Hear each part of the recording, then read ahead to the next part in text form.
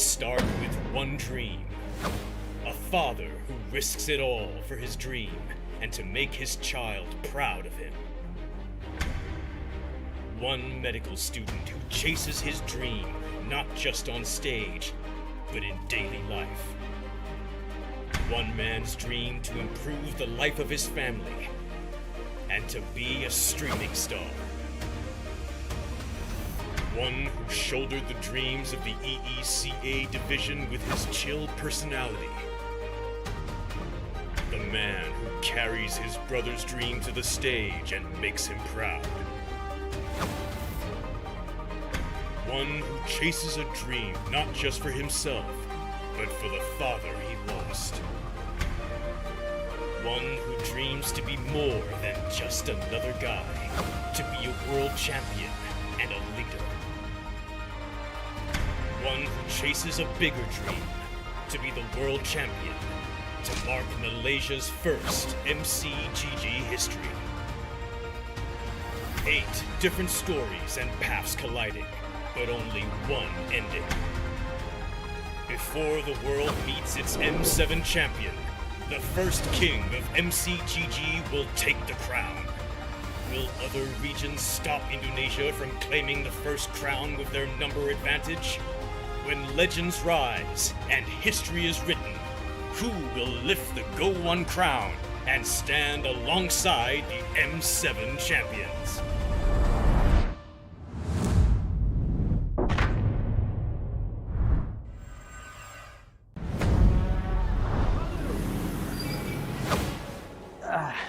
So, how do we start this?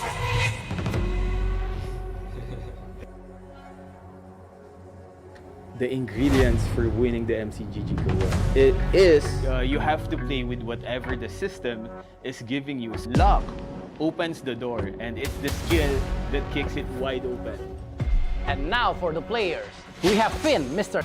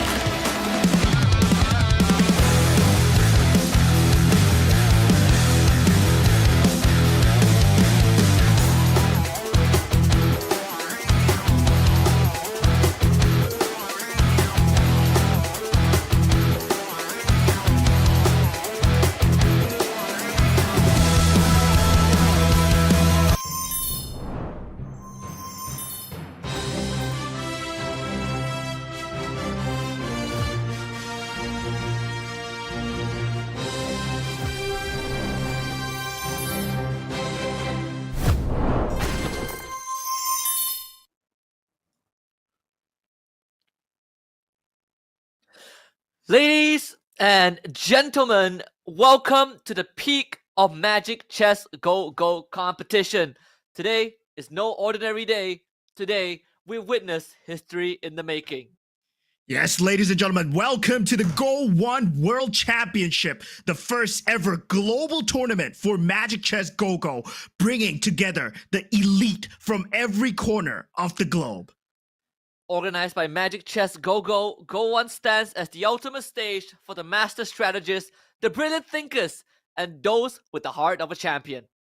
From thousands of players across multiple regions, only the 8 finest players remain. We have gone through the trials and tribulations, and now we have finally finalized the 8 top contenders. We'll have a shot and taking the trophy at the end of this evening. Yeah, finally we do have, from the culmination of the small tournaments, MRS Season 3, Season 4. But now, ladies and gentlemen, let's welcome the grand finalists of the GO1 World Championship from all across the globe. Firstly, we have Evo's Ken from Indonesia, third place, MRS Season 3, quick decisions and precision execution. We welcome Evo's Ken, FXL, and Commander Nana right beside him. Ken has been demonstrating some incredible gameplay, one of the top favorites of Indonesia, as he is now going to be on a war path to take the trophy. But we have more than just him as a contender. Let's also welcome the representative from Myanmar with unwavering consistency from start until today. Give it up for the only and sole rep from Myanmar, is Jerry. My man Jerry and Commander Layla right beside him. I mean, Jerry, I believe he is a med school student, so yes, he's representing Myanmar on the stage with the strategies, with the critical thinking required in Magic Chess here, and representing Myanmar here. And next up, for number 3, Indonesia, representing Indonesia, calm and focused, and lethal in the crucial moments. Let's welcome FTW Dorky and the commander beside him. Oh man, these commanders are so cute, dude. We got Lucas as the commander of choice for Dorky, the second out of the 4 representatives from Indonesia. Also a very powerful player, very strategic in his approaches, and has really shown some flares from the semi-finals. Let's see if he can take down one of the tournament favorites. Is the champion of the MCGG SEA Games and entering the stage as a regional champion with experience and composure as his ultimate weapon. It's the representative from Malaysia, RVL Finn, featuring Nana as his commander. My favorite commander since the start, and Finn, one of the top favorites. Of course, dominating the group stages, dominating semifinals as well, and also in the SEA Games, he was first. He is favored to end in number 1. But next up, representing the Latam division, aggressive, fearless, and always full of surprises. Let's hear it for Arvin B. Broby, and of course, with him is Commander Guinevere. Mini Guinevere by his side. If you would like rerolls, Guinevere is your choice, but Arvin Broby has really put Latam on the map with how his very safe approach, but also has made himself quite the public enemy with how he has been dismantling the plans of other players, including our 3rd representative from Indonesia, 6th place from MRS Season 3, a player of remarkable consistency and proving that discipline truly delivers result. Ladies and gentlemen, Wisnu AS featuring Mini 1-1. Yeah, 1-1, one of the commanders that deals damage on the board, but Wisnu coming in as our 3rd Indonesian representative. We saw Indonesia being extremely dominating in the group and semi stages, so whether they can do it today against the other opposing regions, especially this guy here representing the EECA division. Let's give a warm welcome to TTTS Floxy with his unorthodox strats, chill attitude, and lethal when he strikes. And has been quite a force to be reckoned with. Shadow Self, Valentina being one of the few signatures that he has put up leading up to this grand final. That will be something to watch out for, especially playing in this latest patch. But of course, we cannot forget our final grand finalist, the 4th representative from Indonesia and one of the top players and favorites to win it all, is Evo's Oppo FXL, runner-up of MRS Season 3, and returning with a single mission to climb to the peak of GO1. Man, this dude is one of the favorite. Everybody says he's going to do it here. GO1, the inaugural championship for Magic Chess GoGo, our 4th Indonesian representative. And Zilong as the commander right beside him. Oh my god, these cosplayers, they're starting at a young age. Yeah, we got some top quality players and some incredibly adorable cosplayers. But we cannot forget what makes this all worth it. The trophy, the final destination of this long and storied journey. We invite Kamiem to the stage to carry the GO1 World Championship trophy to its rightful place. A symbol of success, glory, pride, and a culmination of a long and arduous journey. Ladies and gentlemen, this is all for the marbles. One trophy, one name, one history. This is the GO1 Grand Final. 8 players, 1 stage, and only one will become the first ever Magic Chess Go World Champion. Let the games begin.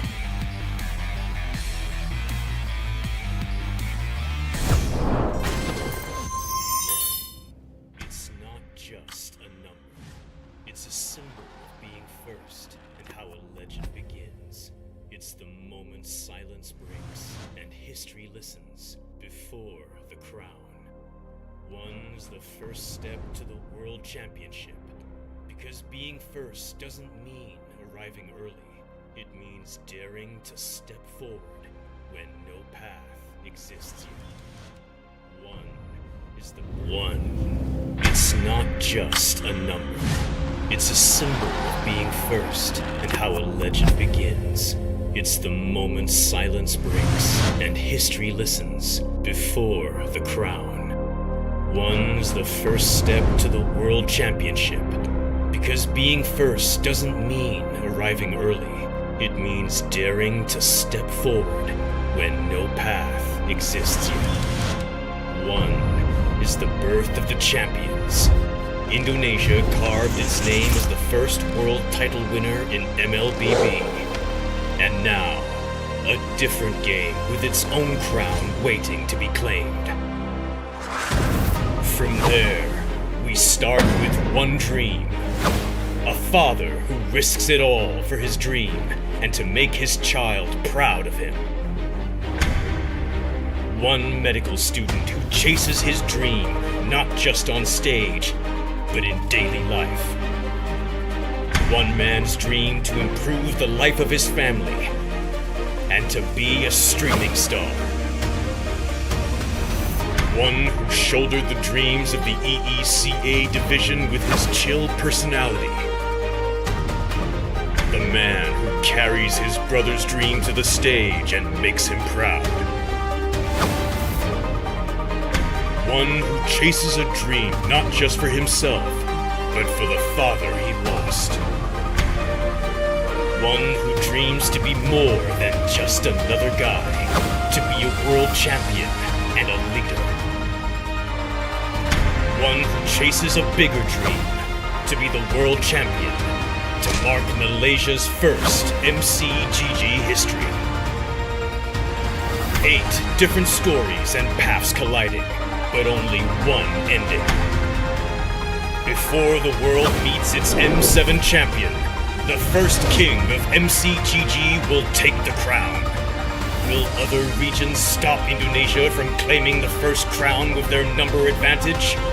When legends rise and history is written, who will lift the GO1 crown and stand alongside the M7 champions?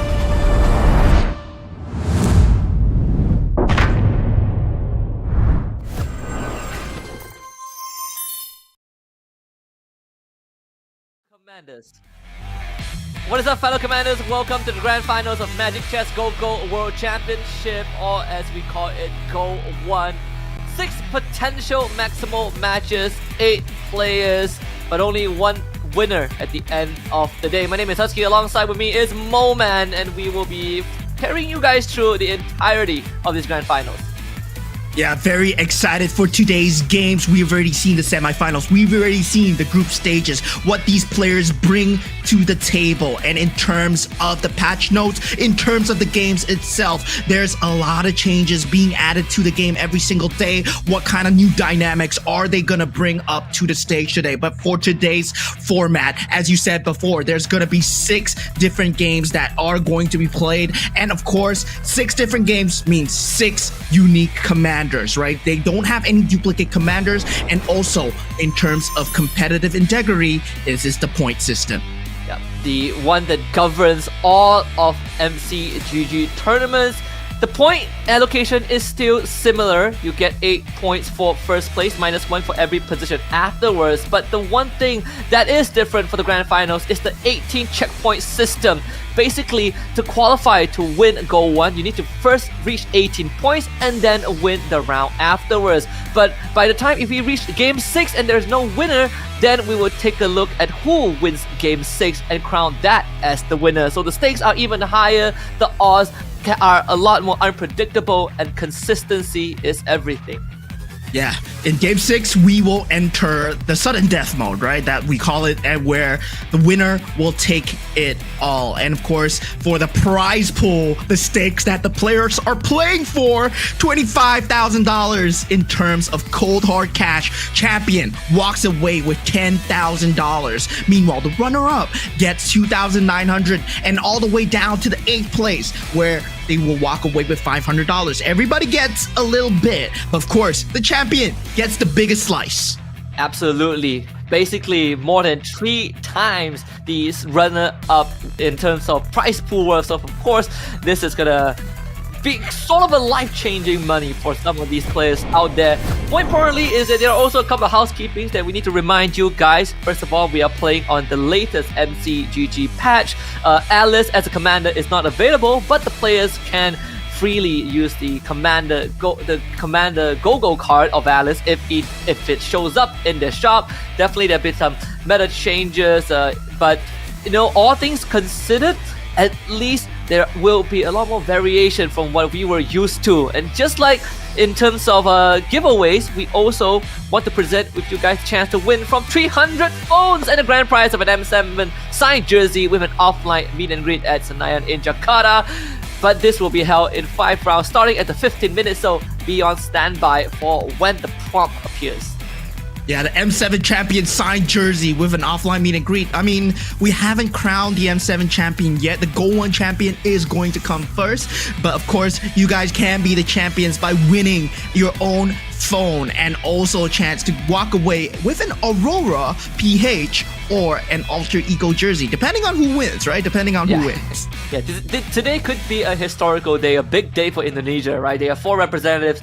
They make a half the finalists of GO1, and they make it to a M Series finals in quite a long time, right? It's been quite a while, and with an underdog run too. You know, last year they had TLID, now they have alter ego. We got my man Zephyr there as well. So today it's gonna be a hell of a day, and I'm pretty sure that it's full house now on ground at the carnival. People waiting to watch the grand finals of both GO1 and M7. Either way, it's going to be a long and eventful day ahead. Yeah, what a great day to be in Indonesia, taking a look at the GO1 trophy, the crown that the champion will be able to take home here. Oh my god, this is magnificent. It is indeed a crown. Honestly, the question is, who is gonna take it, right? Because you know, I feel like this setup is incredibly stressful because you're literally right beside your opponent. We can see them on the screen right now. The draft is going to be underway, and we want to remind you guys how the draft sequence works. In Game 1, everyone rolls a dice, and the draft sequence is randomized, and the pick order is randomized. But from Game 2 onwards, depending on your placement by the end of Game number 1, your pick sequence will be decided. If you finish first, you go last in the second phase. And of course, you know, duplicate commanders, only unique commanders every single round, and if you have used that commander, you cannot use it for the rest of the grand finals. And of course, the players also have the commander card in their hands to signify what commanders that they will pick for that game itself. Opal goes first, gets the Loyi, Ken follows up with the Fanny. Yeah, Loi being a very highly contested commander, even as this patch is underway, because Loi itself, it generates a lot of direction, and now our defending champion from the SEA Games picking up the Valir from the Finn. Valir being a mixed bag of sorts, right? Where you pick up the commander card, you get a gold sum, and then you get a different commander card, so you get the best of both worlds. So at the same time, it can be good, or it can force you into an early game hand if, let's say, you get a Dairov card or something like a Kagura card, which Dorky, he actually goes for Kagura as the commander. So this is a very different approach. Kagura not one of the meta commanders, and for Floxy, he goes for the Wanwan. And this now, poses the question, right? The Yuzong, the Minotaur, is still up. What is Jerry gonna go for? Because we know that he likes to play it. He likes to play a more, in your face sort of a commander option. If I guess a Minotaur, he's gonna try to get those key items and instantly snowball. Wisnu going for the Cho, so some extra economy on top of what is already a very early to mid game focused playstyle that he has brought to the table. Even for Arvin Broby, right? He did say in the interview that he played safe leading up to the grand finals, but he also has posed some problems to some of our Indonesian reps, so I wonder what he is going to get. Jerry picks Amon. Yeah, picks up the Amon. I'm very interested in what Arvin Broby is going for. Minotaur, the Yuzong, is still in the table as well. But of course, the commander is not the end goal, right? You can still pick up a different commander card. You can re-roll twice to get a different commander card. And Arvin Broby, he does pick up the Gushin here, right? The crystal. That synergy direction that the Gushin gives, it's actually helpful, but at the same time, can be a double-edged sword. Let's say you're going for a direction, but there are only 5 units that will appear in the pool, and those units might not be the crystal that you are going for, but these players are very ready to head into the lobby for the first game. And of course, there's going to be 6 different variations of the commander, but going into the next rounds as well, the commanders, they cannot be duplicated. You cannot pick the same commanders up once you've done so. Yeah, so forward play is also very crucial for some of these players, but let's jump into game 1 in just a little bit while we sort of set up the stage, right? Because I think, with what we've seen leading up to the grand finals, if you go for commanders like Gushin, there are a couple of routes that you can take that is harder for non-Gushin players to go for, right? Just because of the extra crystal. We've seen some variations like the Shadow Cell Bruiser has been one of the go-to as well. 6 Shadow Cell, 6 Bruisers. But with how this current patch has brought to, with the Metro Zero getting a bit of that nerf and Shadow Cell getting some number increment, I'm looking at one key hero, and that's Valentina. Yeah, and something that hasn't been coming up recently in the competitive scene is the Luminex's marksman strategy, right? We have not seen a lot of the players go for Luminex's. Luminex's technically, on paper, has the highest damage cap because it reduces defense. So technically, when you reduce your opponent's defense, they cannot deal damage. You do much more damage than them. So that's kind of a strategy that we've yet to be seen, but maybe they'll pull out during the grand finals. Let's head into game number 1. Look at some of the starting boards. Of course, we did talk about, leading up to this, certain early boards that give you that minor bit of edge. The Toy Mischief, the Shadow Vessel, the Star Wing as well. We see Jerry going for the default commander card. Most of them actually sticking with what's applicable to their commander. Finn actually going for the Kagura card, and the of course Oppo, if you're Loi, you are going to go for that Loi. Hits that Masha, so Shadow Cell Bruiser for Oppo. Yeah, I mean, starting early game is a lot on the sense of the starting RNGs available. You don't have a lot of gold to work with.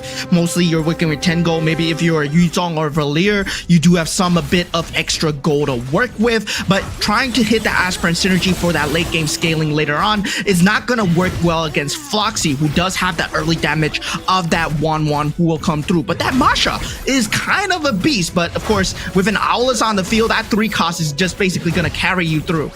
Yeah, and not to mention that the Aulus can basically duplicate himself, so the number difference definitely doesn't favor Oppo. But it's fine, right? That Loyi guarantees you that Masha, so he's guaranteed 2 stars Masha if he does wish to go down that route. We did talk about the Shadow Cell Bruiser being an option, and he already has that line going for him if he does wish to commit.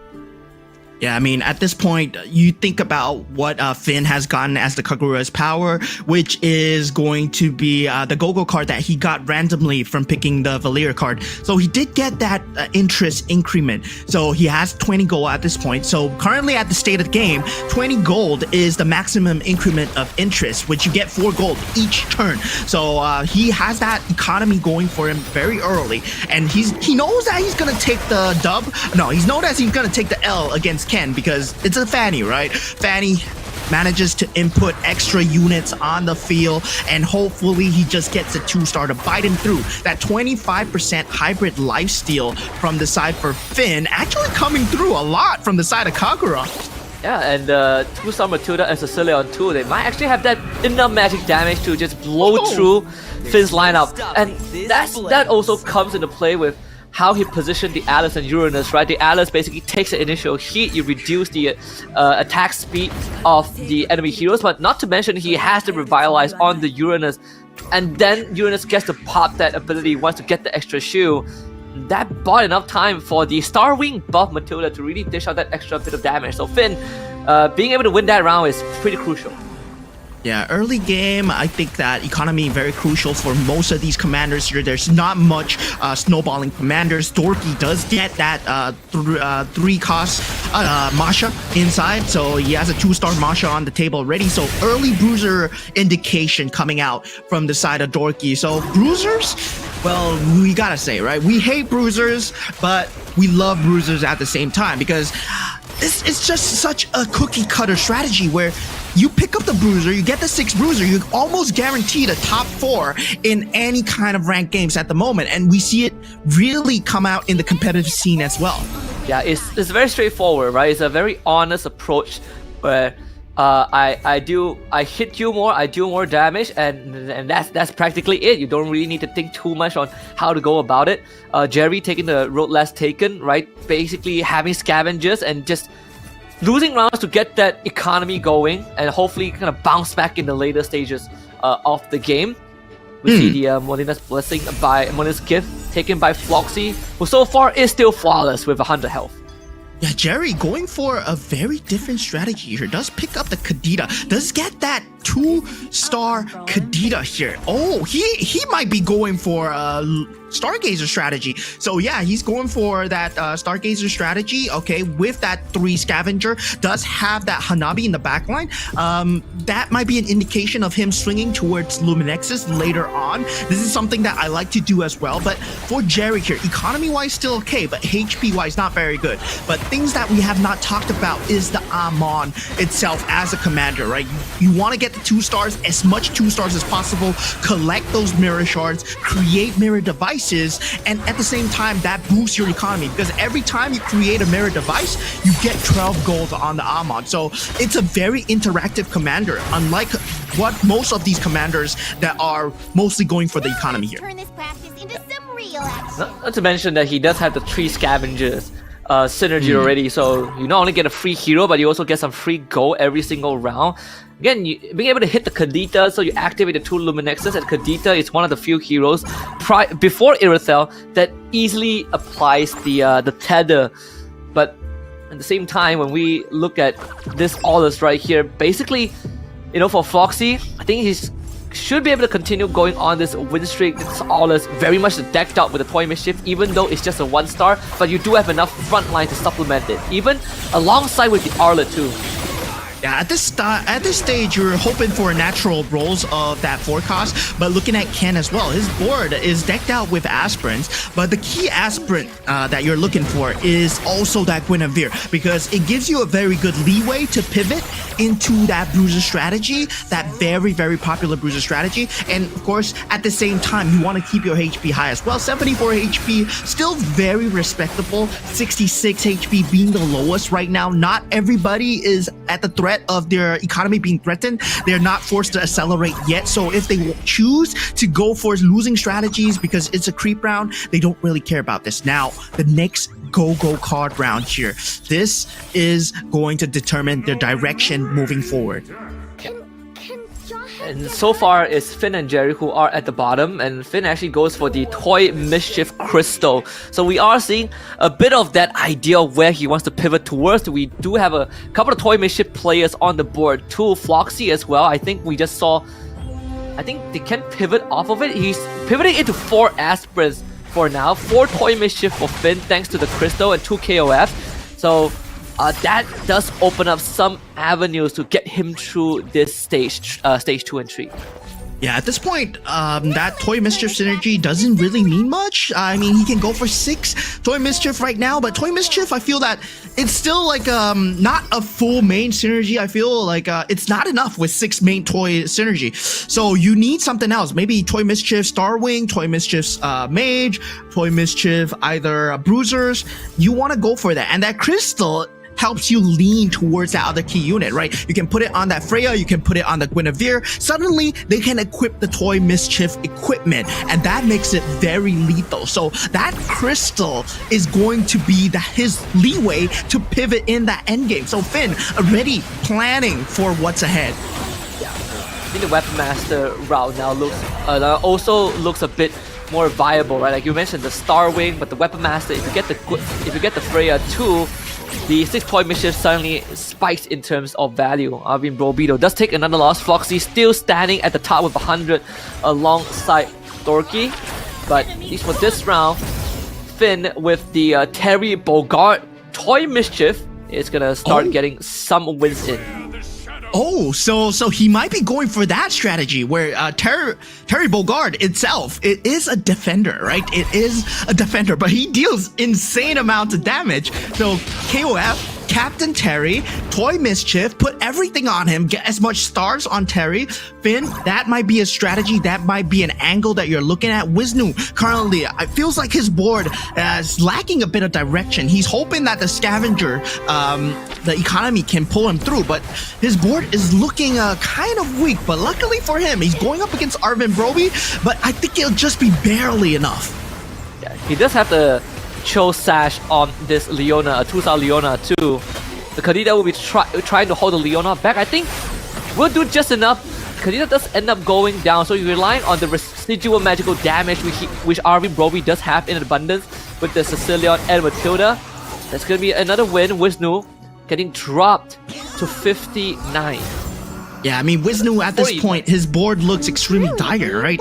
Not a lot of direction to go for. Still no synergy to speak of. At this point, people are having 6 to 4 synergies, and before that second carousel is even underway, that 6 synergy is so much needed to carry on the win streak, especially if you're in low HP. You are struggling to find those directions, and looking at the other players' boards is so important because you need to see the gap in strategy that you can go for, what's available with the rest of the board, but at the same time, what's provided to you in the shop. And one of it was that you just brought up earlier on, right? Was the Terry Bogard. Very open right now. There's not, I don't remember seeing any contest on the Terry Bogard. And now with Finn leaning into it, it's almost a guarantee that he's gonna be able to hit that 2-star pretty quickly. This 1-star Terry Bogard is literally wiping the floor, and that's gonna end that win streak for Dorky, finally delivering the first loss to this 6th Shadow Cell build. Yeah, I mean, Shadow Cell right now, it's still like very goal dependent, right? If you're waiting for that show, hopefully get a treasure vault, something to help you with the economy. But going in the carousel, there is a Guinevere +1 cap available as well. Guinevere is still open for the taking. Edith being taken up by Wisnu here. Dominant Ice from Oppo. So most of them just going for the items. That Guinevere not being taken. So Floxy does get it. Floxy, we know that he's going for that bruiser build. So yeah, Floxy looking like, yeah, he's kind of set for that mid game, for that next stage towards that next carousel. But at the same time, Finn's strategy is starting to pull through. He has that 6 Toy Mischief synergy. All these items are on the Terry Bogard, so it's going to be very scary to deal with. But yeah, there are people denying his Terry Bogard already. Yeah, and I think that's the correct move forward, right? You want to make sure that Finn doesn't get out of control because he hasn't hit the 2-star Terry yet, but once he does, then suddenly he becomes a big threat. Then he can start building the rest of his board. when we look at Oppo as well, we did say that he get the Masha from the Luo Yi. Now is able to also start solidifying his board a little bit towards that mid game in that stage 3. Should be able to get the win over Arin Broby. He does have the level advantage as well, as long as this Masha stays alive. Yeah, this Masha is not going to be long for life, though. Kadita with the rough waves does get him. So at this point, Oppo still denying away pieces, but his HP is not doing very well. Ken, surprisingly, finding himself at 26 HP. We talked about him not getting so much of that board synergy, but Wisnu somehow managed to find the footing. Currently, the 3 Indonesians are at the bottom with only Dorky at the top for game 1 so far. Yeah, even early on, we saw Jerry go for just 3 scavengers economy, and now it's Oppo's turn to do that. But Jerry was able to cash out because he had that Armon. We saw him hit the early Kadita into 2 Lumi Nexus, and now he's on that win streak. Same as Finn, who did have that 6 Toy Mischief strategy. The Indonesians are now, except for Dorky, the rest of them are definitely in the weeds. And even Dorky just took his second loss in the hands of Jerry too. Yeah, Ken trying to force out that bruiser strategy, but still at that 4 bruiser mark, no good items on the Guinevere. So he'll be falling short to just key synergies here. He might have more board pieces at this point. Guys, I'm telling you, you might have more board pieces, you might have all the 3 stars in the world, but Magic Chess is all about the synergy. He activates the aspirants, hoping that it will be his saving grace, but he's on his last legs, 13 HP at this point. Leaning into the 4 aspirants early on for the cash out, but the problem was something that we did discuss, right, about the Guinevere. That is your one power spike if you play aspirants, and until then, unless you have a strong front and a buffed up Leslie, it almost feels like you're gonna get clobbered until like stage 3. And in this case, you can see the immediate pivot, cash out the aspirants, a 300 stacks bounty, and Ken now goes into the 4 bruises, 4 Toy Mischief, and 2 Scavengers route as a last ditch attempt, but was able to hit an Akai along the way. Yeah, but this is still the creep round, so not too bad to deal with. Ken still has one more turn to hit a 6 synergy. He's currently at 4 synergies for Toy Mischief and Bruiser right now, so he needs one of this because every other person on the board has close to that synergy. Taking a look at his perspective right now, he does hit that 6 Toy Mischief synergy. He's now looking for that Bruiser synergy. If he gets items on that Akai or on that Guinevere, that's something that he's gonna look towards. But 2-star Guinevere is what he so desperately needs, but with 0 gold, he's cutting it so close. He's cutting it so close. If he goes up against maybe Finn or Dorky, I think he's going to be out of the game. Yeah, I agree. I think there's a very good chance. Like his previous matchups has been, he won't go out against Floxy, that's for sure. We did see that play out earlier on. Gonna end up facing off against Oppo, and this is also not good news for Oppo, right? Regardless of who wins this, so one of them is gonna be either eliminated or put in the red zone. Gonna come pretty close. Akai has to do a lot of work, but now it's gonna be the last piece. The Guinevere pulls through in the end, and Ken brings Oppo down to 21. The thing is, the Guinevere is a very highly contested piece right now. Wisnu with that 2-star Guinevere itself. So I believe there are only 19 pieces of Guinevere in that entire pool. So thinking about it, you need so many Guineveres to make a 3-star Guinevere. So yeah, so you need a lot of them. You need 9 Guineveres to make it. So only 2 players will be able to get it. And at the same time, there are other players who are going for it as well. He does find one, but at the same time, it's not enough. He does not have the economy to go for it. He's gonna basically pivot all of his items onto the Iori instead. The more kicks you get, the Akai should be able to get at least 1 heavy spin off. But the Iori now becomes the focal point, even puts the Toy Mischief crystal on him. And this could be his way out. This could be what Ken needs to survive until the next item round, the next carousel. Against Floxy, who does have that 2-star Guinevere. So the Winter. we're hoping... yeah, the Winter Crown does come in clutch, but not enough. The Iori is carrying him through with that Dominant Ice. That item pickup is coming in through. And now for Ken, that was that clutch item pickup. That Dominant Ice actually helped him to mitigate some of the damage from that 2-star Guinevere. If not, his main piece would have been taken out. So that was extremely clutch right there. So Ken still holding on to the last legs. We see Dorky finally being put into a lower HP position, but Oppo now at 5 HP. One of the favorites might be taken out early here in game 1. Yeah, we did talk about the Iori being his way out. Not only that, the toy mischief items too. Being able to duplicate himself was also a very crucial part of allowing Ken to survive. The Terry 2-stars and now Alfreya 2-star as well. So Finn finally hitting that stride a little bit. Took a bit longer than intended. The Irrital Essence Core on the Hanabi. Now, Oppo has a very important decision to make, right? Who do you turn into an Essence Core?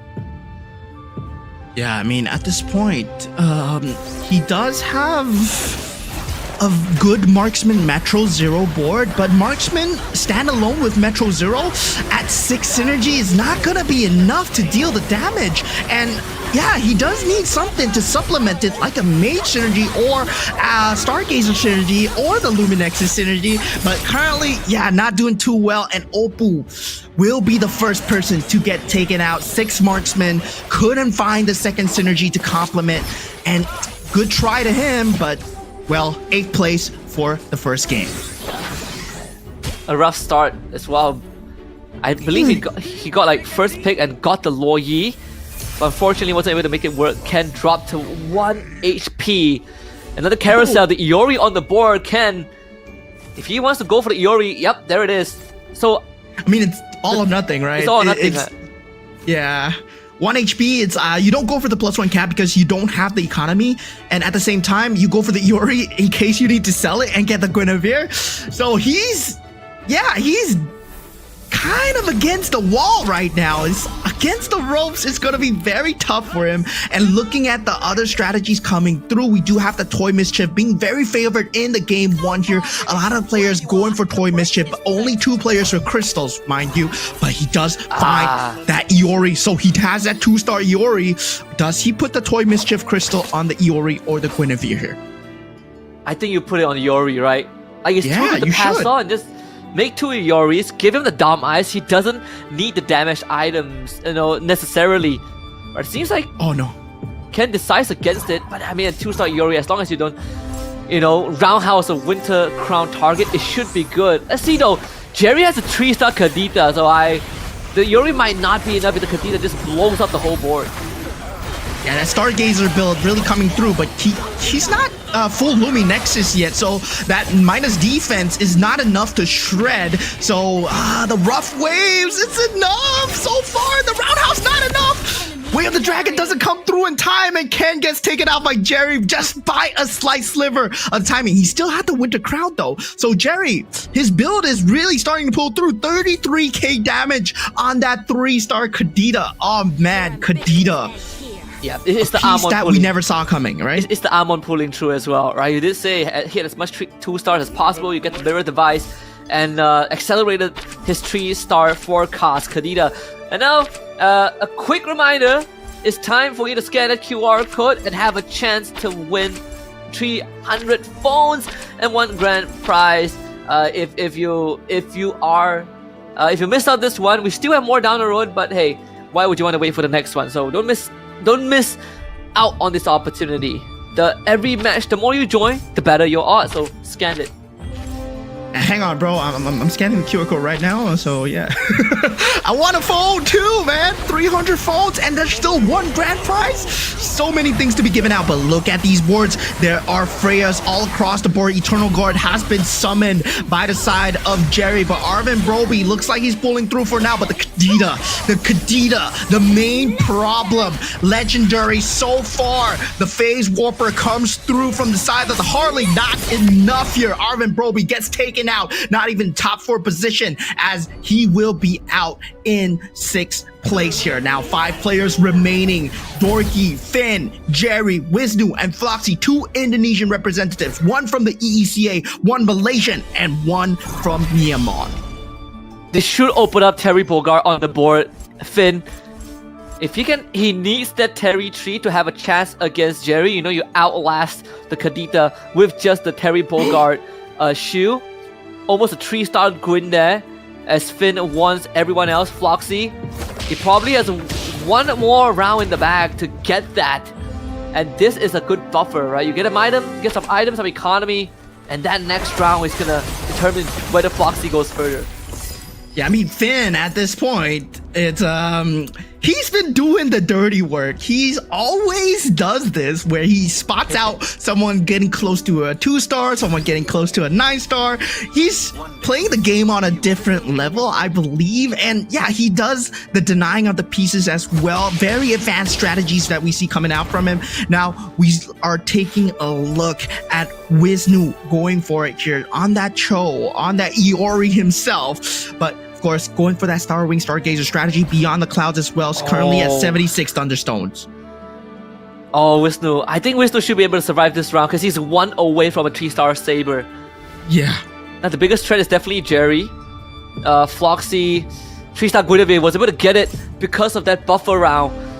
So this is going to be big. Floxy takes on Finn. Meanwhile, I think Finn still not at the 3-star Terry yet, and the Terry is not preoccupied thanks to the Iori. This should be a Floxy round because of the Guinevere.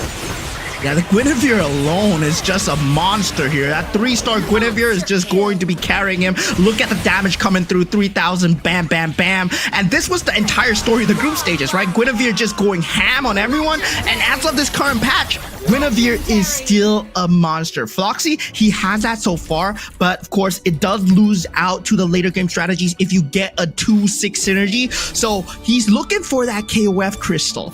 In that carousel round, if he gets a hand of the KOF crystal, gets a Captain Guinevere, that's when things start to change. Yeah, that's a Saber 3-2 for Wisnu. That was the last Saber in the pool. Jerry was contesting it, but obviously Jerry is going to miss out. Iori 2-star for Finn. Even just now, we saw him go up against Floxy's 3-star Gwyn.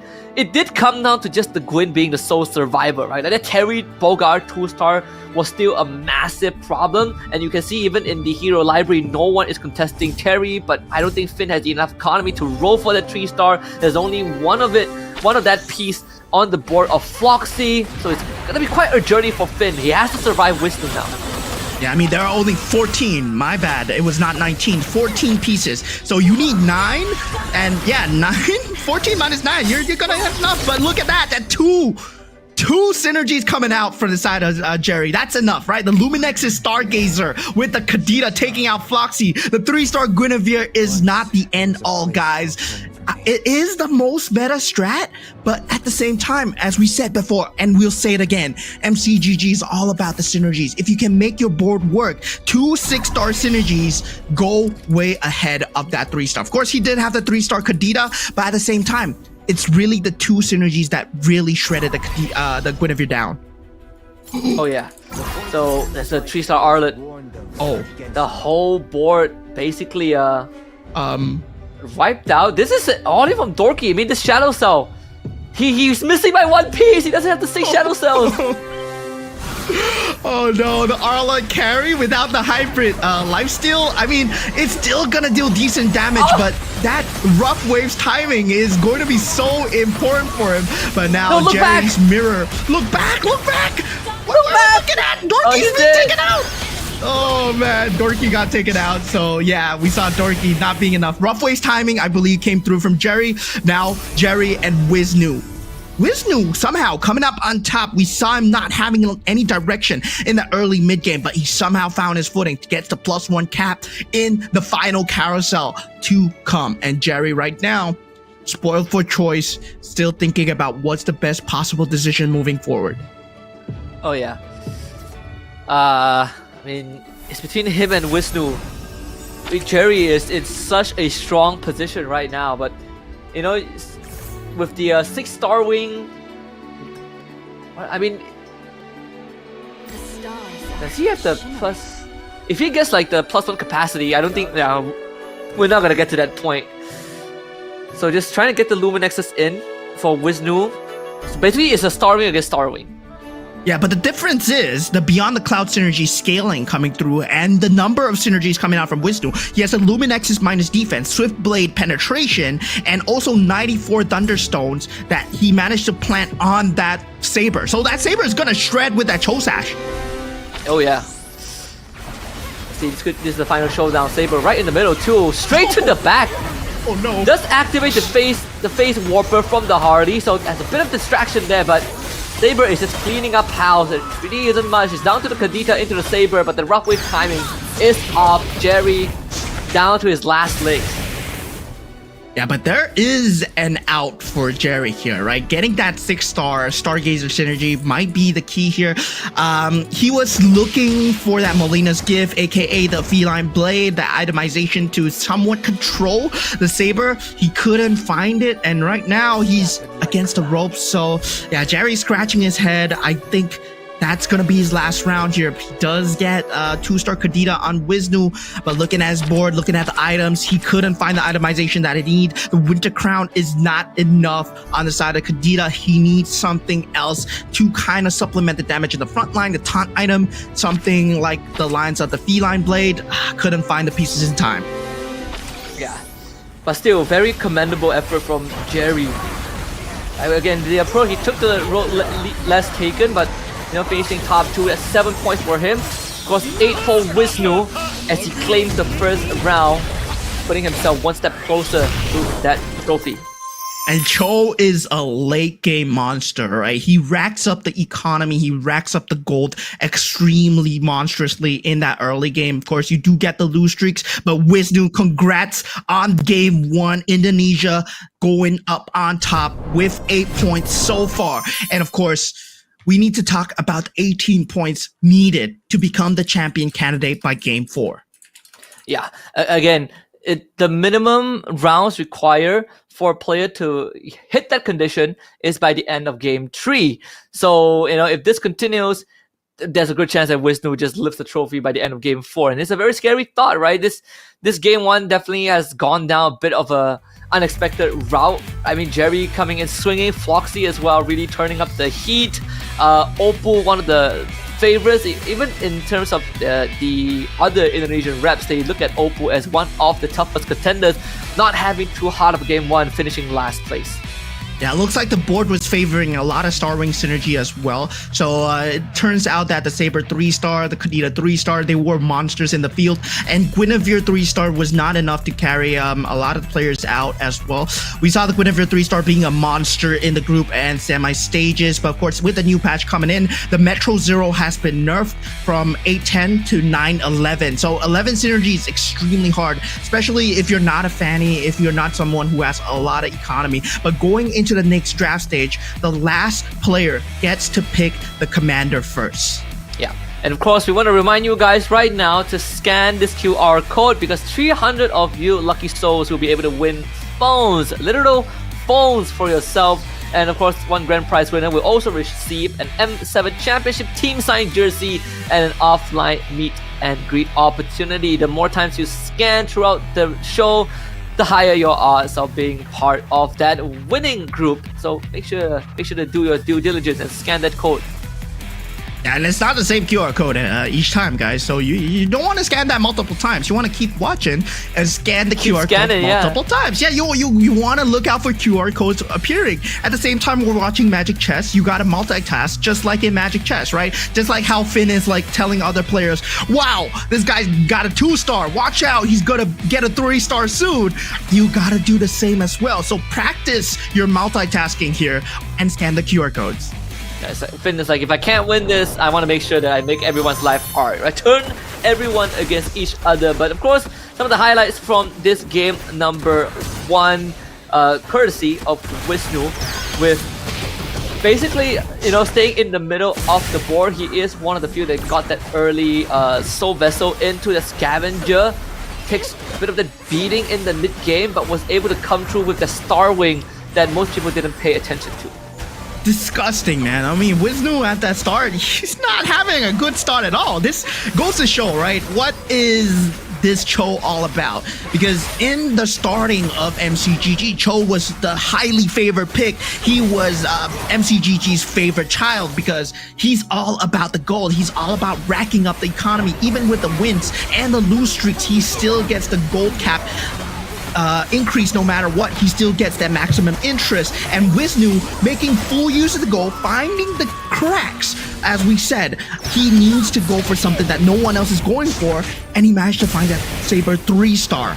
And with that Luminexus and Beyond the Clouds, he managed to find the scaling to pull him through against Jerry as well.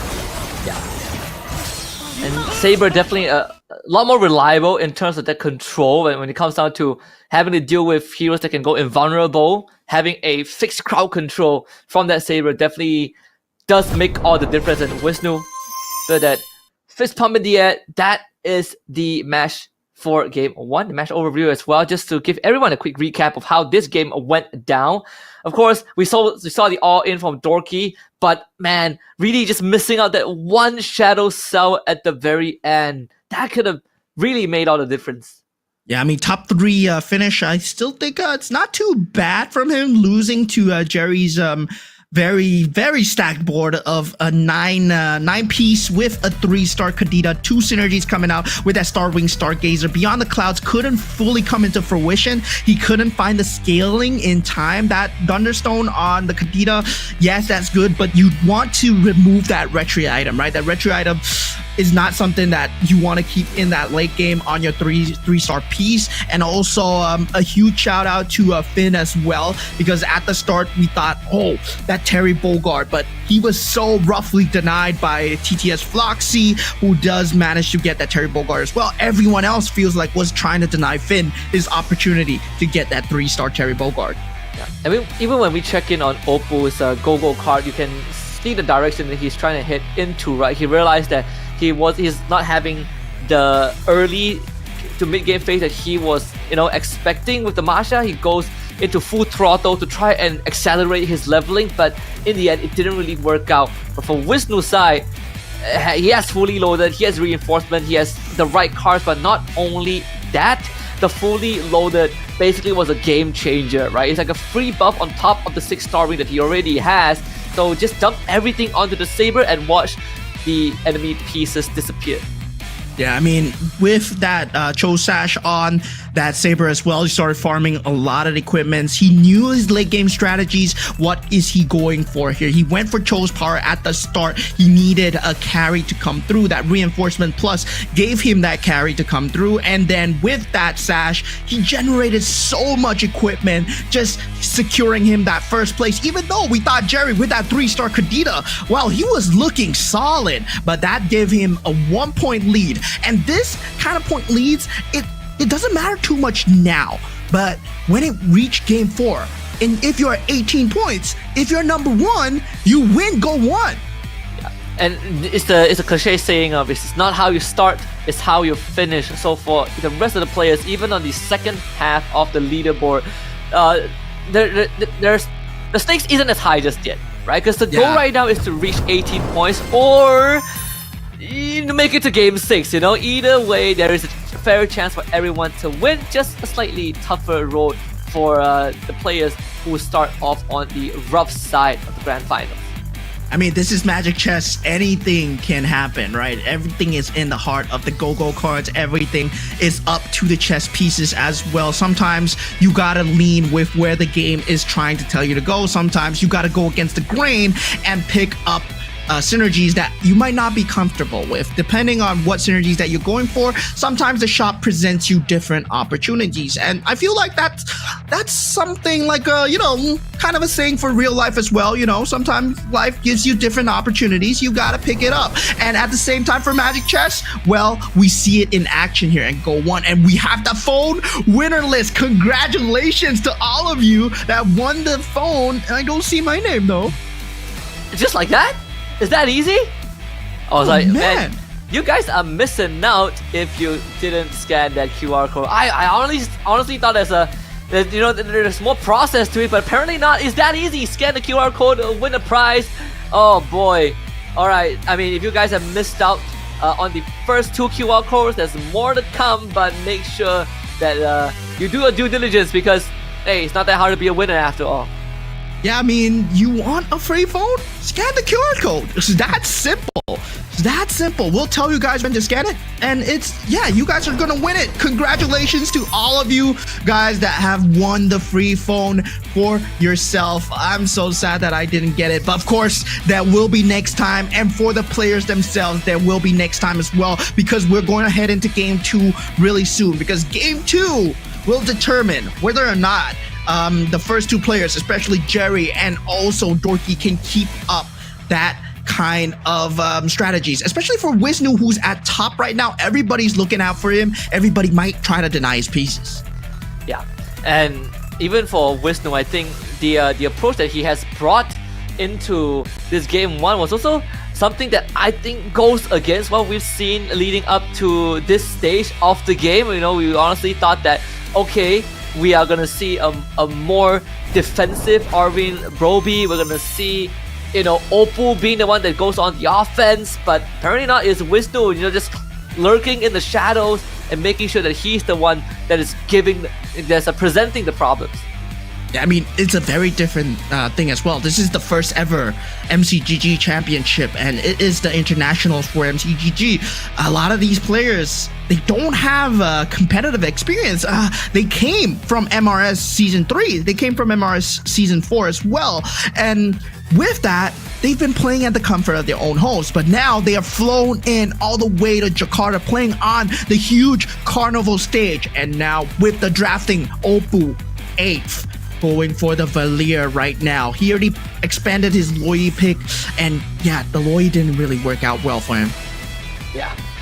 So Oppo goes for the Valier. Loi now in the hands of Ken, who did finish second not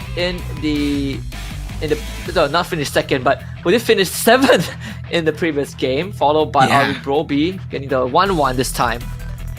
Yeah, so far, Arvin Broby feels like he's going for much more of an aggressive strategy, and it pays to have an aggressive player in your lobby because it accelerates the pace of the game even faster. It forces no kind of late game strategies. That's why we didn't see much synergies coming out. We didn't see much 3-stars coming out because there were people accelerating the game, right? We saw the Shadow Cell. We saw the Arlet coming out from the side of Dorky as well, and that was something that we want to see more of, whether or not the early game strategies are going to come through. Now Floxy picking up that Fanny, and Finn going for that Gushin.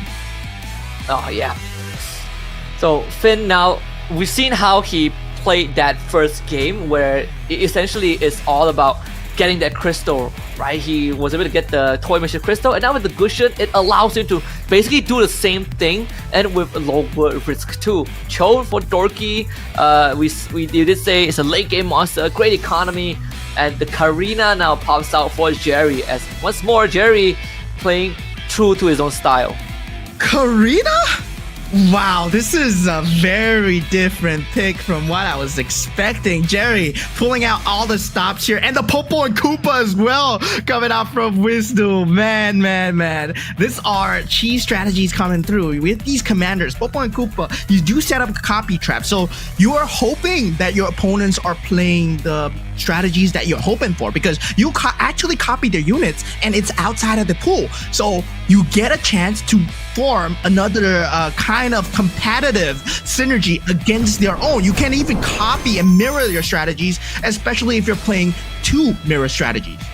Oh yeah, and I think, you know, overall it's gonna be an interesting one, because even when we saw before the grand finals, Popo and Koopa has been used by a couple of players out there, especially, you know, I think Finn used it as well, but I remember ever since the semis, Popo Koopa suddenly shot up in popularity because of the interesting ways that you can approach the game while also hitting your own piece. Yeah, I mean, at the same time, we saw Popo and Koopa just going extremely ham in the ranked servers as well. We've seen an increase in Popo and Koopa players as well. So I believe Finn started a trending wave, but now for Wisnu, he's going for the Popo and Koopa himself. Very interesting as well, Jerry going for the Karina. So there is that kind of strategy going for the Karina. Of course, does give an item that really helps your character scale, but you need a carry character at the start so that you can start scaling that item. Let's head into game number 2. Right off the bat, we see the scavenger essence there. One of the few classics when you are running Loyi, right? Gives you economy gives you a free hero every 2 rounds, which can translate into economy or an early 2-star shadow cell opening for 3 of our players. So Ken's gonna decide against that. Gets a Xavier too from that Loyi. Floxy? Is he making a statement here? Picking up that Alice card? Wow, he actually picked up the Alice card. The Alice card is a handicap. Because you're not Alice Commander. You don't get the 35% hybrid attack. It's only available for Alice. You only get 5 EXP. So, Foxy, he's going with a statement. I don't need a Go-Go card to win. I just need 5 EXP. Hey, 5 EXP, I get to my levels faster and I'm gonna beat you off of that. Wow. A bold approach. Ken takes his first loss. Okay, but he does have access to the Xavier from the Loyi, so the Beyond the Skies, Beyond the Clouds synergy becomes an option. We see the Guinevere too for Wisnu, so that is also a very early power spike in terms of the hero pieces. But it's gonna take a while before they can start hitting more of that. The Popo Koopa though could come in handy. Shadow Cell seems to be pretty juicy here for him too. Yeah, that copy trap. Ooh, he already has a Guinevere at the start. Wisdom, 4 bruisers with a Guinevere. Yeah, this looks kind of scary, no? It does. At least in the early game. Although I would say that without items, it's still very manageable, right? 2 bruisers isn't too hard to deal with. 4 bruisers though, it's gonna be a different story when you have a Guinevere punching down your backline. Yeah, and the thing is, bruisers, they are melee heroes. So they're more likely to walk up into your copy trap. So the thing about PNK, Popo and Koopa, is you're counting on people to walk up to your copy trap, and he got an Aldos out of it, which is another bruiser as well. And a lot of these players, they're going to be putting their bruisers in front because they're frontline characters. I mean, you wouldn't put your Layla in front. You wouldn't put your marksman in front. So it's going great in terms of game plan, in terms of overall strategy, overall direction for Wisnu so far. But we'll have to see how the rest of the players adjust, right? When a new commander like this is introduced, it's all about figuring out your opponent's minds. This is a game of chess after all. Yeah. Oh. The early saber too for Finn here. Even in the previous game, we saw him go for the Toy Mischief Terry Bogart. Right now, the Stargazer Bruiser, and with a Bruiser Saber too. So for some extra damage output, but of course, not the strongest board as of now. Soul Vessels still powerful in the early game. Yeah, I mean, still extremely powerful indeed.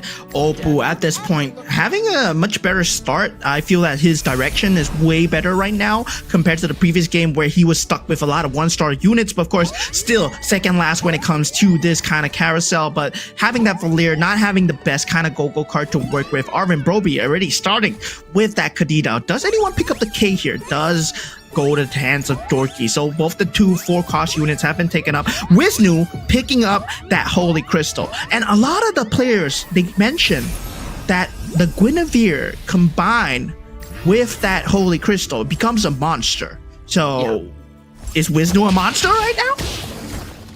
He's a monster for now, for sure. I mean, it's just the super magic, it gives you extra damage, but not only that, the healing as well. That's what, you know, creates the headache, right? Because you ramp up so fast with the Bruiser synergy. You have the Glory League Blessing. It's also one of the few synergies, sub-synergies that we haven't seen activated as much. Would have loved to get that Bruiser, but hey, at least he still has 2 Bruisers going for him. Yeah, I mean, at that point, he's hoping for that 4 bruiser synergy to at least carry him through the mid-game here. Now, already starting to build up the Beyond the Clouds synergy is Ken on this side. He will be taking quite a bit of damage to his HP, though. As we know, like, Scavengers together with Beyond the Clouds synergy means you have no existing frontline whatsoever. Even if you are able to warp around on that Xavier, it's not going to be enough because there's just going to be too much frontline to deal with. Now we're getting into the stage 2, 2, 2, 3, so those level 6 should be already in order. Did you say Floxy did have the 5 XP advantage? Yeah, that's a great shot from the side of Arvin Broby, but he already is leaning towards that Starwing synergy. He actually has 4 marksman pieces inside that shop. So if he wants to go for the marksman, the shop is telling him, yo bro, you want to go marksman here? We're going to give you more marksman, but sadly, he's already locked in towards that Starwing Defender synergy. Starwing Defender with the Stargazer Kadita. It feels like too good of a piece to let go, especially when you have the Stargazer Kadita. You see that, I mean, up against Dorky in this case, the Kadita might just pull through. The K did do some considerable damage, and I think it's enough for Dorky to clean up the rest of the board as we go into that OT. The Kadita doesn't have the items, but does enough splash towards the end. Yeah, I mean, it's a forecast after all. The Kadita is a monster when it comes to it. He does pick it up first, and we can see why he's prioritizing that. But now with the next Go-Go cards, it is a purple Go-Go card. The Glittering Jewels from the side of Ken. He's going for the reroll. Payday from the side of Arvin Broby. Finn picks up the Trust Fund, and Opal with the Premium Client will be able to reroll as he wishes.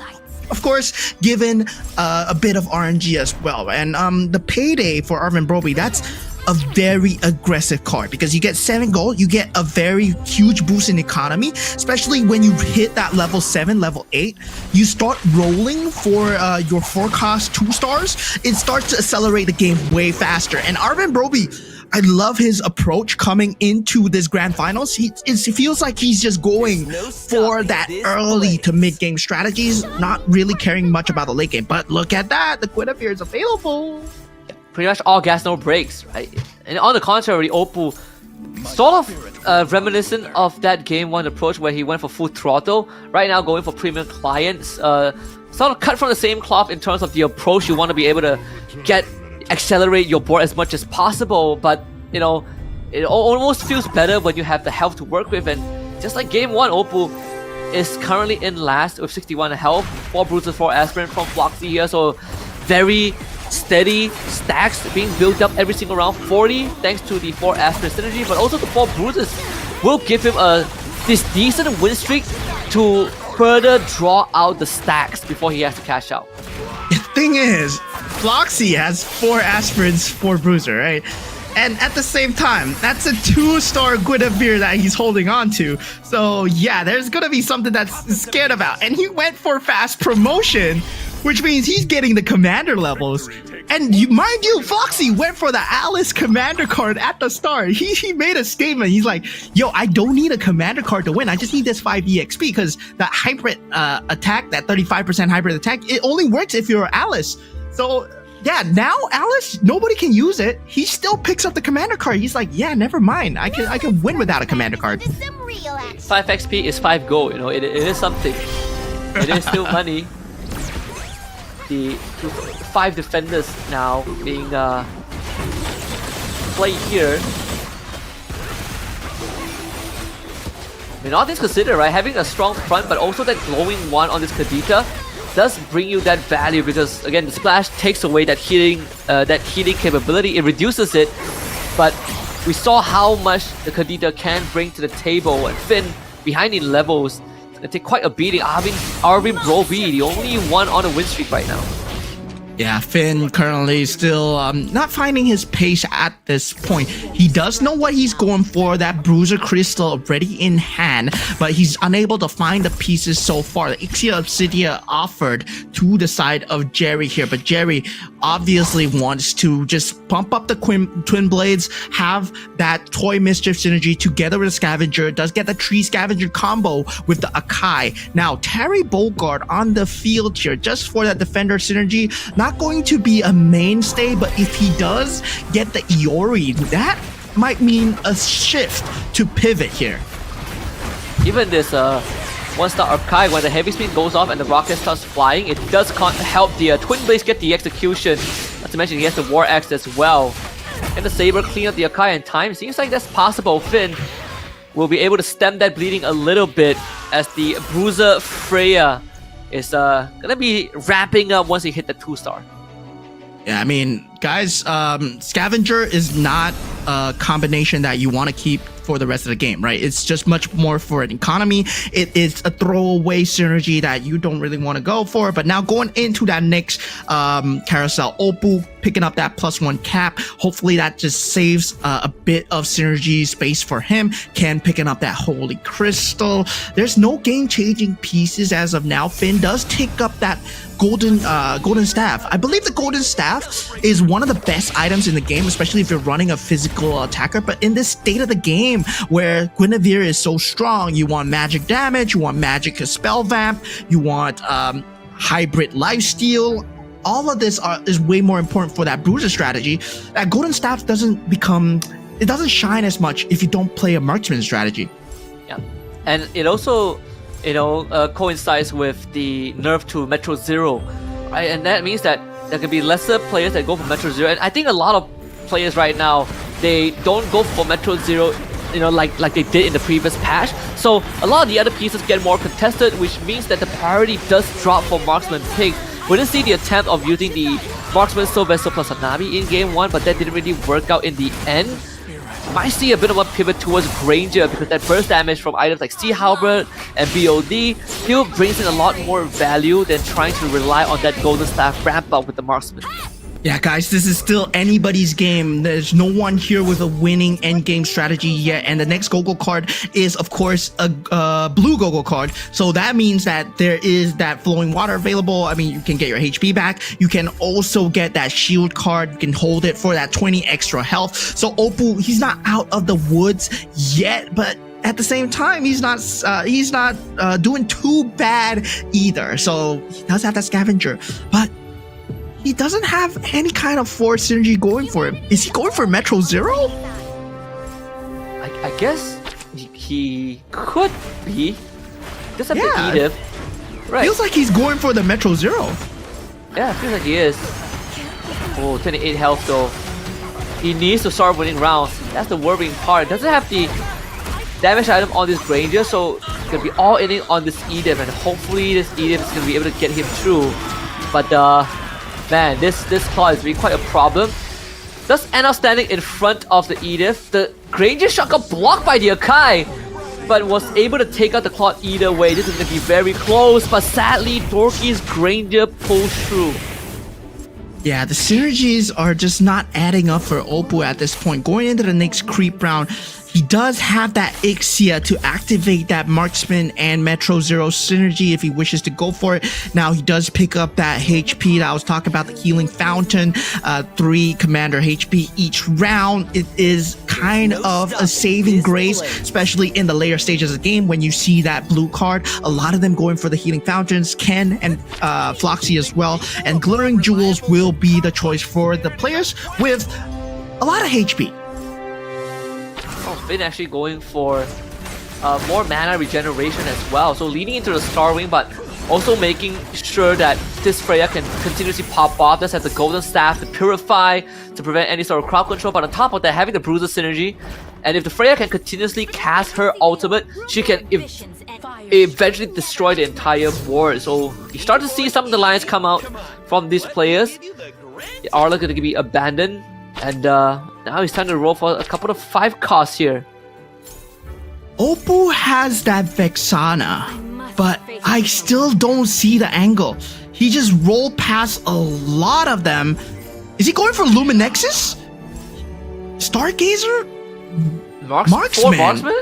Metro Zero, there we go. It's Metro Zero. That's the combination that he was going for. But yeah, he picked up the Ixia a bit too late, and now he does not have that full marksman synergy. It's 8 Metro Zero with 5 marksman. He needs 9 Metro Zero with 6 marksman at the minimum to start kind of mounting his comeback. Yeah, he's missing out on one of it, sadly. But it should be, I want to say it should be enough, but he just does not have that. Nah, it's not. That front line, yeah, it's just not enough there. Wisnu is going to just land Eternal Guard onto Oppo. Bring him down to 6. Yeah, I know best because I'm a Metro Zero player myself, and when I see this, I'm like, oh man, you're missing 1. You are missing one, man. But you guys don't miss out here. The QR code is available right now on the screen. Scan the QR code. You saw how easy it was for your fellow MCGG players to get their free phones. Of course, scan the QR code. No cost, no bet required. And you scan it, MCGG will lead you there. They will give you the free phone if you're lucky enough, or the grand prize.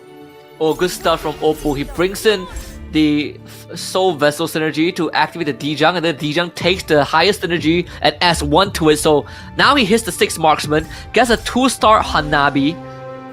Let's see if this is going to be enough. All the items are going to be on the clock.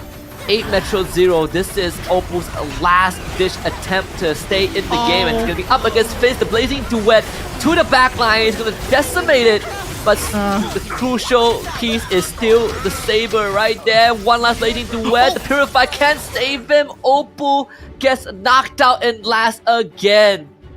Yeah, Oppo not having a great start at all. That 8 Metro Zero, if it were the previous patch, it would be enough. But now looking at another Metro Zero build coming here, it's a 9 Metro Zero build coming in from the side of Dorky. That does give you a bit more, right? That 9 unlocks a hybrid lifesteal, I believe. And yeah, so 11 unlocks a hybrid lifesteal. So 9 unlocks hybrid defense. So yeah, that gives a lot more stats. So he does need that 11 to fully make it work. He still is keeping the scavenger synergy, which I don't really like here at this stage, because he's currently sitting on 25 HP.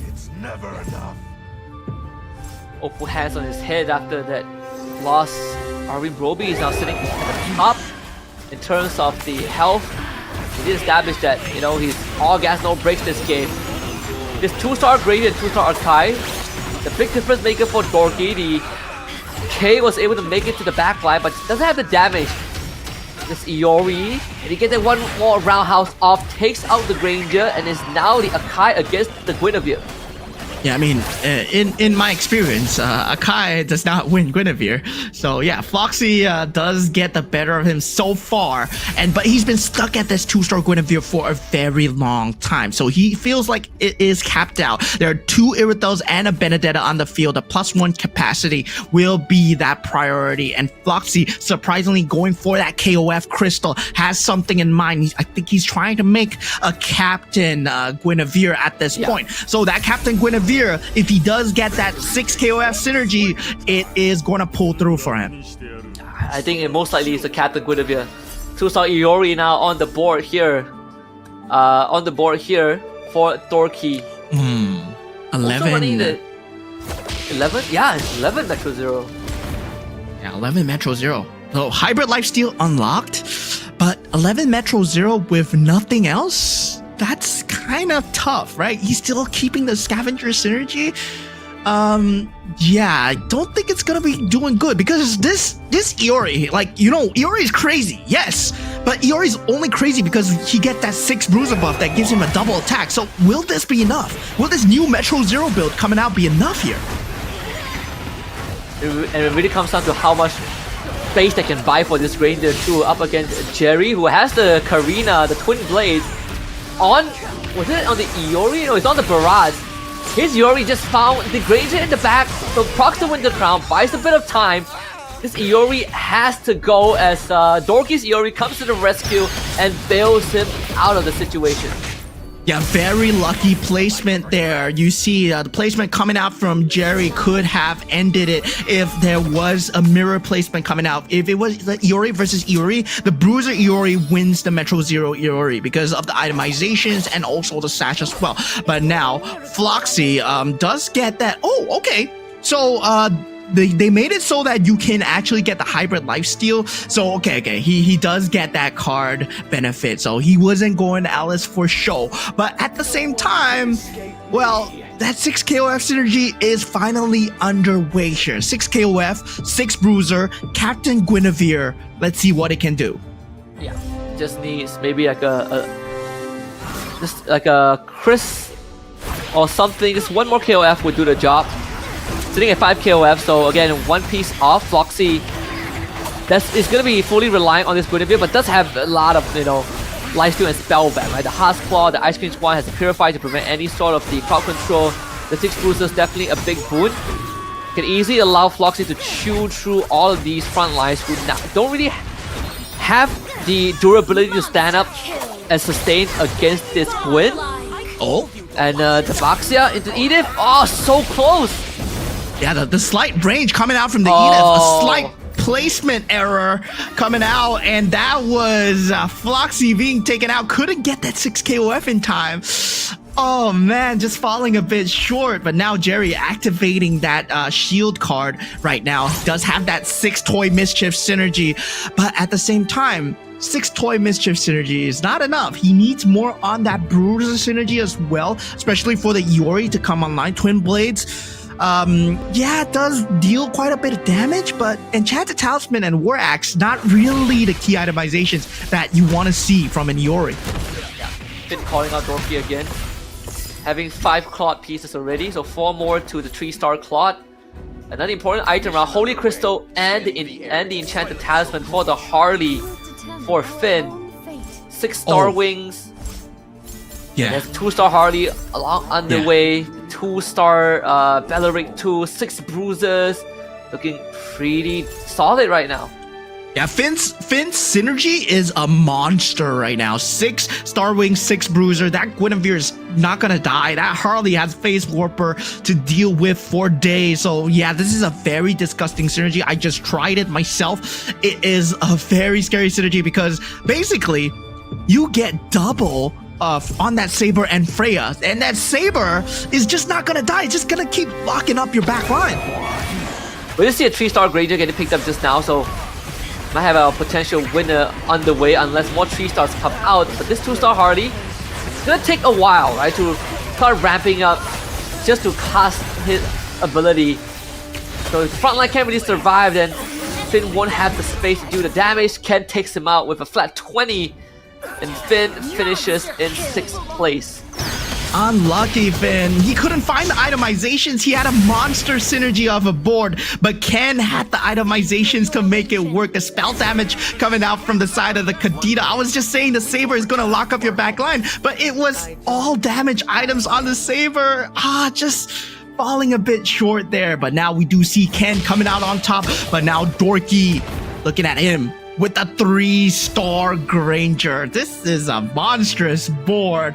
Looking at the synergies coming through, Starwing Stargazer on the side of Arvin, I believe. And yeah, I think Arvin does not have any 3-stars, but has a 2-star Vexana with a 2-star Harley. The front line, I feel, is still kind of weak though. Yep, I agree.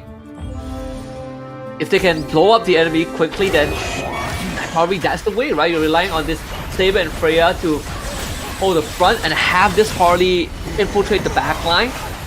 Vexana needs a couple of Eternal Guards, but that burn damage, the splashes coming out from the other side of the aisle is just too much. As Ken is a big problem right now.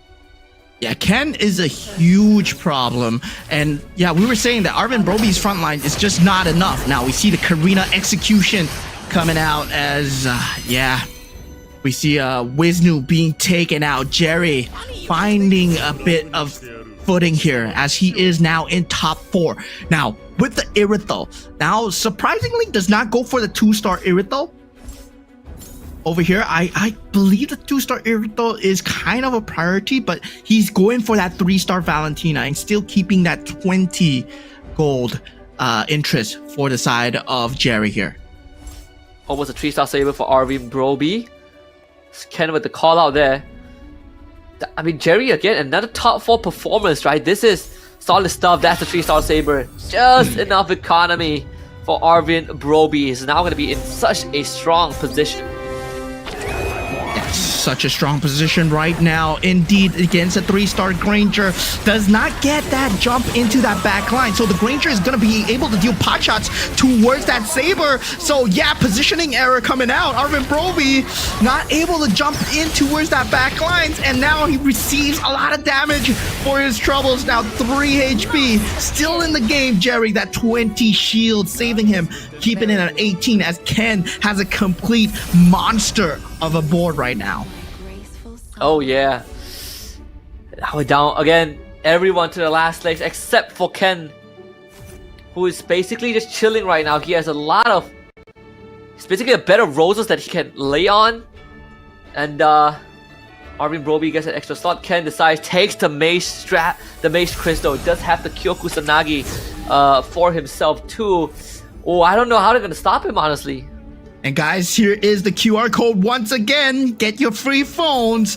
But at the same time, watch the end here as the 3-star Vexana has been picked up. And this is going to be... And 3-star Valentina has been picked up from the side of Ken. So that means... there's no 3-star for the other guy, man. Now 11 Metro Zero with a 3-star Valentina. He just needs one more mage symbol or one more capacity to put in a mage, and this board is looking 100% win rate. But currently right now, not 100%, but still, it's enough to decimate modes. And now with those Metro Zeros going up against each other, it's a Granger versus the Valentina here. Good itemizations on both of them. They both have Winter Crown, but who procs it first? Yeah. And he also has, you know, a lot of health that he can work with. Valentina, not enough. Not for now. Dorky squeezes out a win. Yeah, Ken needs that one more mage symbol. Now Jerry gets taken out, so that actually opens up because Jerry was playing a mirror board to Ken's board. So now a lot of the pieces are available, but it's all about the economy now. Ken does not have the economy to work with. 4 gold, 10 gold on the side of Dorky, and Dorky is a Cho. Yes, he is going to have the economy. He has the interest, so he's slowly starting to rack it up. He wants to build towards that 3-star Granger to start dealing way more damage. And I wasn't a fan of Dorky keeping this 3-star Scavenger. He could have a much better build if he didn't keep the 3-star Scavenger and went for 4 Synergy Swiftblade. Yeah, he should have went for that. I agree. I think that the 4 Synergy would have made the difference, right? The hybrid penetration. 1-1 with the extra boost. The X-Borg now pops into action. Actually takes out the Edith in the back. That could have been everything, as the Granger again survives. Oh boy, I mean, Dorky having a field day right now as he takes out the mirror of Arvin Roby. Yeah, the key changer here is right now, does Dorky identify the weakness in his synergy where he is having that 3 scavengers still and is not doing much in terms of economy, especially as a 1v1. He can't keep it for the Lord round here, but after that, against Ken, he's gonna have to remove it and try and go for something else. But I think he's really valuing the Kadita and I mean the Carmilla right now. Yeah, I gonna buy him one more round, right? As we are at the creep round. So there is still some breathing room here, but this is where the items really comes into play. Golden Stab, Berserker's Fury, Feather to choose from. In fact, plenty of damage item options right there. One more. Looking for that Claude. Baraz comes through, but he needs the Claude. Final roll down from both players here, securing both 3 stars, one with the 3-star Claude, one with the 3-star Barat. So yes, we have 3 stars on both sides. He does not choose to swap out his synergy, has 8 gold, still chooses to keep the Kadita in this board. There is a slight bit of tweaking that he can do, but right now with 7 seconds left on the clock, this will be the end game here. 1 versus 1, both from Indonesia.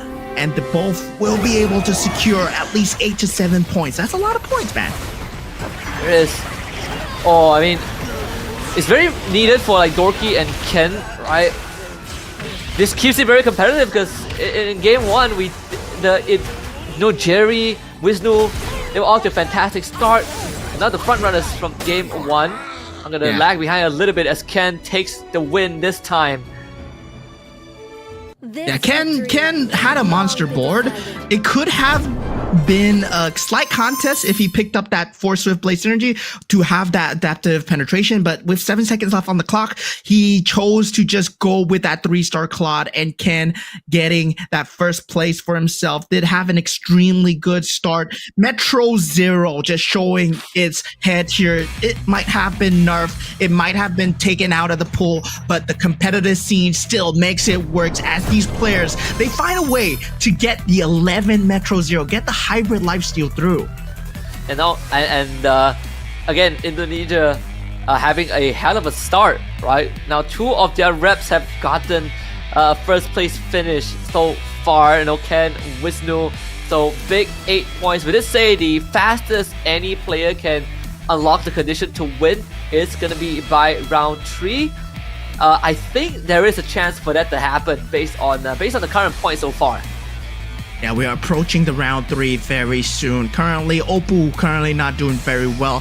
He did expand the Loi, he did expand the Valir. Right now, he needs to look at other commanders right now. And for him, it feels like he knows the strategies that he's going for, but I feel like he's forcing it a bit too much. He did have a very nice board offered to him by the shop. He chose not to go with it, and sometimes when you choose to ignore the shop, the game doesn't help you out and give you the units that you need. Yeah, and for 2 games in a row, he has been really trying to all in to accelerate the game pace, but hasn't worked out in his favor. But for you guys out there, this is gonna be an easier task than winning a game of MCGG. Scan the QR code, you might have a chance to be one of the 300 lucky winners to win phones, and not only that, a grand prize winner will be selected to win the M7 Championship team signed jersey and an offline meet and greet opportunity. So do not miss out your chance to be a part of that 300. Yeah, man, I was hoping to win. I've been scanning the QR codes diligently. Maybe you'll see my name appearing out over there.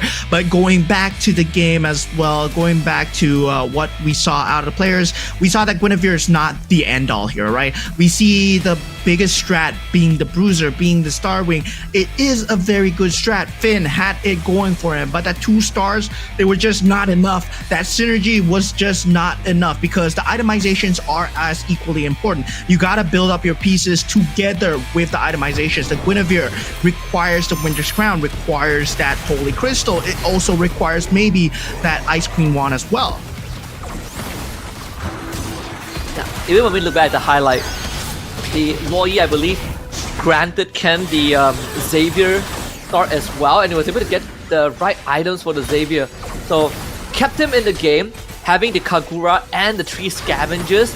So basically a lot of things fell into place for him to allow him to get that win streak and have a comp that was uncontested, right? We had 2 Metro Zero players in this game, but one of them got taken out, so that really opened up the board for Ken to hit his 11 Metro Zero synergy.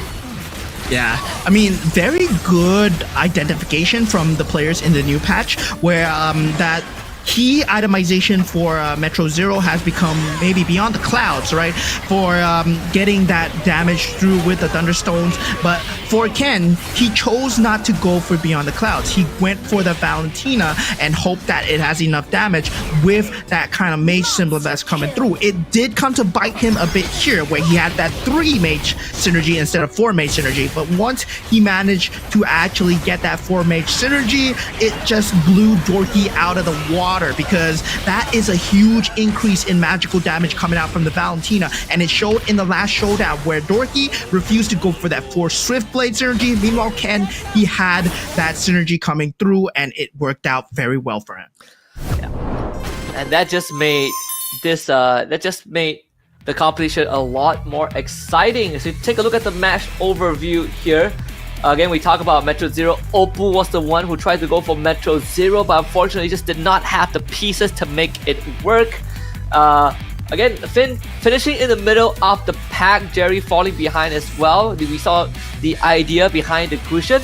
Didn't really work out in his favor though, as the Harley and Saber were the only pieces that Finn could rely on in this game. Yeah, I mean, Finn, he had his direction set very early, right? Going for that Bruiser emblem, going for that Starwing synergy. He did have that 2-star pieces already on the board, but of course, the one that comes through is the Metro Zero synergy, where everything came in together, hand in hand, together with Loi's power. And with that Mortal Rivals Healing Fountain, yeah, it did help him a bit, but the main core of the synergy was having that 3-star Valentina. Oh yes, the 3-star Valentina really made all the difference. Made all the difference. Again, Valentina, such a strong card right now, just because of the fact that you do so much damage and you can target multiple enemies at a single time. Yeah, and the thing is, he went for Kyo Kusanagi as well, aka the Valir, who does have that supplement fireballs at the other half of the map. So it's just to provide that splash damage, right? Just keep the entire board HP low, so that Valentina can have the executions available. So very clear strategies, very clear usage of the board here. He used both halves of the board with magical damage, supplemented the front with the Akai as well to keep the front line safe. And yeah, you can see why he's one of the top few players. But Dorky somehow gets a lot of points here, as he is currently in the top of the standings, as he arrived in second place. Yeah, and some of these players are literally one round away from having a chance to win GO1 by round 4. So it's starting to get a bit scary here for our contenders out there. I mean, Indonesia continues to be on top of the game, and this next round is going to be crucial to determine how many games that we have left in this GO1 finals.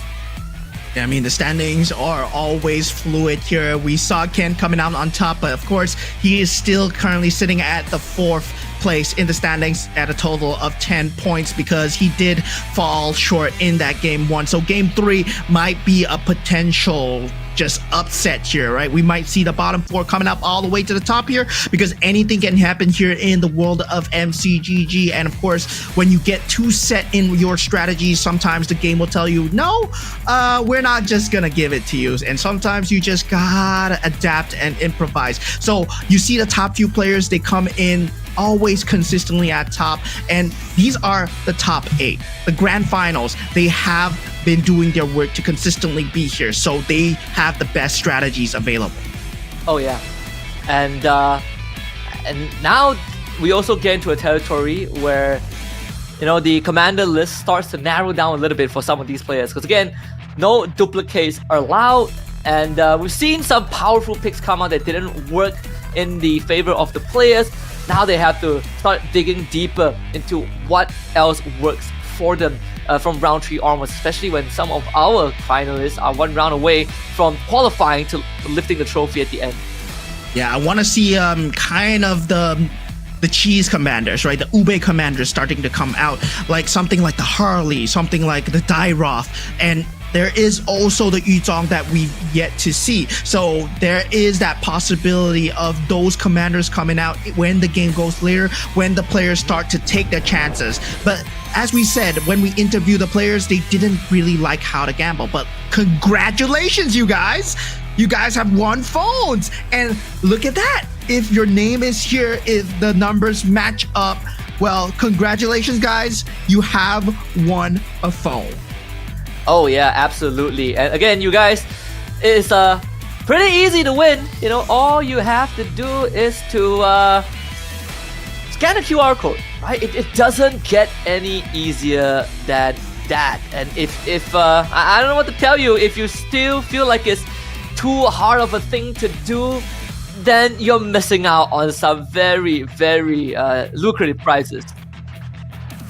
Yeah, I mean, at this point, the GO1 championship is at stake here. But for you guys, their phones, the QR codes, that multitasking is what you have to do, the same level of the players. But of course, if you're looking forward to join in the GO2 championship as well, the ones that will be continuing on, there will be different tournaments going on in the MCGG app. So of course, all these players, they came from MRS3, MRS4, the SEA Games, wherever, but they all started in the MCGG app itself. And for you guys, it might be your time to play some Magic Chess Go Go. Yeah, and you know, if you've missed out on this year, don't worry, I'm pretty sure that next year is only gonna get bigger and better. The fact that you can be a part of this, you know, be a part of a world championship just by playing from the in-game client, it doesn't get any better. Yeah, I mean, we've come a very long way. The group stages and the semifinals, we saw the player camps playing from the comfort of their own homes during the MRS Season 3 as well, and MRS 4. They were just, chilling, playing at their own homes, and we decided top few from over there. And right now, the GO1 the grand finals. It actually happened. It flew all 8 players down to Jakarta where they're competing at the M7 Carnival as we speak here. And guys, this could be you, right? This grand prize in total is 10,000 USD for the champion, and the prize pool is 25,000 US dollars. Again, just make sure that you are constantly updated with the news, and the easiest way to do it is just to follow the socials, right? Follow the socials of MCGG. It's on Facebook, it's on TikTok, to keep in touch with all of the ongoing, the most comprehensive news of MCGG, so that you will be have a chance to be part of the contenders next year. I want to say next year, this year, right? This season. Yeah, this season, indeed. And of course, unlike MLBB, where you have a team to work with, but once again, whoa, we got more phone winners coming up. The phone winner list. Hello, congratulations, guys. We got more phone winners coming through. So, of course, do look out. Do pause it here if you need to look out for your names here. And yeah, if you see something familiar, if it's your IGN, if it's whatever that you signed up with on the QR code, and if that's your number, congratulations, guys. You just won a phone. Again, we have 300 phones to be won. 300! That's a lot of phones. So if you just spare like 5 seconds, scan the QR code, key in the necessary details, follow the rules and regulations, you might just be one of the winners. It's that easy. I've never seen a lucky draw that is that easy to win. Yeah, I mean, this is the first lucky draw that I've seen that you just win a phone, just right out the bat, scan the QR code, just like that, just win a phone. Yeah, just like that, just like that. It's not like you start from the bottom, you get something, you get something small, and then it progressively gets bigger. But no, it's straight up a phone. Yeah, now looking at the players live in the venue here, all the way in Jakarta, we have Oppo going up with that first commander pick, not doing well in that game 1 and game 2, but of course a lot of talents in Indonesia and also Malaysia are favoring him to be the champion. Goes with the Fanny pick to start it off. He will get that Fanny bonus of putting that 1 extra unit every single time on the launch pad, and if he picks the Fanny Gogo card, he also gets an increase in that capacity. Yeah, and Oppo will definitely need a lot of really need kind of a stroke of wonder, right? He's looking for something to work with in this round 3, because he's currently at the bottom of the leaderboard with only 2 points to work with. So, judging by the 3 points to work with, but judging by the rest of the other contenders out there, he is pretty far away from even qualifying to the champion pool. And Floxy, finally picking up the lawyer for himself, decides to go a bit on that meta route. Just enough of the 1-1, enough of the Fanny. He did get rank number 2 just now. Points number 2 just now. So he is 6 points, and Finn will be picking up the 1-1 for himself. Finn, also one of the top contenders, and as you said, MCGG, anything can happen here as the game starts going later and later. The rounds start going more. The commanders are expended, and Wisnu will be picking up our Gushin here, our game 1 winner, and Jerry picking up the Valir. Jerry doing extremely well in terms of points, but everyone is vying for the top spot of getting that champion, the GO1 crown. So Jerry going for the Valir this time, a bit more bit more straightforward. Karina be the choice for Dorky, and Ken, who did win the previous round, now goes for Cho. Yeah, Cho. Oh, okay. Cho. Well, we do have a bit of economy build coming through, but at the same time, right, guys, MLBB is a 5-person game. MCGG is a 1-person game, so you don't have to rely on any of your teammates. It is a solo decision after all, and you can see this decision making, it really affects you in that mid game, whether or not you go for the economy, whether or not you want to force a build. Does it work out? You gotta know your decision timings at the point. Do you pivot? Do you go with this build? Do you go with this item? from the start, from the first creep round, that single item choice might actually impact you in the later stages of the game. Where we see Finn, he went for that Bruiser emblem, yes, but he couldn't get the itemizations for the Guinevere because the Guinevere was itemless. And with that Star Wings Bruiser, you kind of want to lean towards the Guinevere over the Saber. And sadly for him, all he had was the BOD on the Saber. Yeah. So again, even for Finn as well, right? We see, I think in the previous round, he had the right lines, the right synergy, but again, just not having the right items to work with to allow him to win the rounds. Let's see if that's gonna be any different as we head into game number 3. Of course, Floxy was running the Loi, so at the Face Warper Essence, but just get a full board of Alucard at the start.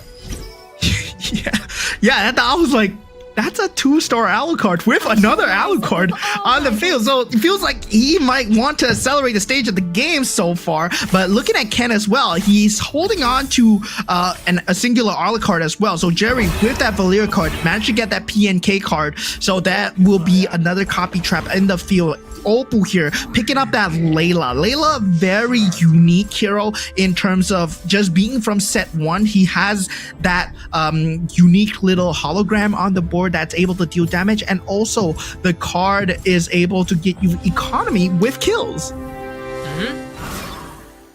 Again, early Soul Vessel and Shadow Cell for Floxy here, but now was able to get himself the Leona too, so Scavenger Essence unlocked.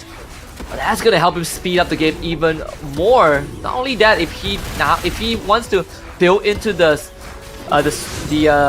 Shadow Cell, then that extra economy is gonna help him out big time. Yeah, I mean, at this point, that economy is extremely big part of the game.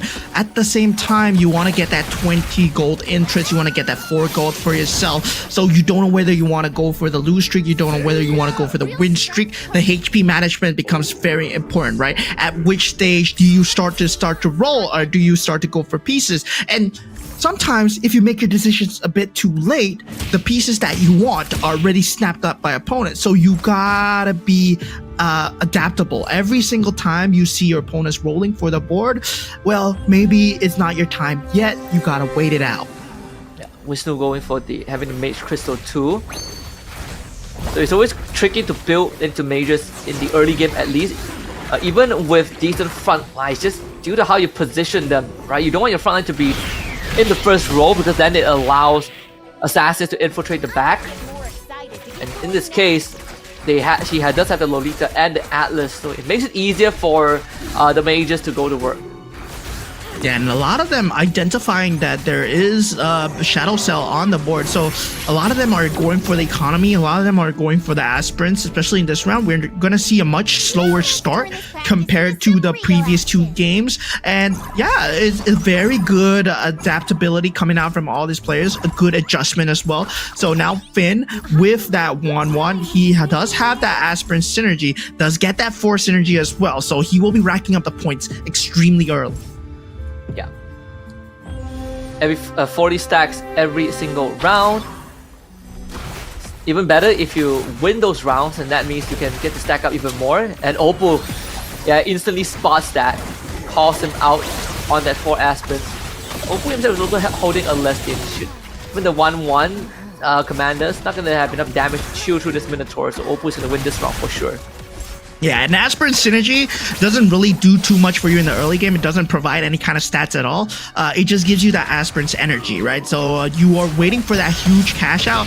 Even the units themselves, they don't synergize well with each other. If you think about it, it's like, yeah, Ruby, Leslie, Layla, and Fanny. It's like, there's no clear front line, there's no clear back line. It doesn't have any synergy. It's not that strong either. Now Jerry going first does pick up the saber for himself. Starwing Swiftblade, that's a very good unit to get. Floxy going up for that Claude. I always like that Claude extremely early on because at this stage you're around level 5 to level 6. It's like a 5% chance to roll for that forecast. So getting those forecasts early on does help in terms of pacing, in terms of that mid-game HP management, but at the same time, you miss out on the items in the late game.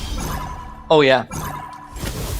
And that makes it even more important to really accelerate that game pace, so that even if you don't finish first, you are looking for like a top 3 finish. Defender Blessing activated here for Jerry. So he's looking for some damage output. That's at the PNK trap. He's going to be using the Harif as bait. Ruby is probably going to be the one that walks on forward. He has copy. So free Ruby there for Jerry. I mean, at this point, it's about, you know, I don't think he's gonna go into the aspirants. The Dauntless doesn't do much in terms of Ruby as well. We don't see it in much of the end game board. So yeah, Ruby is just an economy unit for him. He does have that saber to tear through a lot of the front lines, but what I'm worried about is Foxy's HP as the Loi, right? We saw him having a very good start with that Alucard, having that Shadow Cell start, but he's not going to have the economy to work with. Shadow Cell is a build that requires a lot of gold. You need to be someone like Elon Musk to run that build. And yeah, currently it's strong in the patch. Yes, but we saw it work with mostly Chos, mostly Yuzongs, who does get the treasure vault. And yeah, I don't think Loi is the type of hero that can make it work. Yeah, you gotta be rich. Oh, it's a free scavenger synergy there for Ken. Lucky him. So now gets to work on the economy a bit, but does have the Toy Mischief to hold down the fort. Damage profile not that much though. He's relying on this Atlas to basically tough it out and stack up the Twin Base to Karina, but the Luminexus will help out a little bit as long as this CC is kept safe. Yeah, but he does not have any damage dealers on the field, only damage producers, and he has like very spread AoE damage, right? So CC itself, it's not a very focused damage dealer, yeah, so he's gonna be falling behind. But as a Cho, it's very standard to fall behind because you're just waiting on the economy, you're waiting for natural rolls, you don't really re-roll too much in the early game as well. So going into the next Go-Go card round, this becomes very important, right? Whether or not you get something to accelerate the mid game, because it is that purple card available. Glittering Jewels will be the choice for Floxy here as he gets 13 free shot refreshes. Now with that Leona, with the Beyond the Clouds synergy that he's going for, I think that might be his scaling into the later game as well. But the Defender's badge being picked up by Finn here. Yeah, really leaning into the Defender. He also still is keeping that 4 aspirants for the stacks. See the 4 bruises show up now for Arvin Broby. The Thorky buffing out his Dom Eyes. Let's have the Toy Mischief, so very understandable. If he hits that Akai, then suddenly the power spike is gonna really show through with that enhanced Dom Eyes. And Ken just showing that he's not going for the aspirant synergy, right? Pops the 10 aspirants energy straight away at the start. We already identified it, but now with that copy trap coming out from the side of Jerry, he has a lot of ways to swing here. There is that bruiser board available for him in that shop if he wishes to go for it. The Bellaric together with the Masha is available in the shop, but Arvin Broby right now, he has a very strong bruiser board, so it's a 4 bruiser, yes, but the most crucial bruiser has been yet to picked up. And at the same time, I'm surprised that he's keeping the Freya in that back line instead of putting it out. Instead he pushes out the Atlas. He really wants that Freya to now that I think about it, it doesn't make sense, right? Yeah, like 4 costs versus 1 cost. He still wins though. He still wins this. Is there no space for it? I guess as of now, there's a synergy that he's not willing to give up. I'm assuming it's Defender? I guess so. For those cursed spirits. Could be a Defender, honestly, yeah. Because if you take out like the if you replace like the Bellaric, then you lose the 4 bruises, right? But now he is at 7 slots, so he can throw in the Freya if he wants to. Yeah, that Freya itself does. Okay, so the thing is, guys, when you think about 1 cost, 2 cost, 3 cost, 4 cost, it's not just in difference in skills as well. They're different in stats. So a 1-star 4 cost is very different from a 1-star 1 cost. So yeah, the Freya itself, it comes with maybe 3 times the stats of that Bellaric or I mean that Atlas. And yeah, he chooses to not use that Freya, but luckily for him, he went up against Finn. Now looking at Opu's board, Opu is going extremely strong against that Weapon Master synergy into that Glory League. Weapon Master, I believe it doesn't stand on its own, but added together with the Glory League synergy, it just provides a lot of more damage and sustainability. And combined with the Minotaur Defender synergy, there is a lot of knockup in CC as well. So every single one, you can put him on the front line, and that's exactly what he's doing.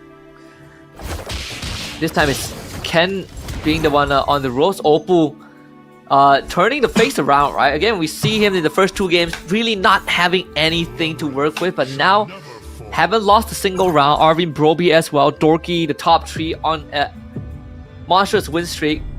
4 Stargazers and 3 Scavengers for Floxy here. Still want to stick to that play, but with 0 front lines, basically on that lose streak train. And we see Floxy pick up Guinevere here. It might be a deny pick here because currently, as of now, he is going for that Beyond the Clouds combo for the Xavier to try and start to scale up in that later stages of the game. He does have that Scavenger synergy going for him. I don't think this Leona is going to be enough to carry against that 2-star Harley coming out from Jerry. Such an early stage of the game. He's already has that 2-star 5 cost. I shall rise above all rivals. That's gonna help him get through the next few rounds with lesser problems. Although pretty unlucky that that 5 cost that he got was the Harley. It would have been nice if it's something else, right? We did have this conversation in terms of all the 5 cost. Harley is probably the one that has the lowest value. Yeah, I don't either. I think it needs that Face Warper. Yeah, it needs the Face Warper synergy, which is not really a good synergy as of this current game state where everyone's going for bruisers, everyone's going for sustainability. Face Warpers doesn't really do much because there's a lot of hybrid lifesteal in this current meta. And now, with the state of the game as well, I mean, yeah, it is. You see Ken going for that bruiser strategy, but that bruiser symbol, is it enough? He's at 36 HP right now. Oh, my ancestors. Should be able to pull through. I know I say that it's gonna be up against Finn too, who then we early to see is racking up on the aspirants. Now, even for Oppo, you know, getting this Fanny, having a very strong backline, right? Plenty of, you know, AoE damage with this Granger and Ixia too. Unfortunately, Dorky is still not able to get it going despite having the max fully stacked out Twin Blaze. The Dita goes off, the Harley goes down. Yeah, so generally at this state of the game, when the second carousel is completed, you're looking at somewhat of you either have that 9 commander capacity into the 10 commander capacity. You're looking for either a 4 synergy or at least 1 6 synergy. 2 4 synergies or at least 1 6 synergies. And that's when you know your mid game is kind of secured. And for Ken, he manages to find that 6 bruiser synergy, yes, without the Guinevere. Now, this is a very interesting take. If he can go for that KOF Captain Terry with that 6 bruiser synergy, suddenly this board looks amazing. But right now he's only at 2. Yeah. He's going to be relying a lot on this Belleric and Terry to get him through. This is a bruiser Terry though, so those uppercuts are going to come a lot more often. Should be able to get through Jerry. Again, this 2-star 5 cost Harley, not really paying off dividends. Not only that, he doesn't have the items for the Harley too, right? So just Berserker's Fury, so no benefits there. Imagine walking around playing a game of ranked MLBB and you see your Harley running around with a Berserker's Fury. Yeah, these are things that can only happen in MCGG here. But Ken, he does get that KOF badge, so he's very close to getting that 6 KOF synergy Captain Terry, and with that bruiser symbol as well. So yeah, that's gonna be very scary. Ken, he is on a Cho, so yeah, there is a timer on him where his HP will fall below that threshold that he wants. So now it's up to the rest of the players to actually speed up the pace of the game to keep Ken down. Ken's starting to ramp up too. They need to stop him, right? Again, the KOF Crystal, 4 KOFs now, and it's a Captain Belleric with the Twin Blade, the Winter Crown, and the War Axe on top. Double Winter Crown. Second one being put on the Masha. Ooh, another very interesting late game build that Oppo is going for is the Manic Slam, the Golden Staff. It actually makes the Golden Staff a lot better, and he's going for Metro Zero build once again. So Metro Zero, right now, as it is, it's a main synergy. You gotta get 11 Metro Zero. You aren't able to get maybe 6 synergy anymore unless you're like a 12 cap on a Fanny, and that's exactly what he is. He is on a Fanny, so he can go for 12 cap. He can go for more Metro Zero synergy at the same time with a Manic Slam. His late game is secured with the Golden Staff. Oh yeah.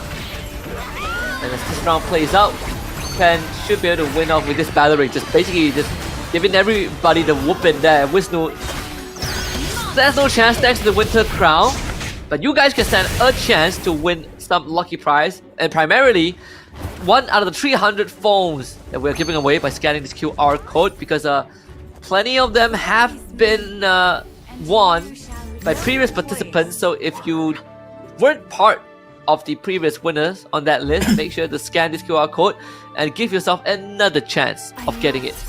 Yeah, it's that easy, guys. Just scan the QR code and stand a chance to win. There's nothing required. Just scan the QR code and you get a chance to win the phone. And this is an official channel, right? We're making you do anything with the QR code. So yeah, that phone is up for grabs, and there's still one grand prize to meet and greet for offline with the M7 champions and get a signed jersey from them as well. Now, looking at Jerry's board, he is going for the Beyond the Clouds combo with the Stargazer and the Starwing. He has that full synergy on the board, but he needs Dorky, who has that full Starwing synergy as well. Is that Starwing on that Bruiser Guinevere, but the magic damage just a little bit too much coming out from the side of the Vexana. His Harley finally getting a Holy Crystal. That might be the change that he needed. And not only that, 4 Stargazers means that this Vexana is going to keep dropping the Eternal Guards, and that is going to create some problems, right? The crowd control and the extra body to stall out the round. Makes it a bit more complicated to take Jerry down. Yeah, Dorky, we mentioned him having that Starwing Bruiser synergy, but his Bruiser synergy was only at 2, and now he does not have the economy to go for that Masha that he sees in the... Okay, he sells a unit to go for that Masha, so now he does that 4 Bruiser synergy, but 4 Bruiser synergy is not something that you want to be sitting at as well. We saw Finn with the Starwing Bruiser synergy as well, right? And currently, there's no itemizations on Guinevere as well. There's only Dominant Eyes, Demon Hunter Sword, and the Sea Halberd, and those are all physical. Yeah, Armin Broby in such a solid spot right now. Dorky will be up against Wisnu. Again, the Eternal Guard is going to be quite a problem unless the backlines can be eliminated, and that's exactly what happened with this Iori. The Damai really paying out dividends, but he dies mid-cast. And that is going to be a knockout blow right there. Yeah, Dorky at that point couldn't find the pieces that he needed. The economy didn't work out for him, despite being on such a great hero to get an early game to make games start. Well, you're ending up in 8th place as we head up into the next carousel. 2 capacities being taken up by Floxy and Oppo. Now, Jerry going for that Swift Blade synergy. We do know that the Fanny Oppo here is going for that Metro Zero. So it is a huge deal for Oppo. At the same time, they gotta watch out for Ken. So right now, I feel that the 2 top contenders are Oppo and Ken when it comes to the later stages of the game. Oh yeah. Now the 10th slot does have the Harley 2-star. Nothing escapes. Pretty contested. I mean, there's only like what 1-2 more Harleys in the pool. 6 Starwings, 2 Beyond the Clouds, a Thunderstone given onto the Harley with the Swift Blade, and the Phase Warper, Essence Core as well. Everything basically banked on this Harley. That's gonna be the direction the Floxy is gonna go down. Yeah, Harley just being that main carrier for everything, but the Thunderstone still at a charge of 17. If he goes up against Jerry, it's not gonna be good, but Oppo will be his opponent here. But Oppo does have that 2-star Irithel on that launch pad, so already that crossbow is gonna be dealing so much splash damage, but the Saber manages to lock it up, but that Winter Crown not enough as Oppo does fall, still not at the full peak power that he needs to be. Floxy manages to put a stop to it for now, as Ken will be taking damage. The two top late game contenders actually losing out in terms of just synergies and just star blessings alone. They're not able to get their pieces. Yeah, Terry Bogard looks juicy there. Oh, yeah, indeed. Ken really needs to find a way out. I mean, it is more dire for Oppo than it is for Ken, because Oppo, man, 2 last plays. If he bombs out again in 7th spot, that trophy is basically gonna slip away, right? Like he's like 1 foot out the door if he loses the next round. 2 HP and no way back. Finn, Floxy also 1 round away from elimination. This is gonna be close. Let's see who makes it to the creep round. Using the launch pad to put Irithel directly in the corner, and difference is Finn does not have someone to accentuate the back lines here. There's no access. Now with that Irithel free and in charge, able to deal a lot of damage with that Winter Crown and also that enhanced Golden Staff. 12,000 damage on the Irithel, but that's not the damage numbers that you want to see. We saw numbers of 33,000 coming out from 3-star Valentina's. Is still not at max damage cap as of yet, and he really needs to up the Metro Zero count. Yeah, and a couple of players, I believe, Finn got knocked out, so Finn finishes 7th. One of his lowest placements we've seen in a long time too. Not having too good of a game. He got knocked out in the hands of Jerry's mirror. So 6th place makes it to the creep round, but this is one of the closest games we've had, with the highest health bar being 33, and that's Wisnu. And he's in prime position to make it to 18 by the end of this. Yeah, so now we take a look towards the points. It is going to be Wisnu, Arvin at the top spot so far, but everyone is so close. It is anyone's game right now. Everyone has great synergies. We see Starwing, Stargazer being that top tier that everyone's looking for. Now it's time to get the 2 stars, time to get the 3 stars, trying to max out the rest of their bars. Keep your sustainability high against these high damaging units, but a 2-star Iori coming out from the side of Arvin Broby might mean an end to this Harley. If he gets a Way of the Dragon on this Harley, it is the end of the game here. Yeah. Oh! Not only that, looking at the current points, Dorky, he needs 1 good round to get to 18, but for Finn, if he wants to qualify to win in round 5, he needs to win 1st place in round 4. Something to keep in note for the next round. 3-star Guinevere from Ken, up against the entire world, gets controlled to oblivion by Jerry. Well, again, like the early investment that we say in this Harley took a while to come online, but it finally paid off. Come on, Gwyn! The Gwyn's gonna kill all of them! 3-star Captain Gwyn, I told you, dude! Oh my goodness. It's not gonna work against a 3-star Captain Gwyn KOF 6. It's nothing. This is the strategy that Ken was going for. We said he was the top late game contender if he pulls it off, and he does pull it off. Currently, his power spike is unprecedented. He is going to be the top one to watch out for. Oppo couldn't reach that power spike. He needed that 3-star Irithel. If he reached that 3-star Irithel, he's equal to Ken right now. But currently, Oppo and Jerry knocked out, Ken being the top contender. Now looking at Floxy, the build is there, but it will not be enough against that 3-star Guinevere if he goes up against Ken's build. It's a 6 KOF, 6 bruiser, Captain Guinevere.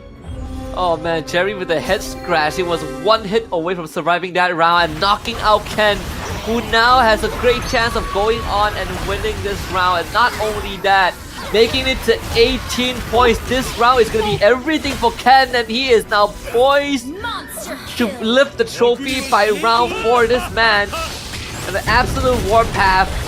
Another knockout punch delivered this time onto Wisnu. It's him and Floxy now. And it doesn't even matter if actually, now that I think about it, yeah, I mean, it doesn't even matter if, if Floxy wins this, because Floxy's not going to hit 18. So Ken is in the best possible spot. Yeah, Ken right now, if he wins, he is a champion candidate, and he just needs to win one more to take away the GO1 trophy. But for you guys to take away something for yourselves, there is a QR code for you guys to scan. And yeah, I mean, right now it's not gonna be much of a battle, man.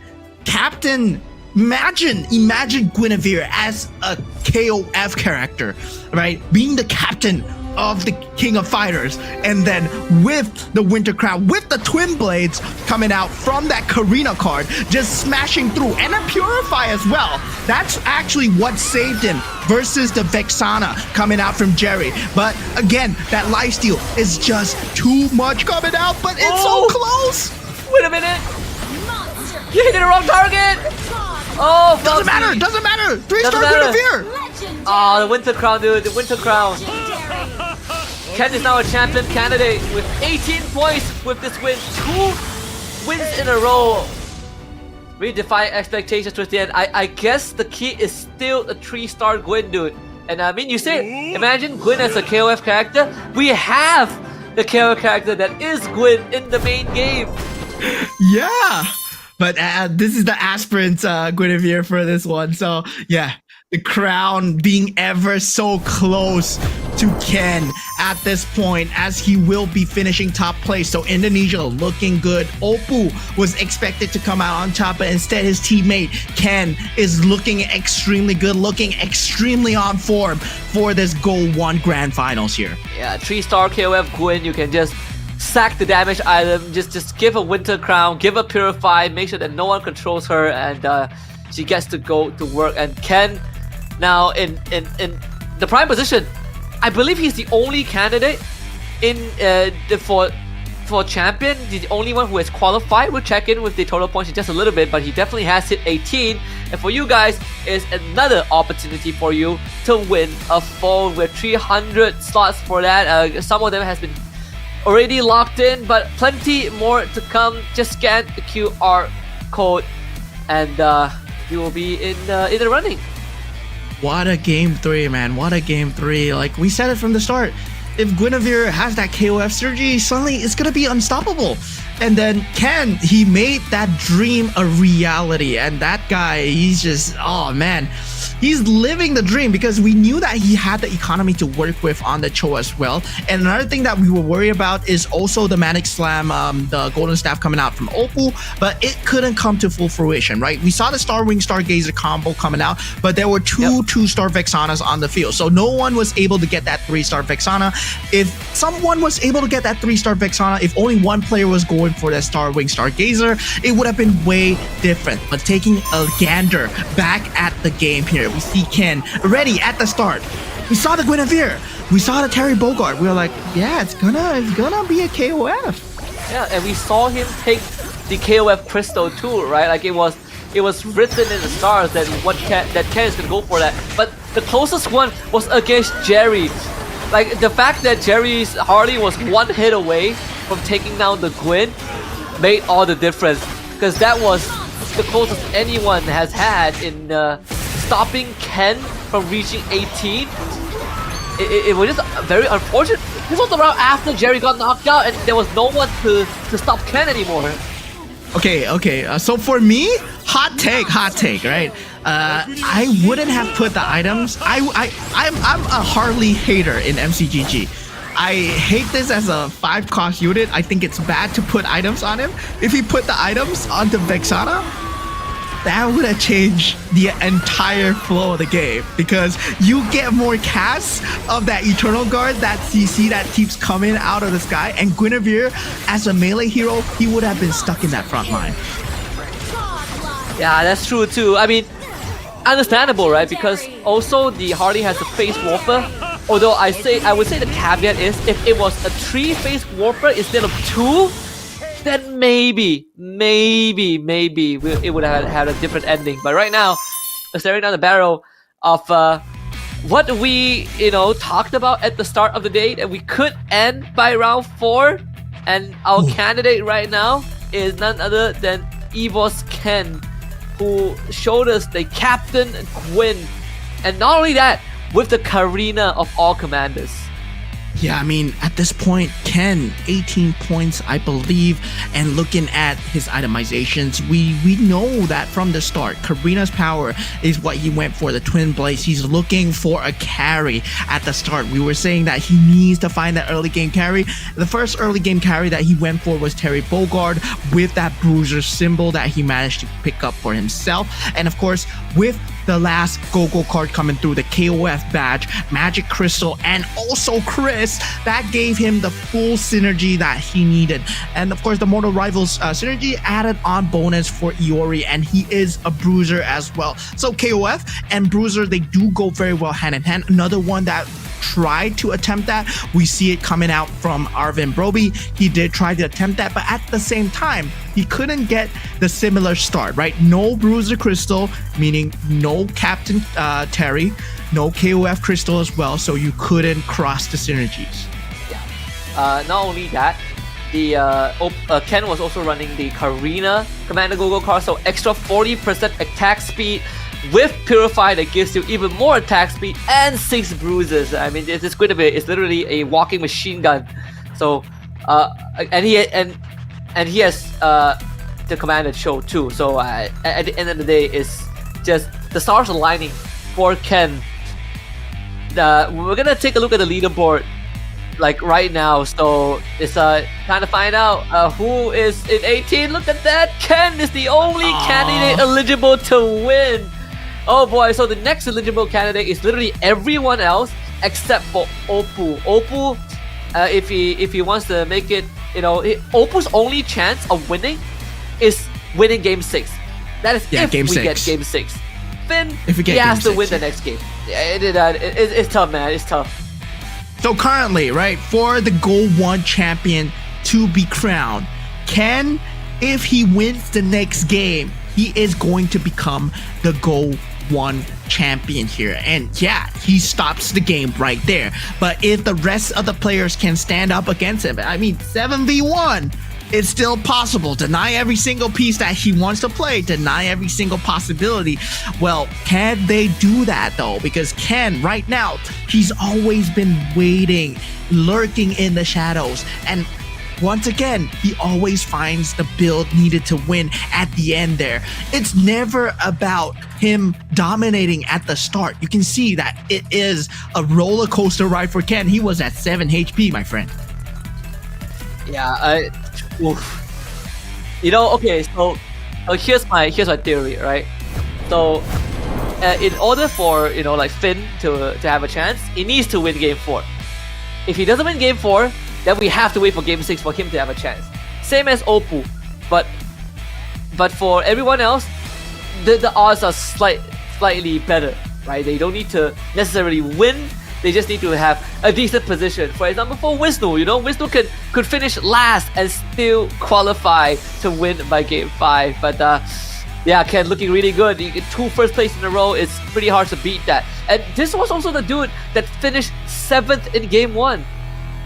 Yeah, this is the dude that finished 7th in game 1. We were looking at the EVO's Indonesian representatives just not having a good show at the start, right? Especially for Oppo, especially for Ken. But game 2, Ken showed up. Oppo still hasn't found his place so far. But this is the top tier competition when you're going up against players who think like you, who wants to play like you, who knows exactly what you're doing with the economy, how to destroy that. And you can see that the crux of the play, Arvin Broby, he has been accelerating the game very early, making sure that Oppo does not get what he wants. When he goes for the Matic Slam combo, everyone else is accelerating the game by taking the symbols. But speaking of accelerating, you guys have accelerated yourself into getting a new phone. Welcome to the new phone winners club, guys.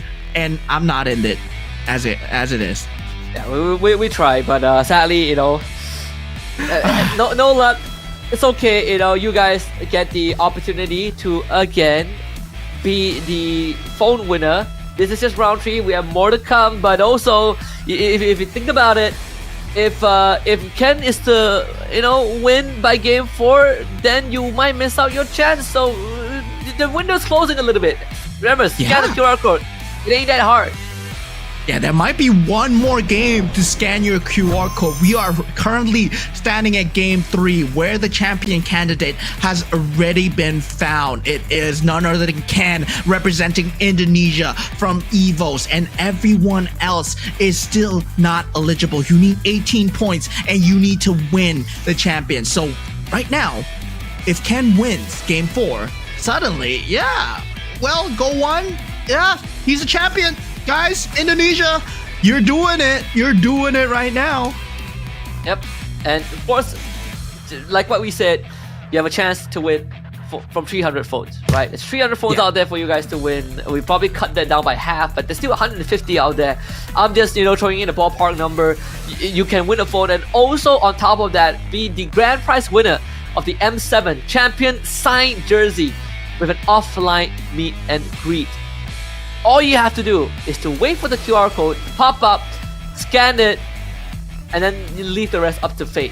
But if you don't, you miss every shot you don't take, alright? So scan a QR code is not that hard. You might win a phone. You might win a phone and a jersey and a meet and greet with the M7 champion that is going to be crowned later tonight after GO1.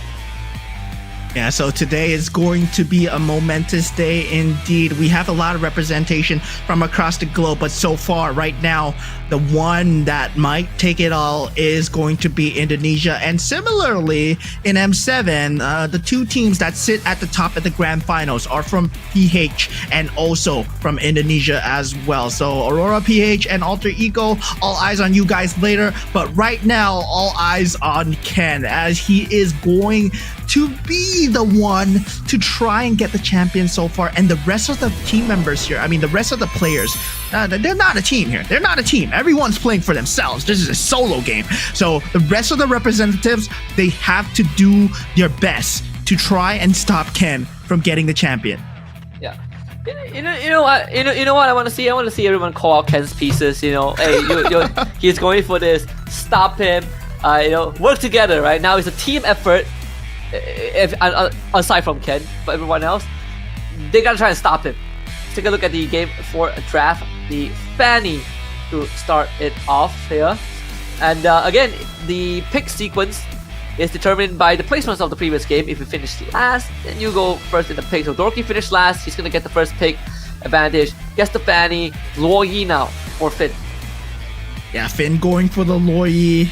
Now going for the piece that, the commander that wants to really be in the top tier meta, right? Luoyi is like really top tier right now. It's one of the top few for all these competitive players because it gives you a lot of direction. But Opal going for the Guinevere here, that reroll, the gambling champion. So yeah, we know the Indonesians, they said, yeah, we don't like to gamble, but then now they're going for the gambling champions. Hey, you know what they say? Go big and go home. When time is running out, you have to put some of the stakes on the table. That Gwyn though, oh man. When you talk about if you like those rerolls, you go for the Gwyn, but I don't remember ever seeing Gwyn leading up to this point. Karina for Arvin Broby. Even Arvin Broby has been having quite a rocky final too, right? 1 3rd place finish. 2 6th place finisher. We got a Floxy right now with the Yuzong as his choice. Always to qualify for the champion candidate just by getting a decent top 4 finish. Of course, Ken all in. It's 1-1 for him. Yeah, all eyes on Ken here. Only champion candidate. If he does win this, he does become the champion. But now Floxy, he picked up the Yuzong, and this is the commander that we've been talking about since the group stages, right? It really accelerates the quality of the Go-Go card. You get the acceleration, you get the Black Dragon treasure. It's a certain quality as well. You can get up to 14 gold, you can get units, or you can get a crystal. So there's like one of the three. There's a bit of a gamble involved, but all three are good rewards, and it really sets the pace. It really sets the direction of where you want to go. Yeah, but I think for Ken, it couldn't be any more obvious, right? With that 1-1 pickup, it's telling everyone it's a declaration. He's about to go fast, and he's gonna try to end the game right here and then. So it's really up to the rest of the players and how they will stop him, Bruiser is still going to be heavily contested. I highly doubt that the stars are going to align the way they did in Game 3 for Ken. But hey, if there's a workaround, maybe the Star Wing will be the alternative. So again, we gotta see, you know, so far the players that have really been, you know, putting a stop to win streaks have been players like Jerry and Arvin Broby. Now is the time to do it again. Guys. At this point, I'm talking to the competitive players. Maybe start to explore Luminexes, you know, guys, you haven't been playing that. And I want to see the rainbow, you know. Every time you get a 6 synergy, there's an animation that pops up. So for the Luminexes, it's a rainbow. And for the toy Mischief, you know, you get the toy chest opening. But now starting into game number 4, we see the commander cards being picked up and going for that Loyi card. Everyone else just following their own commander cards except for Wisnu, who is a Valir after all, then does get that Angela card after he picks the Valir up. And for Dorky, going for the Guinevere card actually. So getting for more of the rerolls, Finn. Again, the Carmilla Essence. So just give that, and he has a Leona, right? So one of the most economical start, Scavenger Synergy and the Scavenger Essence core. I kind of have an idea of what Finn is trying to do. We saw that with Jerry in Game 1, where you take that big lose streak with Scavenger, and then you build out a huge economy, and then you strike back in that mid-game. Yeah, I mean, at that point, your first forecast becomes your first direction, right? Generally, when you find the 1 cost, 2 cost, 3 cost, it doesn't really set the synergy, set the tone. But once you get the 4 cost or the 5 cost, you're suddenly like, yeah, we gotta play this synergy because we got a very good forecast. And we're talking about things like Guinevere, who is a very key pivot for a lot of direction. We also have things like Terry Bogard. We have things like Hanabi and Claude if you're going for the marksman. And also, if you're going for Starwing, we have the Saber as well. Yeah. 3 Toy Mischief here for Floxy 2 and the Dauntless. So this should be a solid, you know, line to get through that early phase. I say that, yeah, but this Faraz kind of slow on the draw at in the early stages, though. I mean, 2 Barats is gonna help out. I mean, if he can split, if he can get that item where it is splitting, but he does not get it. So the Bruiser synergy a bit too strong in the early stages of the game. That Masha just taking out that 4 cost Barats. So yeah, he does get that 2-star Jawhead available in the shop right now. If he wants to go for it, it's a Bruiser, it's Toy Mischief. It's one of the most staple kind of 1 cost that you see always in the end game boards. And yeah, it's one of the few that we have not talked about, right? Jawhead is a really good start, does provide a lot of synergy. It has very good stats and also has a very good skill as well with the CC and the damage. Yeah, that's true. Even here with the Ruby Glue, this could be a Metro Zero angle too for Dorky, right? Again, Fanny is one of the few commanders that allows you to go down that route in a slightly more efficient manner.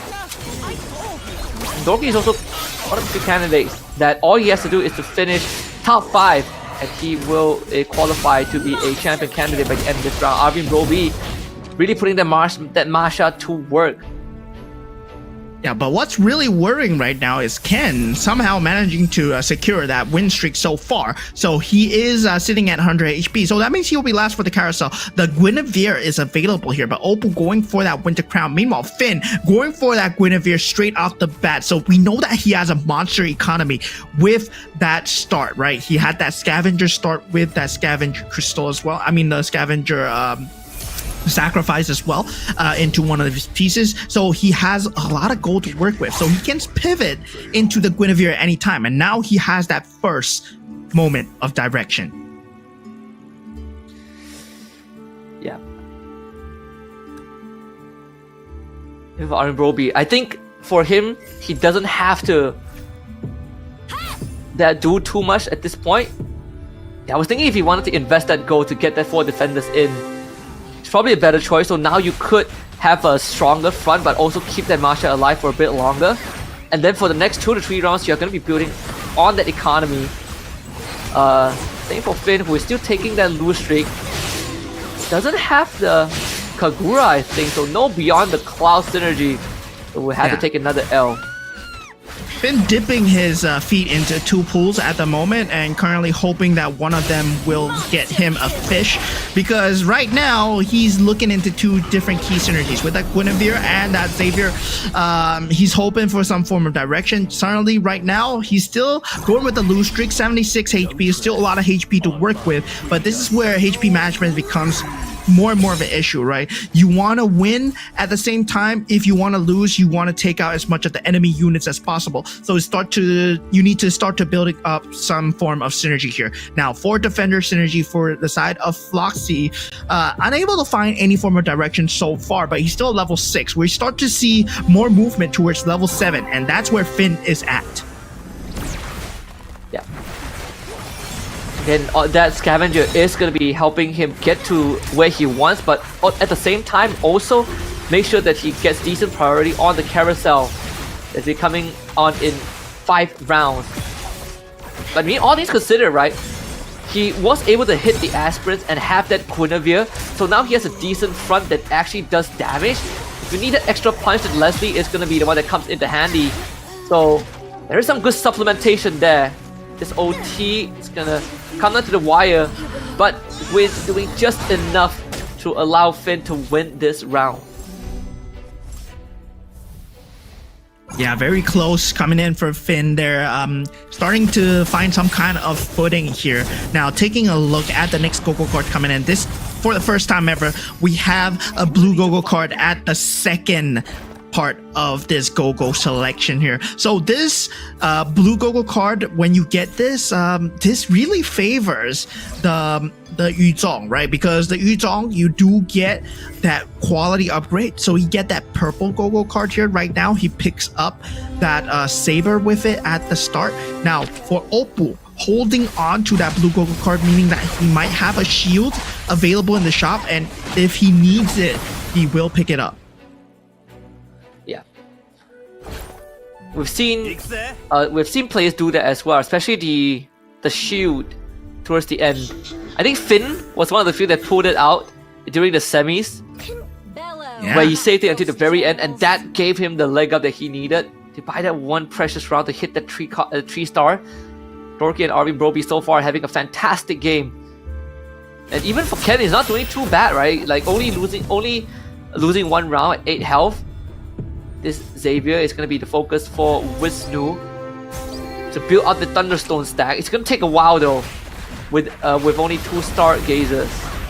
Yeah, it's level 7 for everyone right now, except for Jerry. So this is where the 4 costs start to come into play. We're taking a look at Wisnu going up against Finn right now. And Finn's aspirant board is kind of doing work here, because he managed to find a Kadita and gets that glowing wand on the Kadita as well. So yeah, that's Beyond the Clouds combo, not doing too hot for Wisnu, as Finn at level 8, he finds footing, and Wisnu as well hits level 8. So this opens up the 5 costs, right? It gives you a 5% chance to find the 5 costs. So there is more possibility to get those 5 costs. When you start hitting that level 7 and 8, that's where I expect some of the roll downs to happen. But even for Jerry right now, the 6 Stargazer is going to look very juicy, right? The whole plan is just to get that Thunderstone stacks up, so you're looking to survive the round as long as possible. And that starts with bursting down the enemy pieces, the best to your abilities. The spell vamp on the Ice Queen's one gonna mitigate some of the damage that Jerry will take. Gets an extra Thunderstone stacks on top, so Jerry now dropped down to 54, but still in quite a comfortable position. He just needs to make it to 7 and then start investing in the front line. What I'm worried about right now is Oppo again in last place. Yeah, Oppo is in last place indeed. But what Jerry's going for is it's the mage combination with the Stargazer and the Beyond the Clouds, right? So he's racking it up. But what I'm worried about is he won't have a very good frontline strategy, especially if he's going for that kind of strategy. He needs that 6 mage to just have that shred through. And right now, he's farming up that mage symbol. So hopefully he finds the pieces at 45 gold, finally hitting level 7. He was the last at level 6 as of last round. So he won't have that cap space to actually work with as well. Now, going into that next round here, Ken still just having a very good game in terms of HP with that bruiser strategy, but we know for a fact that Guinevere has been locked up by a lot of these players. Oh yeah. I mean, it has been the winning ways. You know, crazily enough, we went from Guinevere being the star of the show to seeing a bit more variation with like Valentina, the Hanabi, Cloud Granger, Saber, Freya, and now we're back to square one with Guinevere again being the focus. Opal going for the Stargazer Crystal, Jerry gets the +1. Finn will go for the Edith, right? Again, hitting level 9, the first one to hit level 9, we did talk about the Scavenger and that lose streak economy, but not only that, he was able to go to cut that lose streak and then pivot into a bit of that that Asperus that we saw earlier on and rely on that to power through some of the rounds, and now he gets himself not only to level 9 but is also on the win streak. So Finn also in a decent position to be ahead of the curve.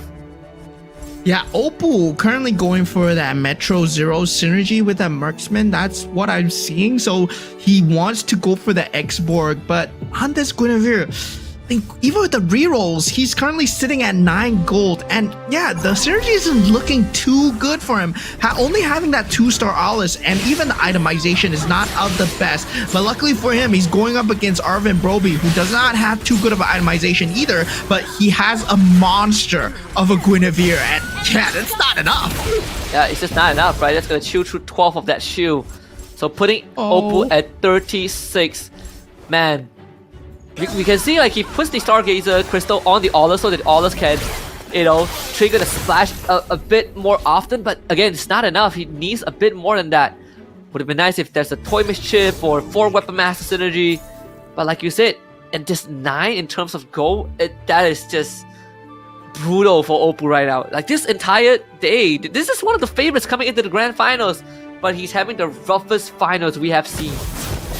Yeah, I mean, he has the Irithel right now, Wisnu, in the shop. He's considering to pick it up, but he does pick up the Dusin, not going for the 4 Luminexes because he does not have the build to make it work. But still, at the same time, the Kadita alone can't carry that Luminexes board, but he is prioritizing the Beyond the Clouds, the BTC build, and yeah, he's going for that. Then Arvin Broby, well, we know that he has that monster Guinevere, but there is that defense shred coming through from that Luminexes, and it really affects the Guinevere very negatively, but he does not get an early shred at the start because at 2 Luminexes is only 2 linked together, but it's still enough. Yeah, just enough to, you know, cash in on that win. Once he hits level 9, then maybe he can consider that 4 Luminexes, but then you have to start giving up the Scavenger, right, which we did talk about. You have to get rid of Leona, but Carmilla has to be kept thanks to that Luminexes. I mean, we haven't seen any Luminexes winning out a game at all because it's so hard to build into, but that could be one of the lines to go down, right, if we get to that point. We have 2 players running their Luminexes. Both Jerry and Opal have Luminexes on them, but just not the resource to invest fully in it. Yeah, so the interesting thing about Floxy is he gets that gold card because he is a Yuzong after all. So he gets that special promotional shop because the Peculiar Merchant card. So it means that he either in the shop there is a 2-star 5 cost right now, and the ability to get EXP, the ability to get equipment. Yeah, there we go. 2-star 5 cost. There it is. It's 20 gold, and he does not have that gold to buy it. So right now, instead, he will for Floxy, he will go for. Oh no, he does buy it, and he gets that export again. But the export alone, not enough though. It's not enough. He might have spent his gold in vain here. And yeah, don't really like this. Now for Jerry, on the other hand, he went for the customized merchant, which offers him more forecast as well. So Jerry's playing, we said it before, a very peculiar build where he wants to prioritize the mages and the Stargazers. It worked in the group stages, but now in the grand finals, the stage of the Masters doesn't work here.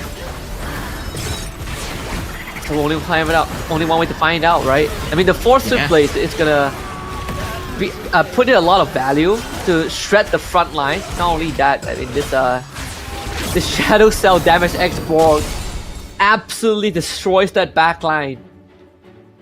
There's one way to go about it for Foxy. That Metro Zero line is looking pretty juicy, but not only that, this X-Borg is actually quite a threat to the back line. Oh my god, his decision making is so fast when it comes to these rolls. Look at that. Okay, he gets those rerolls and he knows it's free. This is the hands of a great Guinevere player here, Opal. Man, a lot of missed potential from the first 3 games. Yeah. And gotta remind you guys, remember to scan that QR code to have a chance to win 300 phones. Well, not 300 phones for one person, but you have 300 phones to give away. So scan the QR code. You might even get lucky and win the champion jersey for M7, sign one, and a meet and greet. So yeah, don't miss out that chance, right? Scan this QR code on the screen right now as Opal finally finds some sort of solace. Win out this round and put Wisnu down to 31. It would be the greatest comeback round if Opal pulls it off. Yeah, imagine scanning the QR code, like you said, and winning 300 phones. You can set up your mobile phone shops. It's like straight away. But yeah, going back into GO1, of course. Guys, don't forget to scan the QR code. It's gone now, but you can always rewind on YouTube if you haven't scanned it. So yeah, you can do that. And yeah, for you guys, of course, it's that easy. But now, looking at Opal, he does have that 6 Stargazer, 6-star wing build. And that Stargazer crystal is on Saber. Now it's all in the pieces, right? Finn is looking at Ken's Guinevere, and yeah, Ken is the one that everyone has to watch out for. If he's champion right now, the game ends there and then. Yeah, the tournament ends there and then. And Ken is again in first place. Scary spot, Opal. Then Winter Crown, Tusa Kadita. Able to avoid the last sanity from the X-Borg. So that is a very, very positive outcome. Now he needs the X-Borg to go down before the X-Borg goes off. But thankfully, the groundwork has been laid out. This should be clean up for Opal. Another round that he survives. Dorky just took 12 off of Ken's health bar. So we know that Ken is not immortal. Yeah, so right now, this carousel becomes way more important than ever. And for the first time going into this carousel, we have all 8 players still in. Jerry picks up that KOF synergy on the last sliver of health. Wisnu and Opal pick up the +1 cap. Floxy picking up that marksman synergy. We know that with that 2-star export, he's going for that Metro Zero build. That marksman synergy opens up for him to get that 11 Metro Zero into that 4 marksman synergy. So there's something there. Meanwhile, Jerry, he has found his build, right? Beyond the Clouds, Stargazer, Mage, the same cookie cutter build that worked for him in that group stages. And we said that he needed the 6 mages, but is this enough though? He does not have the 3-star Valentina. It's only a 1-star Edith at the front. And yeah, he needs a 3-star Valentina to make it work because there's no frontline whatsoever to speak. It's just damage. Yeah, it's one of the banes of, you know, running 6 mages, right? Like, establishing the front is the main challenge, but we do have the KOF Kadita. Now we're looking for items for the Kadita because you want the Valentina to spam as much abilities as possible, but she needs to survive, and then Winter Crown will get her out of the sticky situations. But the Saber turns right back for the assassination. That's going to be our first casualty of this game number 4. Unfortunately, Jerry is going to be taking the L. Opal gets knocked out. Wisnu also gets knocked out. 3 casualties back to back to back.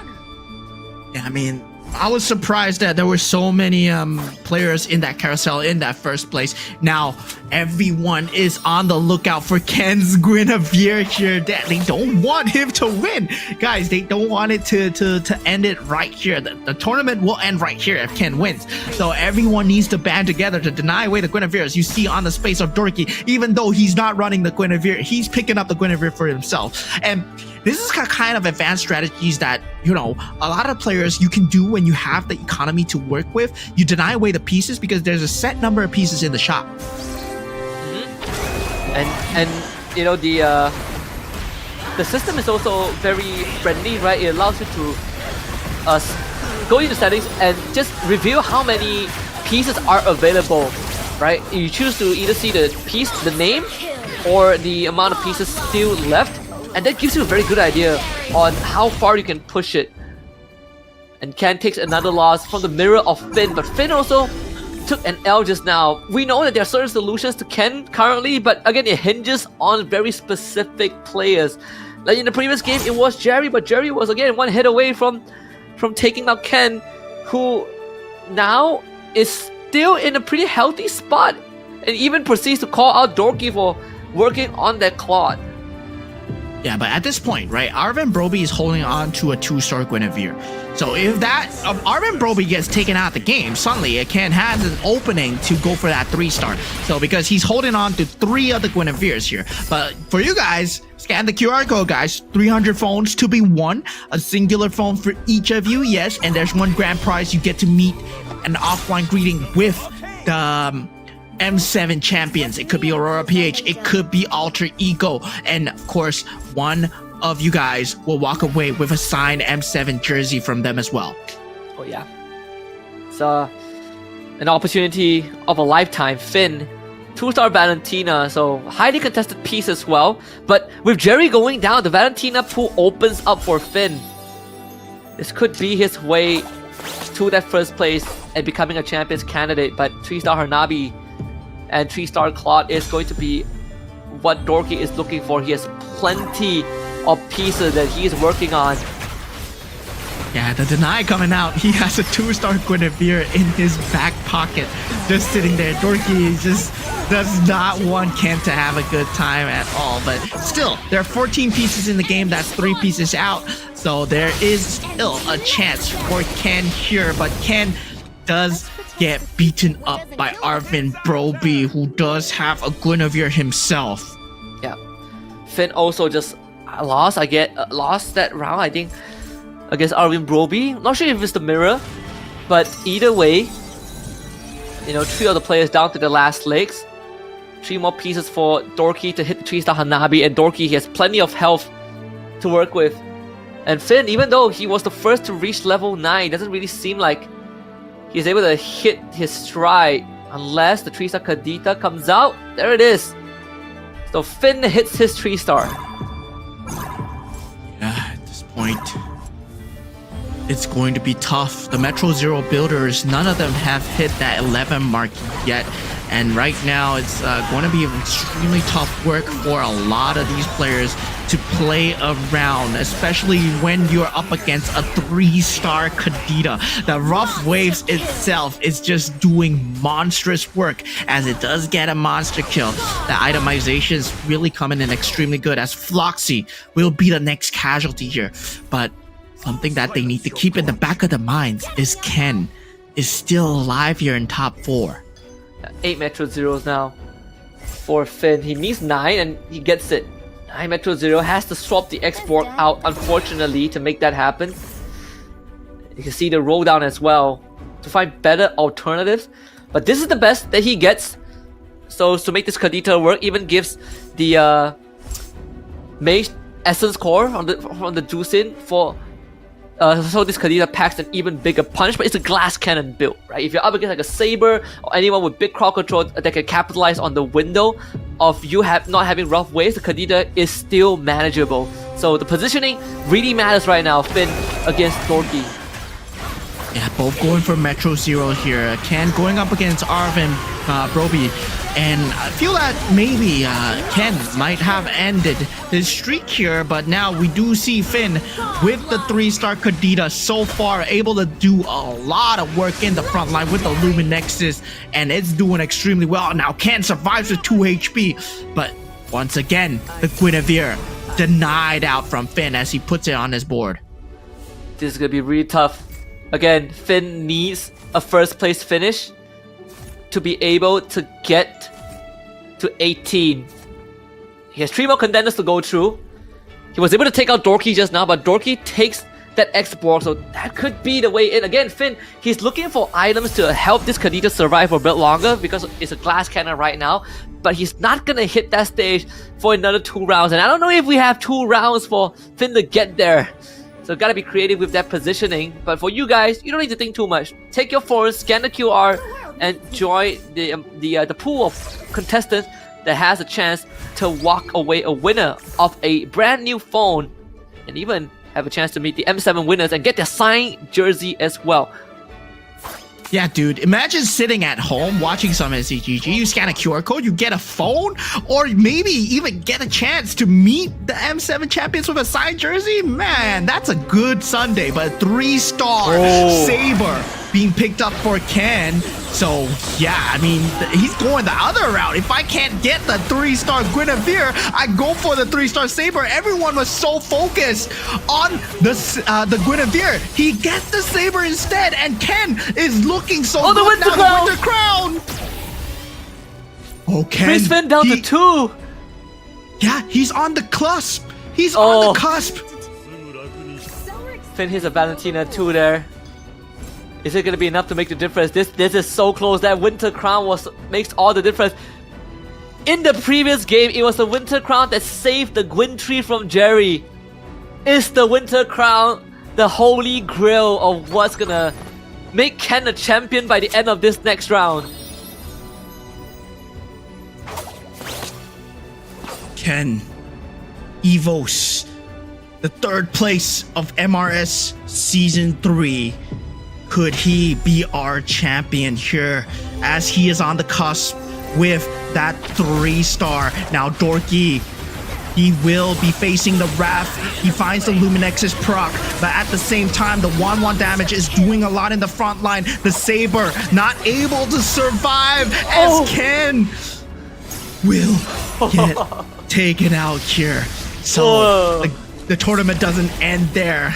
Gives a smile over to his Indonesian counterpart. Oh, Dorky with the thumbs up. He's like, we go another round. Oh, big sigh of relief. But it's now between him and Finn, right? For Dorky, it doesn't matter. He can finish 2nd and still be a champions candidate. But for Finn, he has to finish 1st. There's still some stakes at hand here. Yeah, it comes up to one last round. Oh boy. 3-star Hanabi, 3-star Claude though. If 6 marksman, it's just too much meat shield and too much damage to poke through. Can Finn do this?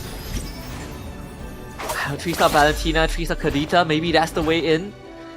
He hasn't maxed out on his Thunderstone stacks yet. Last we checked. So maybe a couple more stacks is gonna make all the difference. But man, here's the roll down. 2-star Kai on the board. Man, does he have enough?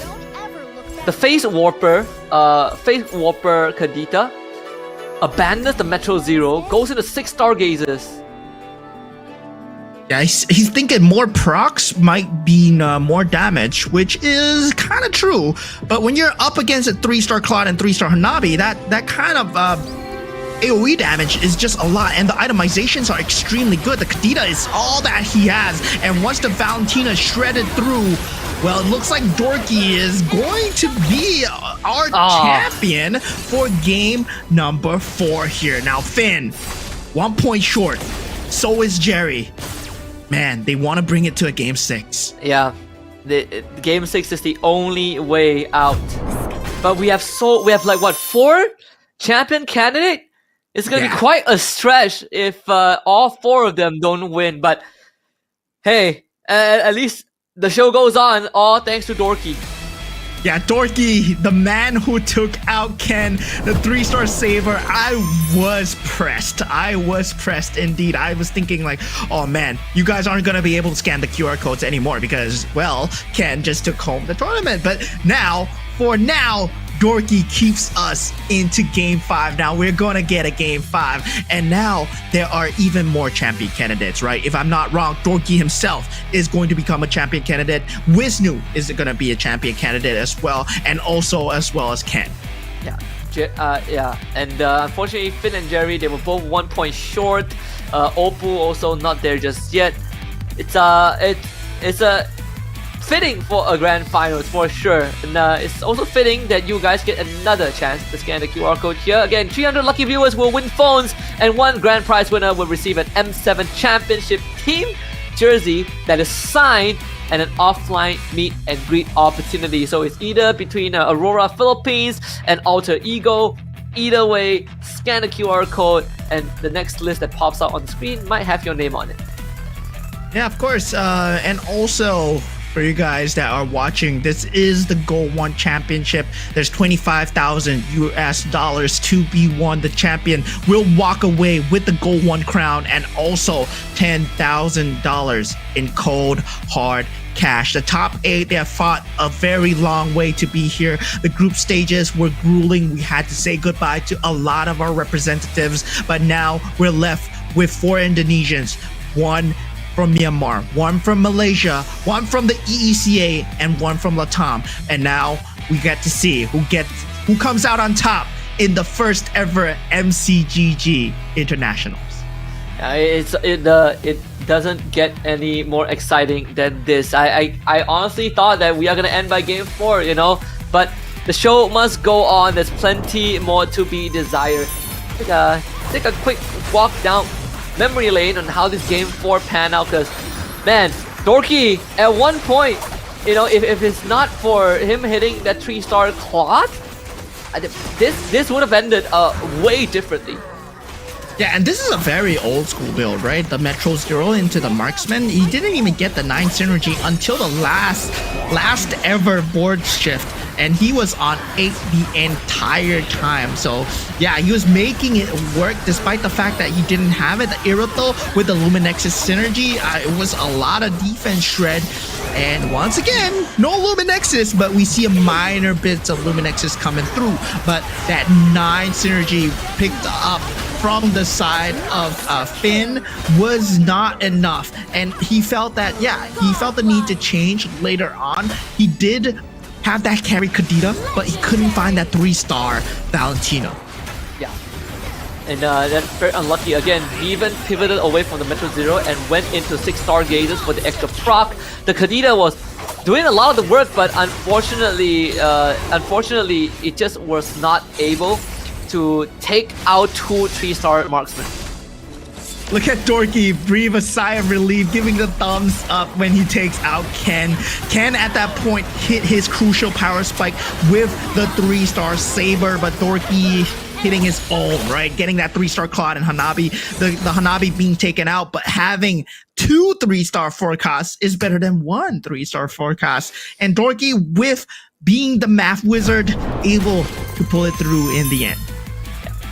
Again, fantastic stuff from Dorky as we look at the match overview from this game, and you can see that, you know, the approach definitely has changed for some of these players. We're seeing a lot of Metro Zeros, you know, bringing back some of the old classics, and a lot of the even for Oppo as well, right? Being able to make it work. Again, the Harley and Saber was what he hinged his bets on towards the very end with the enhanced Winter Crown, but nothing prepared anyone for the Claude and Hanabi, which, you know, is a classic like you said, but also has been forgotten for quite a while.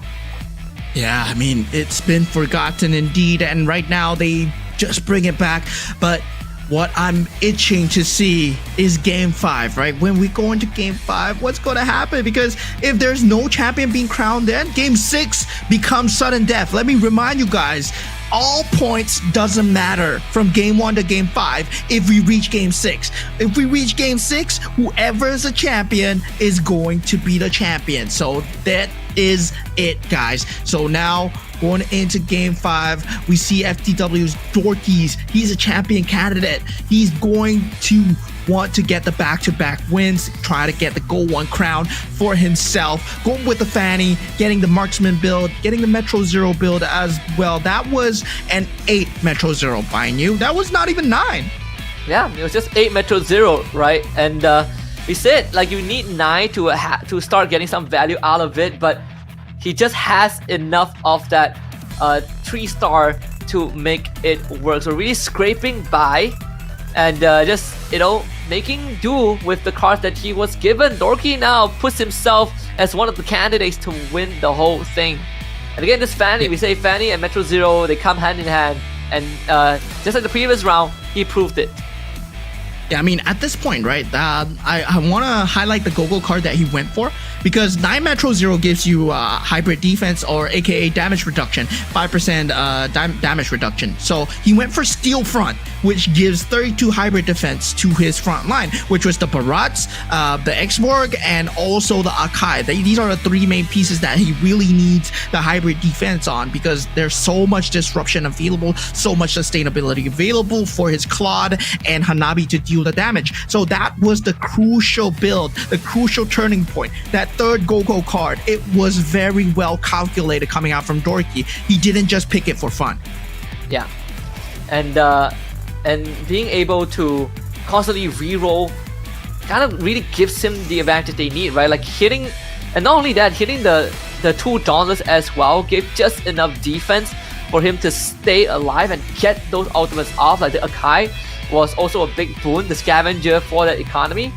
But now with Fanny out of the pool, this feels like, you know, one of Dorky's strongest strats coming into the finals. Now we get to look at game 5 and how that's gonna pan out. Finn, Jerry, and Floxy are all 1 point away from being champion candidate. This is insane. Yeah, but now the champion candidates are Evo's Can FXL, FTW Dorky, Wisnuo AS, and Arvin Broby, right? Any of these 4, if they win the next game, we can have either an Indonesian winner or a Latam winner. And Arvin Broby, man, he's been consistent. He's been not top 1, top 2, not something that we need to, you know, explain his strategies, but at the same time, he's been showing up consistently throughout the 4 games. Yeah, I mean, if Arvin Broby wins, it's gonna be one for the books, right? Like an inaugural GO1 taken by Latam. I think that's it's gonna be one of the greatest underdog runs that we've seen, and I'm all for it. And Arvin Broby, you know, he is now at the cusp of defying the odds. Yeah, man, this dude, he's came all the way from MRS Season 4, started playing since GO1, so the Indonesians, they're very good. They're dominating so far, but speaking of dominating, you can dominate the full winner list here if you scan the QR code. Congratulations to a winner. Check your numbers, check your names here. You guys are proud winners of one of the 300 phones that are being given away. And of course, we have the grand prize of the M7 jersey signed by your very own M7 champions. It could be Alter Ego or it could be Aurora PH. Yeah. Again, scan that QR code. This is round 4, but hey, if it ends by round 5, then you might miss out on the chance, and you don't want to miss out on any more opportunities because players are winning free phones, and yeah, I think a lot of y'all are missing out on it. So this could be the last round. We might go to game 6, but either way, if you don't scan it, you miss your shot, and you're gonna regret it, you know? Yeah, I mean, right now, feels like, you know, Guinevere has still been one of the top few to talk about. It's been one of the meta-defining heroes. It's really been just an ever omniscient present in the group stages, in the semifinals, in the finals as well. We can't run away from Guinevere. Now, let's see if game 5, we run back into full circle, right? Whether we go back into the Guinevere, because it feels like the Stargazer mage strategies are not working. But looking at the GO1 and M7 secret CDK code that we are releasing right now. Yeah, and of course, in celebration of the joint event hosted by GO1 and M7, we have the event code here, go to M7. You can use it to claim diamond rewards in both MCGG and MLBB. The quantity is limited though, so first comes, first serve. Instead of scanning QR code, go into your game, go to the redemption portion of the game and key in go to M7. If you miss it, it's gonna be gone forever. Limited slots, be quick on your fingers. Yeah, it's diamonds, guys. It's diamonds. So yeah. Whether or not you value phones or you value diamonds, there's a lot of things that we're giving away. Man, this is a great Sunday for anyone here who is watching, right? So Magic Chess Go, thank you so much for giving away 300 phones. And of course, it's going to be held in 5 rounds, starting at the 15-minute mark. So you can also stand a chance. One of you guys will win an M7 champion signed jersey and an offline meet and greet as well. Yeah, it's held in 5 rounds, right? It's starting at the 15th minute. So again, keep your eyes peeled. You know, you don't want to look away. We might crown a champion and you might win a phone on top of that. It's a win-win for everyone out there. Just stay tuned, especially as we are nearing the final lap of this GO1 Grand Finals. Yeah, I mean, we're gonna crown a champion really soon, I believe, right? We have 3 Indonesians already at the top. We were saying they've been dominating in the group stages. They were dominant in the semifinals as well. Right now, Grand Finals, will it be an Indonesian champion, or do we get to go to Game 6, or someone can flip the script? We're looking at you, Arvin Broby, with 20 points. If he gets the champion just one time here in Game 5, he's going to be the champion for your game, GO1. Yeah, and Arvin Broby, I mean, half the finalists have a chance to win, and that's the best part of it right now. And Arvin Broby is the one non-SCA player that can defy the odds. Let's see if that is going to be the case. Arvin Broby, are you going to be the one that takes down the Indonesians? Again, the draft sequence, they do matter a lot coming into this final game, especially if you know, you get to pick first, as the commander pool starts to narrow down for each individual player. Yeah, right now we go into the banning and drafting phases of this game here. Seems like Paquito will be the choice here for Jerry. And yeah, Oppo as well, going for the Popo and Koopa. Everybody pulling out all the stops. The ability to clone coming out from the boxing gloves from the Paquito, something that is a very underrated ability, especially if you can get your hands on a very good unit at the start of the game. Oh yeah. The Popo and Koopa for Oppo, the Paquito for Jerry. I was wondering if we would see the Paquito. There it is. Wisnu going for Luo Yi. See if the Karina is going to be a choice. I feel like as we narrow down the pool, Karina will be more and more juicy of a pick. Very juicy indeed. Luo Yi, Gushen, yes. But we saw the Yuzong coming out just now for Floxy. And right now, he's going for the Gushen. So, yeah, going for something more stable after he knows that, yeah, he needs to force out the Game 6. He's not a champion candidate as of the moment. And for Oppo, the only hope is going to be the last game. Arvin Broby going for the Valir here. Yeah, this man has never backed down from a fight. Now finally picking up that card, which will give him another commander card, right? 6 gold at the start and another commander card. And for Ken, going for the Karina, the Twin Blades. The Twin Blades for Ken. Oh, that could be the winning pick here. Pretty scary. Yuzong for Finn. Dorky getting the Amon here. We did see Jerry make the Amon work, almost finishing first as well in that, I believe, game number 1. And in the hands of Dorky in prime position to win the whole thing too. Again, 3 out of 4 Indonesians can be a winner. Yeah, 3 out of 4 so far, but there is a 1 in 4 chance that Indonesia gets the trophy swept away from under them, and Arvin Broby, he is going to be the man to do it with the Valir picture. But right now, it's all in the heart of the cards, especially going with the first few Go-Go cards going in. There are a lot of wild cards right now. There's a Popo and Koopa in the field. There is also a Paquito in that field, right? So the boxing gloves, you can actually clone a lot of the units. There's also the copy trap that can clone units as well. So you might have a lot of mirror boards. If you're playing a good board, suddenly you might get your board copied. Yeah, and then the best thing is that it doesn't eat into the current pool as well. So you get you basically get free free pieces on top of what's in the pool. Popo and Koopa is one of the most creative ways to creative commanders, I think, in MCGG with the right pieces.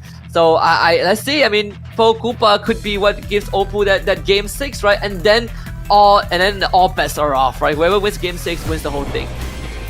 Yeah, so now heading on to game 5. We have 4 champion candidates going into this round here. Now, already at the start, we're gonna see what they do get from their starting pack. Of course, you do get 3 random chess pieces at the start, 3 random characters to play with, but also the first go-go card selection, which is very important. Do they go with the standard cut and true? And Arvin Broby, actually, with a Valir card, he does get the Gushin card.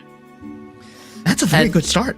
A very good start, right? Gives him basically the crystal too. Let's get the 2-star Matilda on top of that. So early Stargazer available. Yeah, so I wonder what Roll Magic Crystal he got, and an extra 3 gold. So that's an extra 9 gold starting out for the hands of Arvin Broby here. So if he chooses to go for the ability to get the interest like Finn is, because Finn managed to get that 14 gold Black Dragon treasure, so he does go for that. And yeah, he's not buying anything, he's just running 1 cost and also the Uranus at this point. Yeah, all about the economy. That's what matters the most right now. That being said, I think if he's going down that same route again, we could see that huge economy build up to allow him to hit that early level 9. Right now, going for a little switch up to get that Starwing synergy in that first part of the board, where now we do see Arvin Broby going for that similar strategy as well. He has that Owless already available, so if he wants to go for the Toy Mischief, it's there, and if he wants to go for the Belleric, the Bruiser combination is there. So he's keeping his options open, but at the same time, his economy is not maxed out. Not yet as of now. Arvin Broby, I mean, Finn has a lot of durability, but see if he can tough out against this Stargazer Jawhead, which is proving to be quite a headache. With the missiles coming through, I mean, there's gotta be a lot of magic damage, but it's now up to the Matilda and the Sicilian, but the Matilda actually comes through, so he does get the W. At the same time, the economy going his way as well. So now at 30 gold, buys up the Chris, buys up the Ruby, repurchases the Belleric as well. So get the Bruiser synergy going. Arvin Broby, very good start already. So yeah, we have to see what the Indonesians have in store for him at this early game. That's gonna use the D-Jung as a bait to get people to walk into the trap. It's gonna get himself a free Belleric. That's good. You could use it as a economy, or gives himself a way to pivot. And that's a 3 cost right there, so that's a very good economy at this stage of the game. Everyone's still level 5. No one has a 4 cost, and no one has the ability to get a 4 cost. So yeah, it will be at the first carousel where the first 4 costs we'll be seeing here. And feels like yeah, Jerry will be going into the carousel first, because no, actually Ken will be going into the carousel first because he took the most amount of damage, currently at 73 HP. And now we'll see the next quality of the go-go card that will determine the rest of the game. Yeah. There's a Valentina on the board. Winter Crown, some pretty good pieces. Ken going for Winter Crown straight. Ranger for Jerry. The War Axe for Dorky. I want going for the Melina's Gift.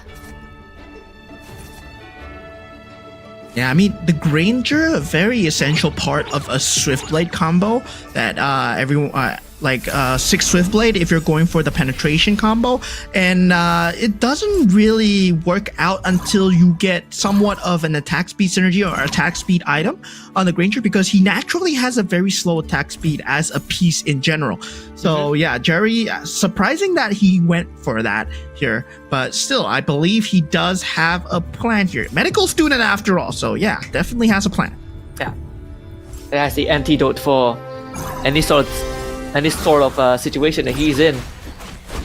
You know, Wisnu still sticking at level 5, trying to build out a more solid economy too. Yeah, Wisnu with the Bali board. So yeah, so he does have that Bali board. Of course, one of the countries in Indonesia as well. Now Finn going up against him as well. So this is actually a board that's up for draw right now. So you can actually draw this, the GO1 board, and also the Aspirants board, I believe. So yeah, those are the 3 that's available in the store right now. So now with Oppo actually having a great start with the Popo and Koopa. It's now still eyes on Arvin Broby though. He had a very, very good start. Yeah, honestly for me, my favorite is the Bali board. I think the Bali board is like one of the coolest ones in terms of design as well. But yeah, it took me a while to get it, you know. I like the GO1 board. I like the GO1 board. To the GO1. Bali board's nice because, but maybe it's because I played a lot of KOF as a kid. It gives me a lot of PTSD. I was like, oh man, I used to get beat up. Good old times. Although, right now Wisnu should be able to hang on to this, right? Let's have the Toy Mischief, so overpowers the board of Dorky. A solid 12 too. Yeah, Jerry, only with that 2 Swift Blade combination and only an Inspire on the Granger, not finding value from the 4 cost so far. Wonder what's the boxing glove choice when he does get it. But now in the next Go-Go card selection, Finn does get the party's opening, which is increasing the capacity by 1 and also gaining 3 gold. Payday coming out from the side of Oppo, and we have Apex weapons from Floxy, who is aiming for that late game here because it only rewards you just a lot when you get to level 8 and level 9. Yeah. Let's see. That means he's gonna be rushing that level. I mean, this Forbidden Power too for Jerry, really trying to all in on that damage profile. Yeah, I mean, he wants to go for that Swift Blade very early, right? You see the Fanny pickup, you see the Granger pickup, but he's not able to find the rest of the pieces. The only thing that he has is Amon, and the Blessing actually lands on the Aspirants. Not exactly a good HP space. He's not at a good HP point to just run the Aspirants right now. Has no front line whatsoever. So Jerry's in a bad spot. Yeah. And the fact that he is sacrificing his the health of his pieces for the extra damage means that he is doubling down on that. Again, high risk, high reward. Jerry, he was 1 point short of winning, of being a candidate to win the whole thing. It's understandable why, you know, he's trying to all in on this. And again, his positioning doesn't matter in this game as long as the 4 champions candidate don't win this round. That's the most important thing. The only person who will not be a candidate will be Oppo, right? Because he doesn't have enough points. But everyone else, they can finish last. And as long as the other 4 candidates don't win, we will go into Game 6 and play sudden death. So Oppo, he has to win. For him right now, he wants to win because he wants to go into Game 6, right? So now having that 3 triple scavenger still at 100 HP, getting the Akai on the board, level 8, first one to do so. He looks very poised to be the champion here for this game, at least. Not a champion candidate, but yeah, looking good for him in terms of economy, in terms of game strategies. He has a very comfortable fallback in terms of having that Stargazer Starwing combination. He can go into Luminexes as well.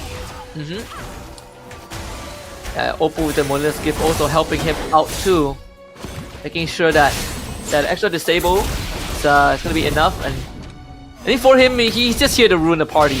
Oh well, at least for him is it doesn't matter, right? He just just to make sure that the other 4 don't win, and then Oppo suddenly has a chance in Game 6. And that's the craziest thing, you know. You make it to Game 6 and suddenly all bets are off. Everyone is a winner. Everyone has a chance to win the whole thing, and all the effort put in by every other player before that seems to matter less. Yeah, I mean, now something that we need to be scared of is Finn having that 2-star Freya, Ken having that 2-star Freya as well. So the Starwing combinations, we know that Freya is similar to the power levels in Guinevere when carrying boards as well. But Wisnu having that 7 Owless pieces already, very close to the 3-star Owless, and that's going to be extremely scary to deal with. Now Jerry, at this point, I feel that he has not found a lot of synergy, but at the same time, he's making the pieces work. But this Terry Bogard and Obsidia are doing so much damage to him in the backline. Yeah, and the it's getting dangerously close to the it's getting dangerously close to the point where he might start losing out on that tempo. I mean, he's already at 30 health, right? And that's not good at all. But more importantly so, he just does not have the pieces that he needs. This has to be one of the worst second carousels available. Yeah, it gave him 2 Grangers. He was like, oh, I can't go for the 3-star Granger right now. He's not in an economical position to go for it. And he even doubles down and goes for the Akai here. Not able to find the Toys Mischief synergy that he needs. He gets the Uranus, right? Yeah. Gonna take out that Ruby to put the Uranus in. Has to do that. Yeah, it was very necessary. 6 Toy Mischief might be the way out. I mean, we say that, but it's gonna be a long journey forward for Jerry.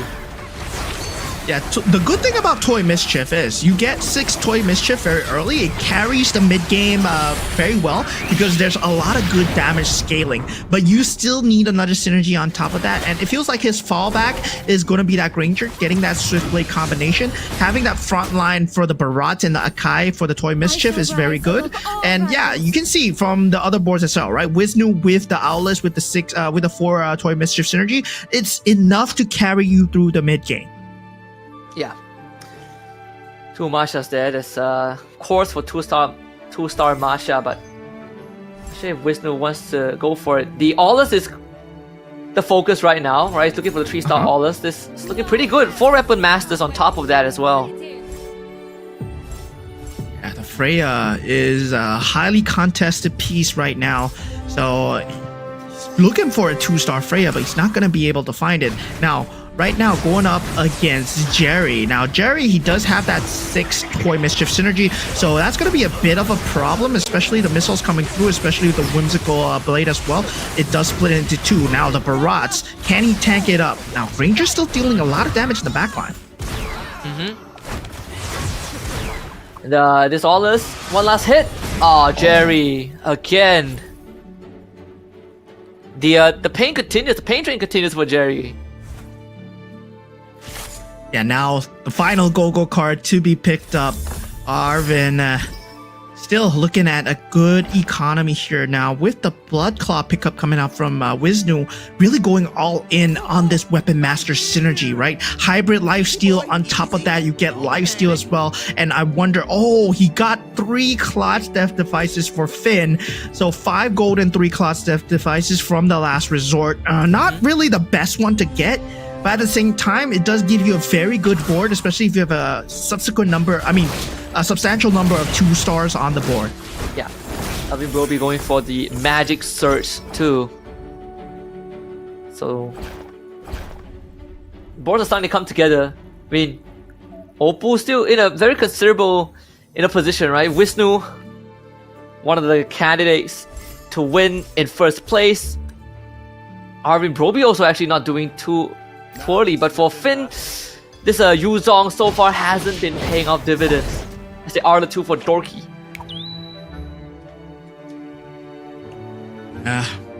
It's going to be tough. But now, Wisnu, with that 3-star Owless, with that Haas Claw, he's going to start accelerating the game at a crazy pace here because he has a lot of lifesteal on this Owless and it's going to deal a lot of damage to most of the boards. Nobody has a board to deal with this 3-star Owless as of this moment. Yeah. See, Jerry can carry Bogart pay off. It's a full damage Terry with a 6 Toy Mischief synergy, but sadly doesn't have the crystal, so Terry is gonna explode if he gets hit by another ability, but thankfully the rest of his board able to pull through.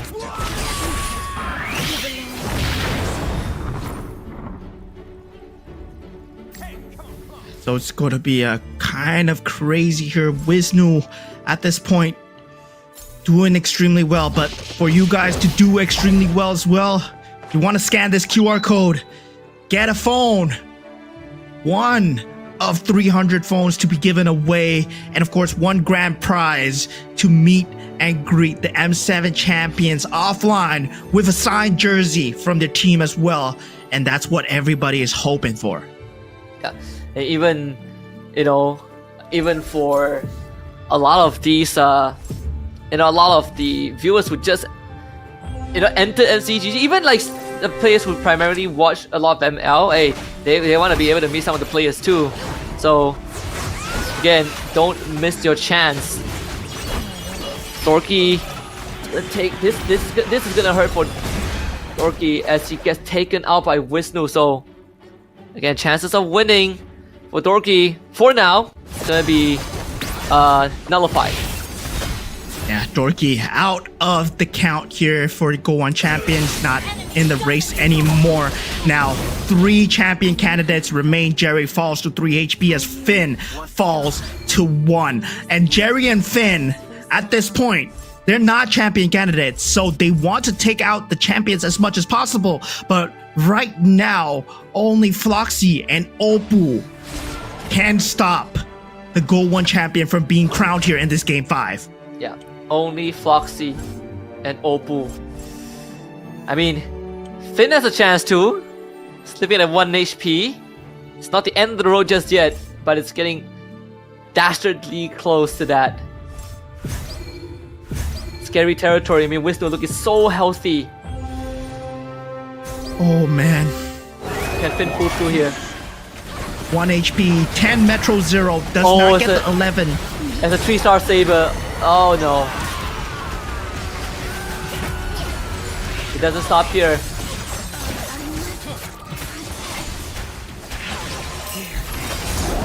Yeah, Finn is out. Yeah, this means Oppo, well, finds himself in top 5 contention here as Jerry gets taken out as well. Loses to Floxy's mirror. Now, Floxy being one of the candidates to take away the champion candidate's chance to get the GO1 championship. Now, Arvin Broby picks up that +1 capacity. So does Floxy.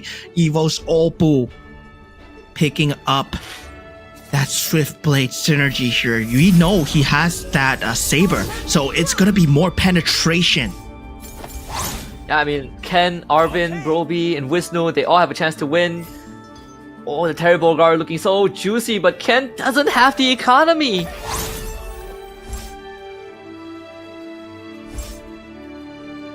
Yeah, the 6-star, I mean the 6 synergy coming through. Doesn't have the ability, the economy to fill up the board. Ken just gives a smile of, you know, what can I do? You know, I want that 2-star Terry Bogard. I want that 2-star Guinevere. I want that Bruiser, but he's unable to fill up that KOF synergy. Yeah. This is gonna really come down to the wire here. Oh boy. The 3-star. Aulus, can he do it? Oh, Guinevere might actually be doing it. Captain Guinevere for Ken. Once again. It's the Guinevere. Yeah, but it's not a 3-star Guinevere as we've seen, right? It's still a 4-star KOF. And luckily for him, the Guinevere's rotation landed on that Aulus. And that was just so close. So now, filling up the rest of the board, does get that Starwing synergy in hand. Thinking about putting the Guinevere in front because everything is a melee unit on his board right now. Might lose out in terms of damage if the Guinevere is running around and not doing anything at the start. All eyes are on Oppo and Floxy to give us a game 6. I mean, chances are looking pretty well. I mean, Ken right now, definitely in the weeds. This 3-star. There's 2 3-stars. Oh my goodness. Man, Oppo is hitting some mad 3-stars because of the copy trap. And it is really putting it through. Continue attention to the Gwyn. The Gwyn somehow survives, but the Vexana takes the Gwyn out And that is going to be lights out for Ken as Oppo slowly but surely works through the ranks. Yeah, QR code available to be scanned, guys. So, guys, one of 300 phones to be won. An M7 grand finalists.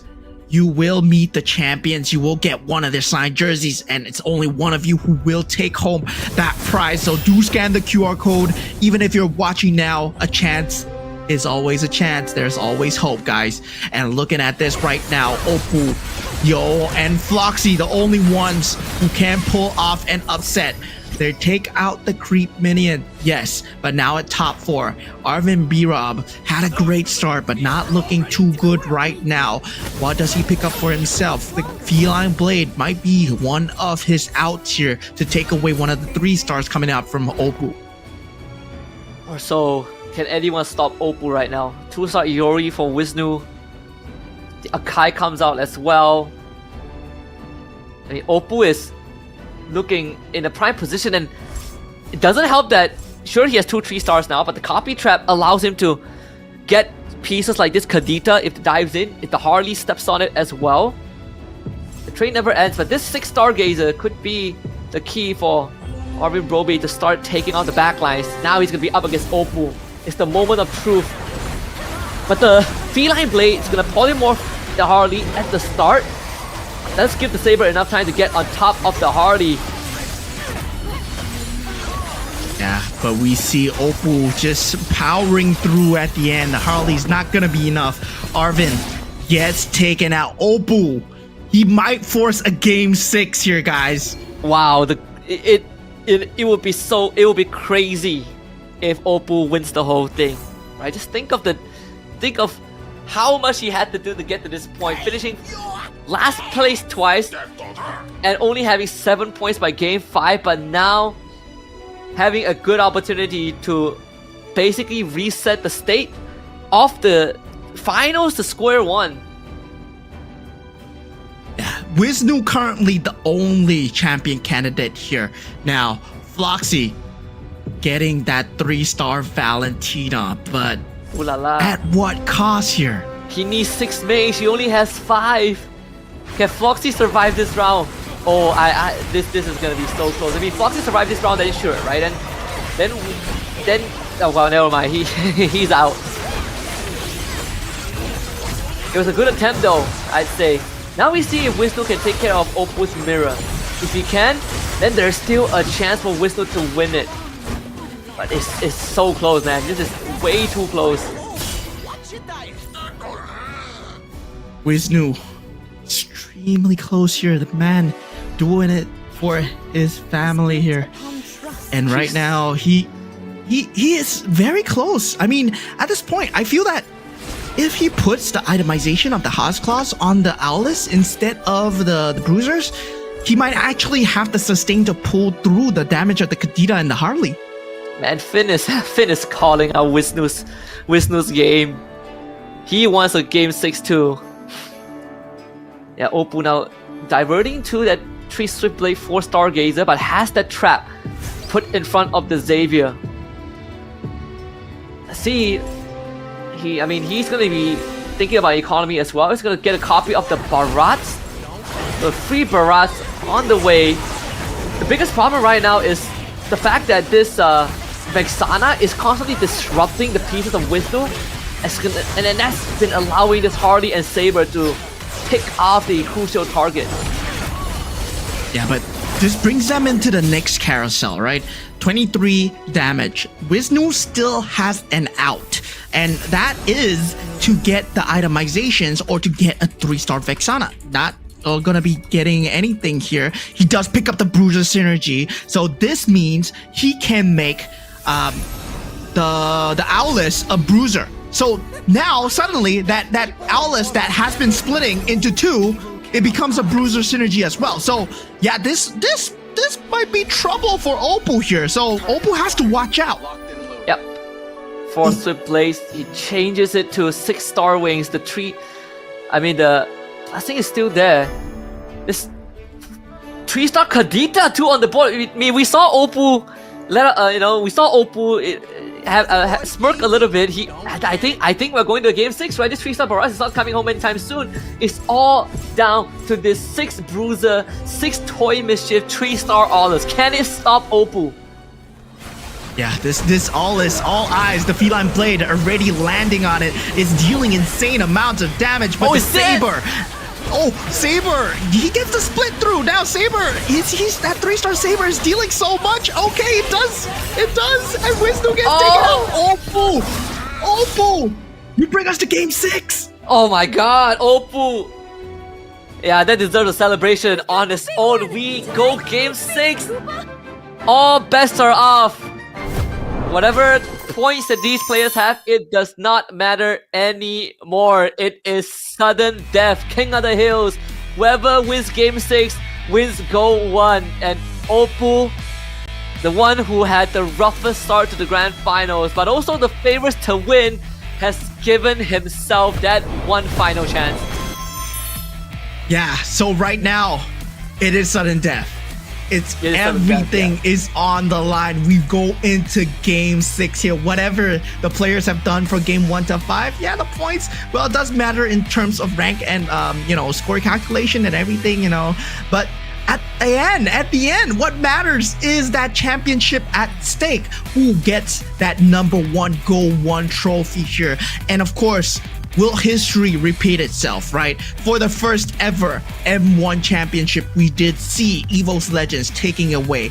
And now for GO1, we have EVOS Oppo, and we also have EVOS Ken. So can they repeat history here? Yeah, could be the greatest run it back by Oppo in his career and on that world stage when all the chips are down. But it had to be this way, right? It wouldn't be a satisfactory, inaugural world championship if we don't go the full distance. And right after this, the carnival is gonna keep on going, and we get M7 finals, and hopefully that one gives us 7 games in total, so we enjoy a full day of entertainment. But for now, there's a lot of thinking that needs to be done, because I think even you look back at game 5. There are certain plays that just didn't work out, right? Jerry Paquito with the full send, that one was a bust. Finn going in for the Yuzong and just had one of the worst rolls a Yuzong can possibly give you, also a no-go. But they all found salvation in the hands of Oppo. Yeah, Oppo just saved all the other non-champion candidates from a terrible loss here. Right now, everybody has an equal chance. They start again on equal footing, and unluckily for Ken, our first champion candidate was unable to claim that throw. Nobody was able to climb to the top of the hill. And also, this is a show of consistency here. This is a marathon, not a sprint. As we see in MLBB, best out of 7, best out of 5. Now we finally have a sudden death where, the stakes are equal for everyone, and only one person will be able to take away the $10,000 that lies await at the top. Now, taking a look at what went on in the previous game here, EVOS Oppo, very good start with the copy traps and very good economy to work with. He was just rolling in the dough, but the commander card that he took, right? The interesting thing about the Alice Commander card, it gives 35% hybrid attack to anyone that, you bless with the card, and also at the same time it gives them attributes, so you can create like 4 stars. You can create a lot of opportunities to star up your cards without getting the pieces, and this is perfect for PNK. Yeah, and not only that he hit his 3-star early, but at the same time it also allows him to supercharge them. And I think overall it's just a great time to be alive, for Oppo. Just witnessing such a run it back and just perfect positioning with the copy traps. Like, he hit the 3 stars very early on and just snowball out of control. Yeah, I mean, if he managed to get a better 3-star, not an Owless, maybe a 3-star forecast, the fate would have been different for Wisnu, but sadly for him, he was locked into it extremely early, right? He was going for that 3-star Guinevere. We see the Feline Blade, we see the Golden Staff out on the Guinevere trying to do as much damage as possible, but unable to find the Toy Mischief synergy, and that just led Oppo to have the edge when it comes to game number 5. Yeah, it's good stuff from Oppo, everyone else. Again, now it's time to get ready for game 6, right? The final game to decide who wins the whole thing. But of course, we also have the match overview. We see even Wisnu with the all-in, even taking the powered up Haas Claw. Unfortunately, didn't work out.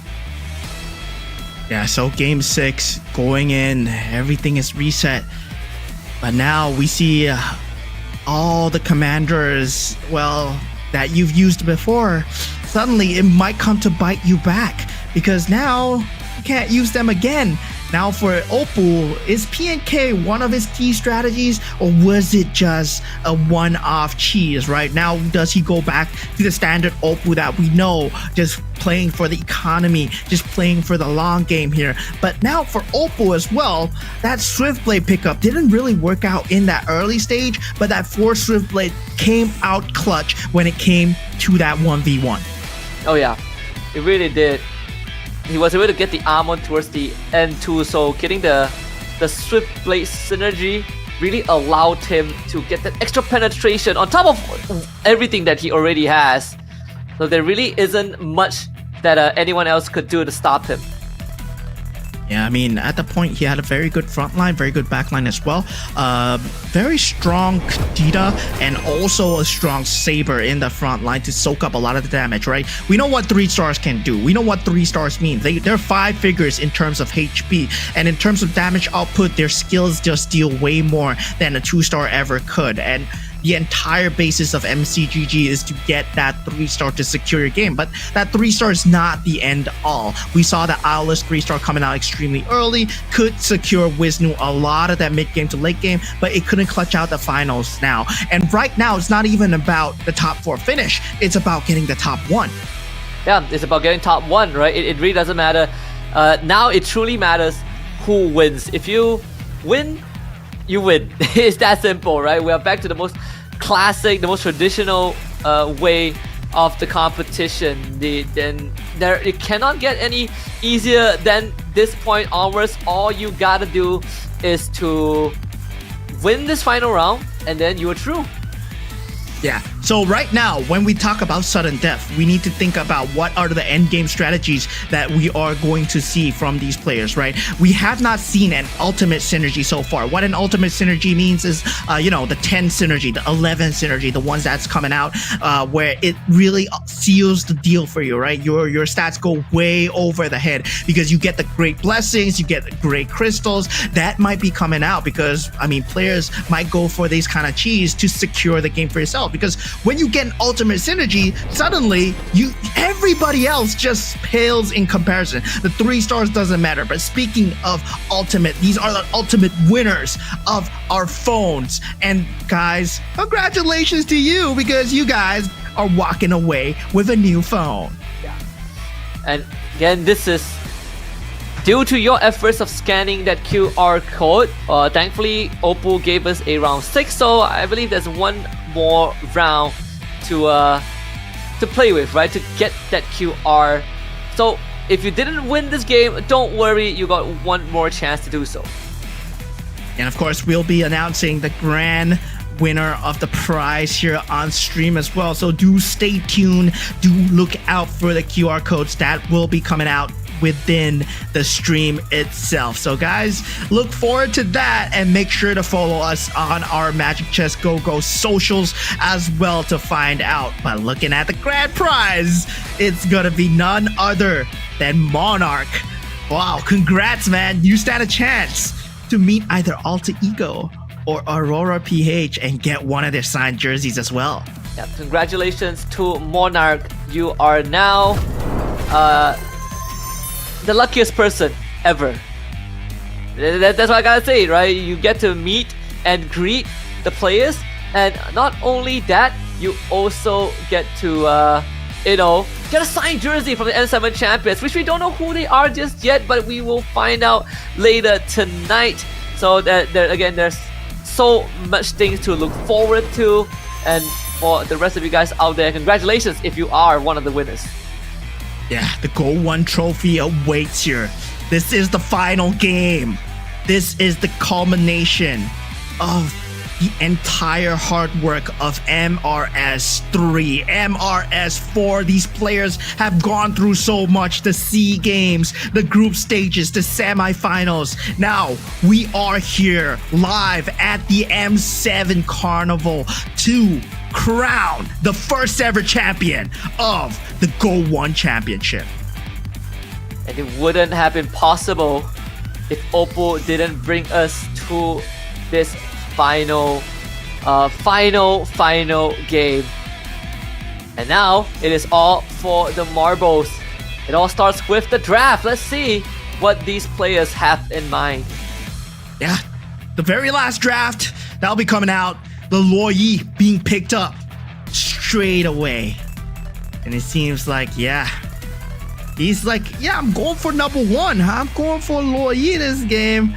And right now we have the Fanny being picked up by Jerry as well. So yeah, this is the ranks. The previous game doesn't matter, but the commanders do. And Popo and Koopa coming out for Finn. Oh, okay. I'm liking this. Finn. Popo and Koopa was what, gave us that eye opener during the semifinals. Now we get to see it again. This is it. It's the Popo and Koopa. What's gonna give Finn that win? Because his approach was incredibly creative when we first saw it. Yeah, Arvin Broby went for the Yuzong and also for Floxy going with the Kagura here. Getting that shield early. That's gonna be a really niche strategy. And also the Lunox coming out from Wisnu. Wow, guys, everybody's going crazy here. But we have the cut and cookie cutter, the build coming out from Oppo here, going for the Gushin, getting the crystal, not going for the gamble in the last game. Everyone is basically going big or going home right now. And I'm liking what I'm seeing here as they prep for the final game of this GO1 finals. Yeah, finally we are gonna see who gets to go home with the GO1 crown, who gets to go home with the $10,000, and who is gonna be our first country's representative of the GO1 champions here. Will history repeat itself? M1 champions were Evos. We got two guys from Evos right here. I think this is what they were aiming for. And now Oppo, he just sealed the deal. We saw what he's capable of in Game 5. Right now, Game 6, will he show his full potential? Yeah, and if anything, it is it going to be the unorthodox playstyle of Jerry that's gonna pull him through, or is it going to be Arvin Broby? Is he gonna fall back to the same playstyle like everyone talked about, and or is Oppo gonna give us another miraculous round? Yep, I mean, at the start, we are looking for a lot of the late game strategies now because everyone wants to go for the throne. So we need to start looking out for bruiser builds. We need to start looking out for Toy Mischief builds, Luminexus, Marksman builds that secure the end of the game. Here we go, ladies and gentlemen. This is the final game of GO1. It all comes down to this. Whoever wins, whoever finishes first will become the champion of the inaugural Magic Chess Go World Championship. Yeah, straight away. First up, the Go-Go cards. The Commander Go-Go cards have been picked up. Floxy going against the grain, picking up the Karina card here. Finn with the Popo and Koopa card. Oppo, Gushin. Now Jerry. Wow. That is a Harley card that I'm seeing out of Jerry, and Jerry is gambling hard indeed, because what this does, it opens up that forecast shop. It gives you ability to get the forecast, and Jerry really loves the Granger because he picks it up straight away. Yeah, instantly gives himself the 2 Swift Blade synergy too, so that is gonna get him ahead. If he plays his cards right, it seems like he has a dang good chance of of making that happen. And now at this point, we start to see the main synergy starting to build up here. Right now we start to see what players want to go for. Soul Vessels being that early game choice coming out from the side of Floxy, and meanwhile for the rest of the players we have not been able to see just yet, but for Jerry we do know that he's going for that Granger build. Yeah. Here we see the Karina Twin Blaze on the Aulus already. So the 2 Toy Mischief, 2 Scavengers for Floxy. We just see Finn scouting out his board just a little bit. It's Popo and Koopa. If there's anything we learn from it, is you're not too worried about the early game, but if you get a good early game, it accelerates you as well. People getting, you know, high cost pieces and indirectly benefits you in the long run.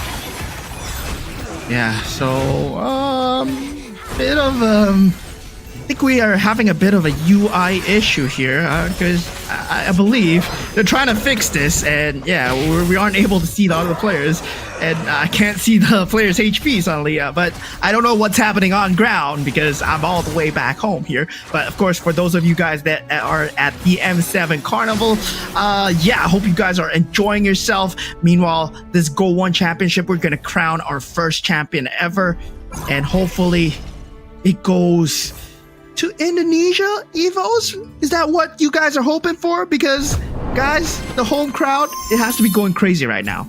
Yeah, I mean it would be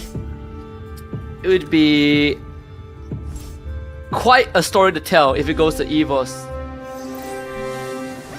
I mean it kind of goes full circle, I'd say, right? And right now there's a very good chance for that to happen. Again, the points do not matter anymore.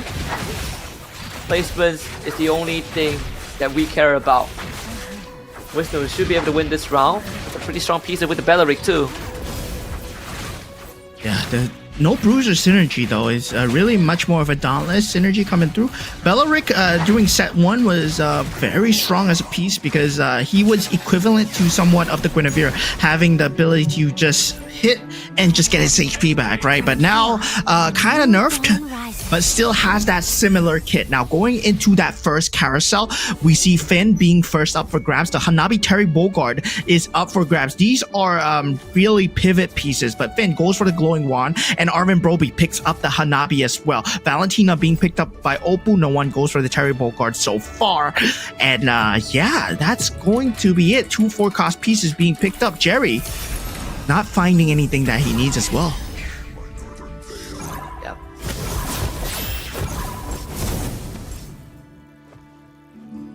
If you're right now for Jerry, the Granger is definitely paying off. For Finn though, yeah, having to take a couple of L's in that early game just so that he can get a couple of copies in. He's, you know, obviously looking for some good pieces on the board, so has to manage that health economy just a little bit. And that means mitigating that lose streak. Yeah, now taking a look at Ken's board right now, going up against Jerry. Jerry, I mean, in his hands, he does have that Granger who is able to deal massive amounts of damage at the back line. Ken only with that Xavier will not be enough, especially against the 2-star cost coming out. And yeah, the Valentina, very interesting pickup coming out from the hands of Jerry as well. It seems like he's leaving himself an opening for that Stargazer Mage build that he is so, you know, he leans towards it a lot. He's the only one that goes for the Stargazer Mage build, and yeah, it works out for him. Yeah. I can't get more excited. Yeah, see the double copy traps put there, put right in front. It seems like, you know, this is what we saw him do previously as well. What we've seen so far this finals is that we have one trap on, we have a weak chest piece, and then we have one trap. But last time we saw Finn play Popo and Koopa, it's the same thing as well, right? You get a double copy right off the bat, just because of that placement. Again, Finn is looking for some round wins just so he could maintain that health economy, but so far it doesn't seem to be the case. Yeah, I think he knew that the opponent's board, it has a Claude, right? He was hoping for that Blazing Duet to land in that copy trap. It didn't work out exactly as he hoped for. And that's a lot on the placement RNG because your opponents are as smart as you. They will switch their placements in the last second. If you're thinking why these players are switching in the last second, that's exactly what they're doing. And meanwhile, now, technological advancement being picked up by Floxy and Dorky, and Vault upgrade coming in from Jerry as well. A lot of eco cards. Meanwhile, Wisnu going for the Death Oracle, which gives him a lot of free rerolls, but at the cost of his own HP, and the Breath of Berserk from Ken. I mean, Breath of Berserk generally symbolizes that you want to go for the Bruiser build here. So a lot of them just prioritizing the economy, but yet to find their key late game builds. Yeah, but that also continues to prove the point that it's all about accelerating the game, right? Like, we started the grand finals with people caring about that economy a little bit more. They make sure that they have a safe and solid mid game, but right now everyone is just, if we can level quickly, we can hit up power spikes faster, that's all that matters. Just a shift in priority. The blessing for Shadow South activated here for Oppo, but it seems like he's not going to be leaning into it fully just yet. Yeah, Ken the only one who's looking to accelerate the game with that Breath of Berserk, right? He wants to secure the mid game way more than the late game, and it does work very well in the late game as well, but the eco cards really secure the late game way better. And between the technological revolution and the Vault upgrade, that Vault upgrade is way more important because it gives you way more gold to work with. If Oppo, another one around the Swift Blade Valentina too. Even here for Ken, some business scraps put on this barrage, but should be able to pull through against Finn, who still is struggling to look for that win. Yeah, and I'm struggling a bit too because I want to look at the synergies, but apparently I'm being shown the damage here. So yeah, yeah, we do see the Toy Mischief synergy and the Scavenger coming out. Okay, now that it's still not a force synergy coming out from the hands of Ken so far. So the Breath of Berserk, not really ideal as a card, but feels like he's trying to roll into the Guinevere. He's just not having the luck so far. Yeah. Kind of reminiscence of the previous game of the Yuzong as well. Big risk but low reward, sadly. At least there is the Feline Blade for Ken, so that's gonna smoothen out this mid game a little bit and give that Barats a little bit more of that agency.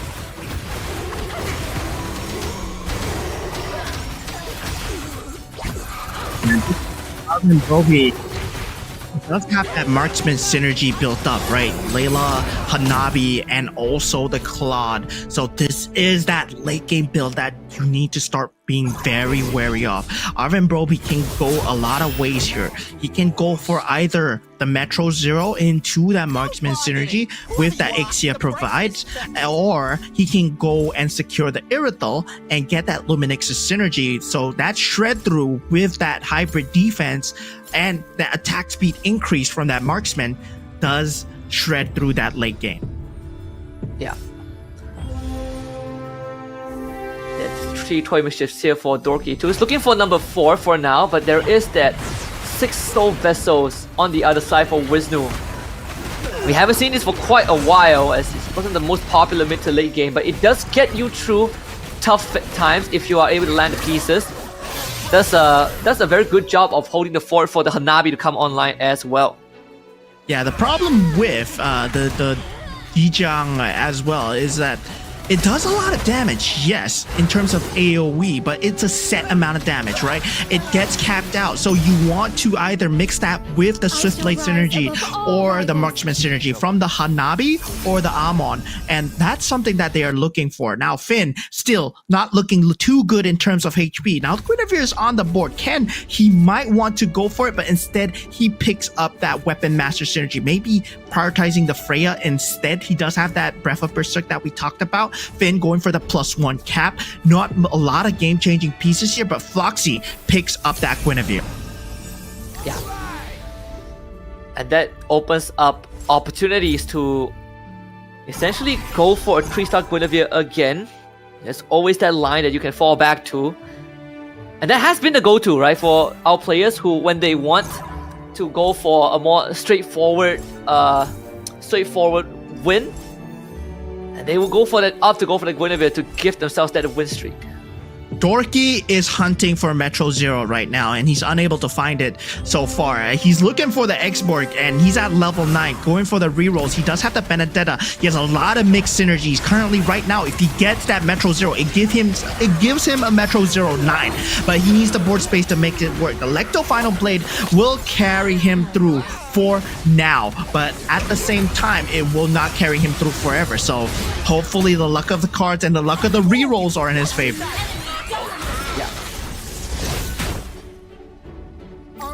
I mean, Finn still struggling to find anything, to get anything done, and this is starting to enter, you know, a scary territory for Finn.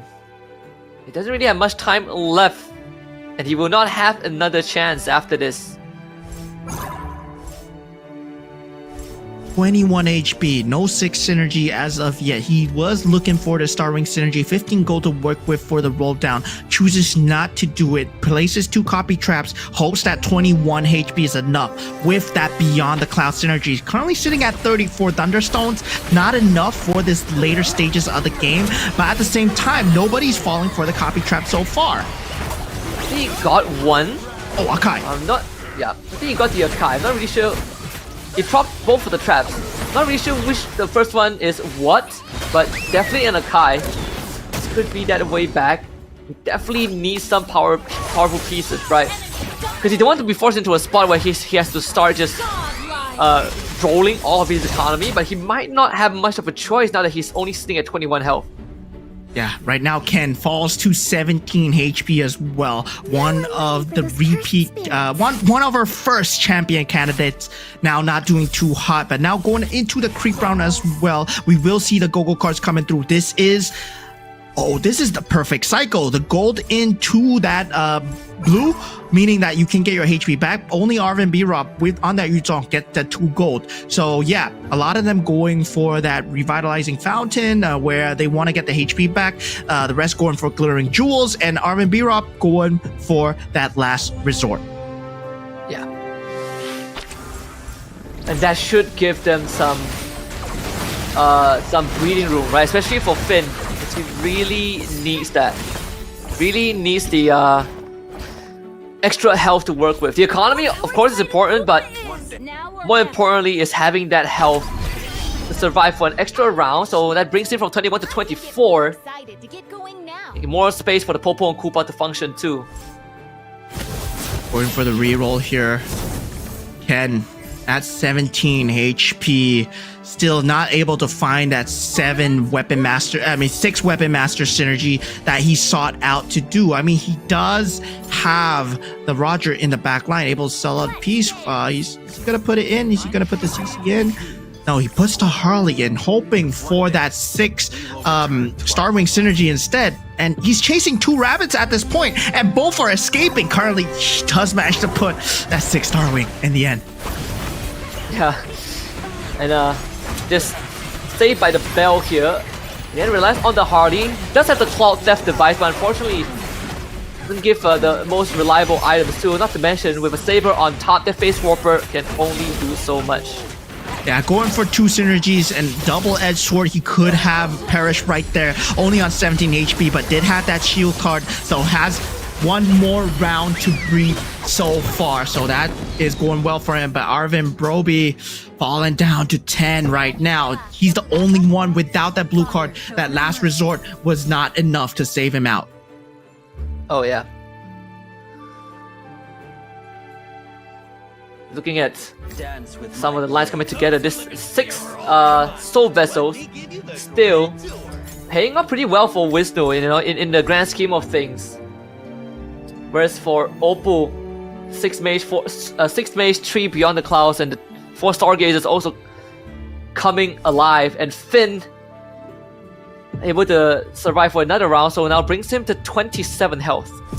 Yeah, Beyond the Clouds still only at 8 Thunderstones. Opal right now hoping to find that Valentina piece that he so desperately needs. But 6 Mage will be doing a lot of damage, especially if this Vexana keeps going on that rampage path. Now that Granger in that back line is going to be a problem, but does have the Eternal Guard to work with. So Opal, no problem at all in getting through this round so far against Jerry. But now Jerry proving to be a problem as Arvin B-Rob gets taken out of the running on the Izong, the last resort not being good enough.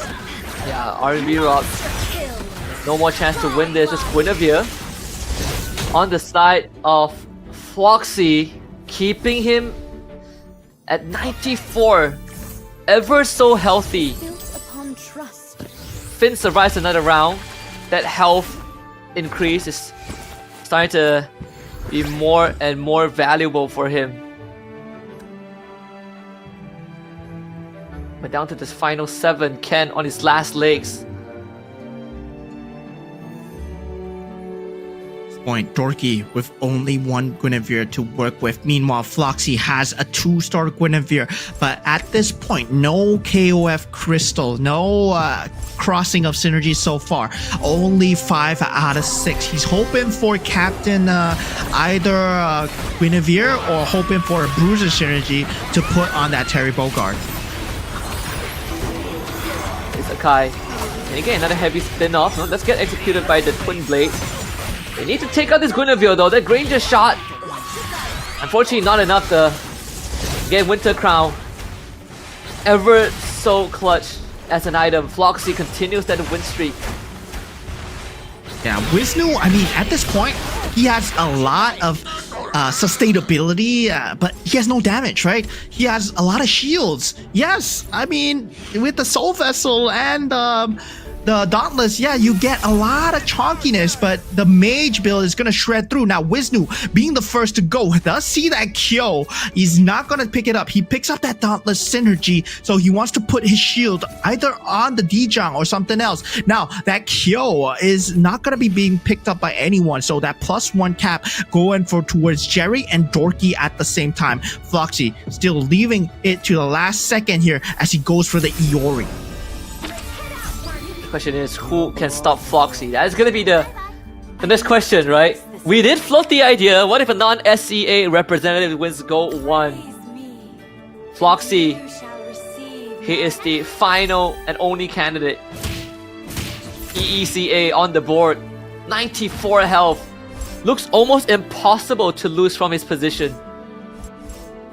Yeah, I mean, these guys, I love the representation coming out from them. Their opinions, their perspectives on the game, very different from the Southeast Asian meta. They have really given us a taste of the commanders coming through right now with the Kagura as well, showing that it's not all about that commander, right? It's all about putting the pieces. But now Opal with the magic damage coming out, the Valentina able to shred through a lot of the front lines, but look at the shield coming out from the side of that Iori, and it does pull him through for Floxy.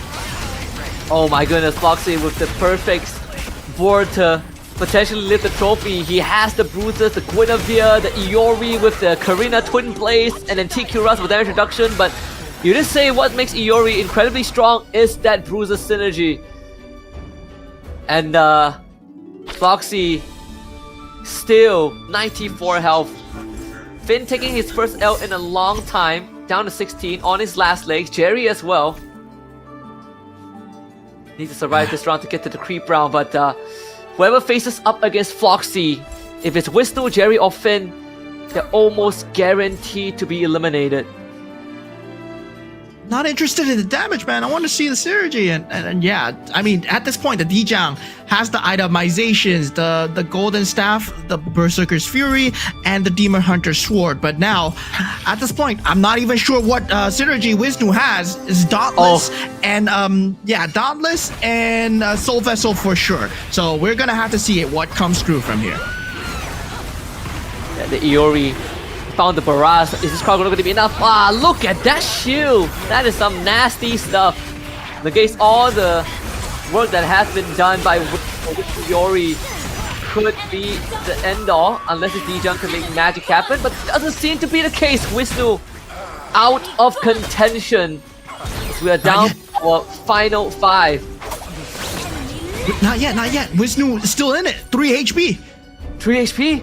Ooh. 3 HP. 3 HP. The blue card, it saved him. So we still have 6 players in the game.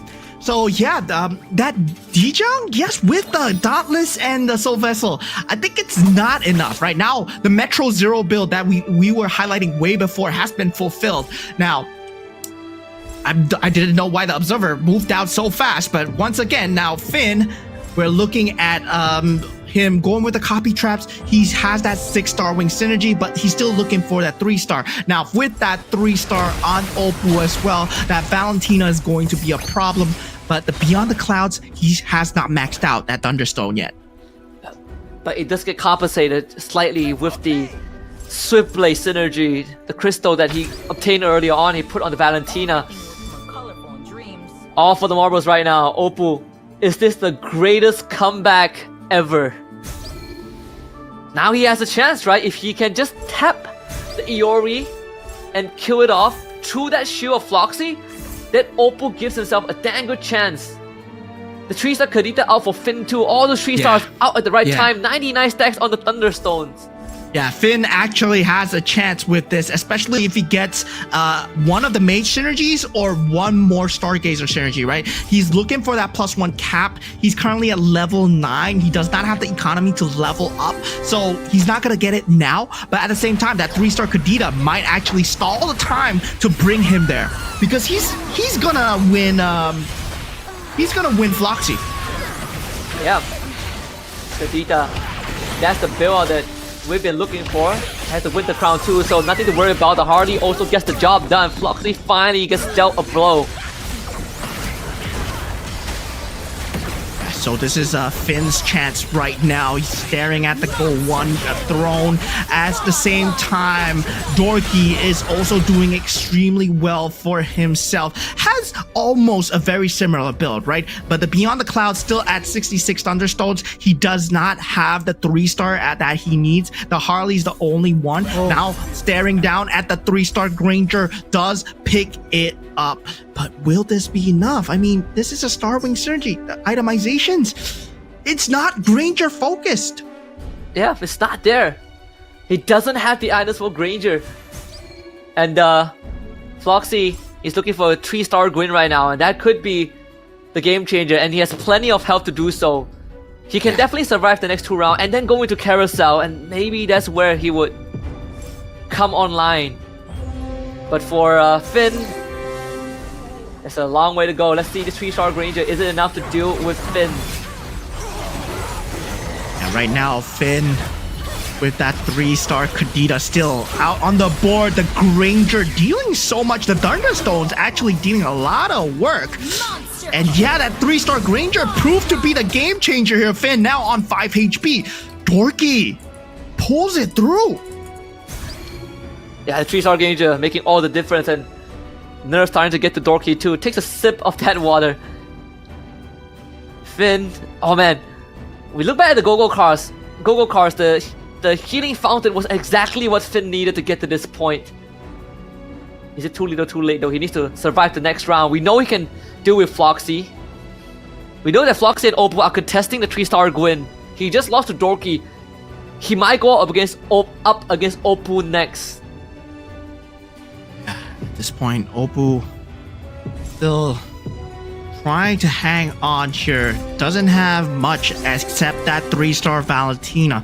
So that mage build not fully complete, but it might just be enough. That 3-star just chonkiness might be enough to carry him through. But the 3-star Freya, it might be coming through now. Finn. Oh, Finn survives. Oppo hands on his head. Worked against the grain the entire finals, but just not enough. And Finn gets to call dibs, takes the Defender Crystal instead. So Floxy earns himself the +1. Yeah, at this point, Finn wants to buff up the 3-stars, so he's just going for synergies to put on the 3-stars. It's a three-way too. Finn deals with Floxy. Floxy deals with Dorky. Dorky deals with Finn. Comes down to luck of the draw. Thunderstone 75 stacks on this Granger, but it's only 2 beyond the clouds. The 3-star Guinevere out for Floxy. Is this it?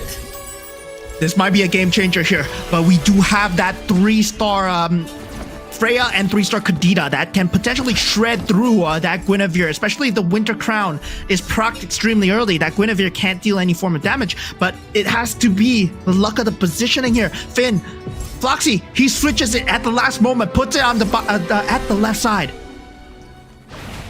Is he gonna make contact? The Freya's gonna be the one that tries to hold it.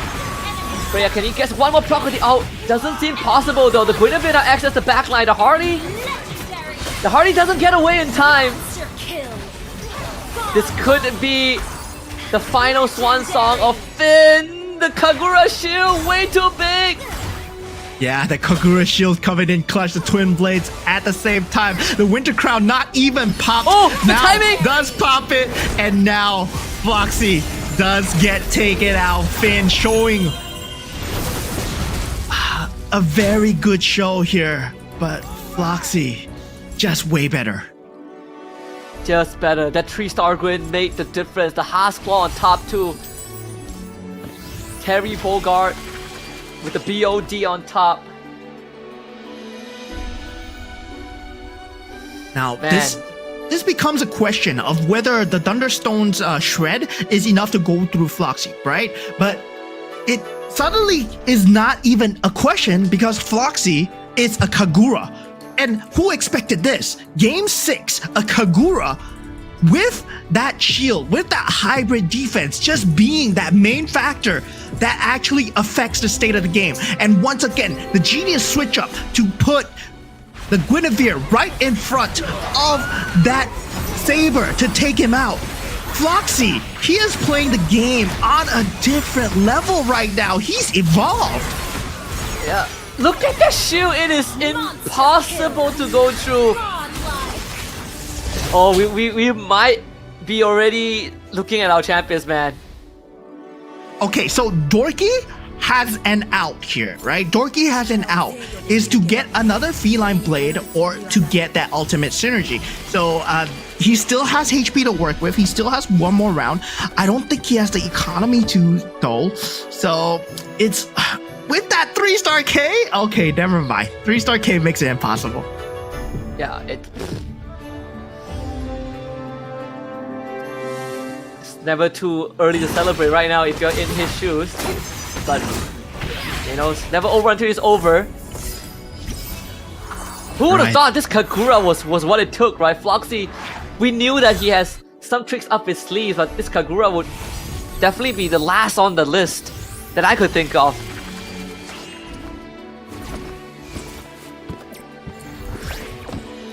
Yeah, I mean, now it boils down to the last fight here.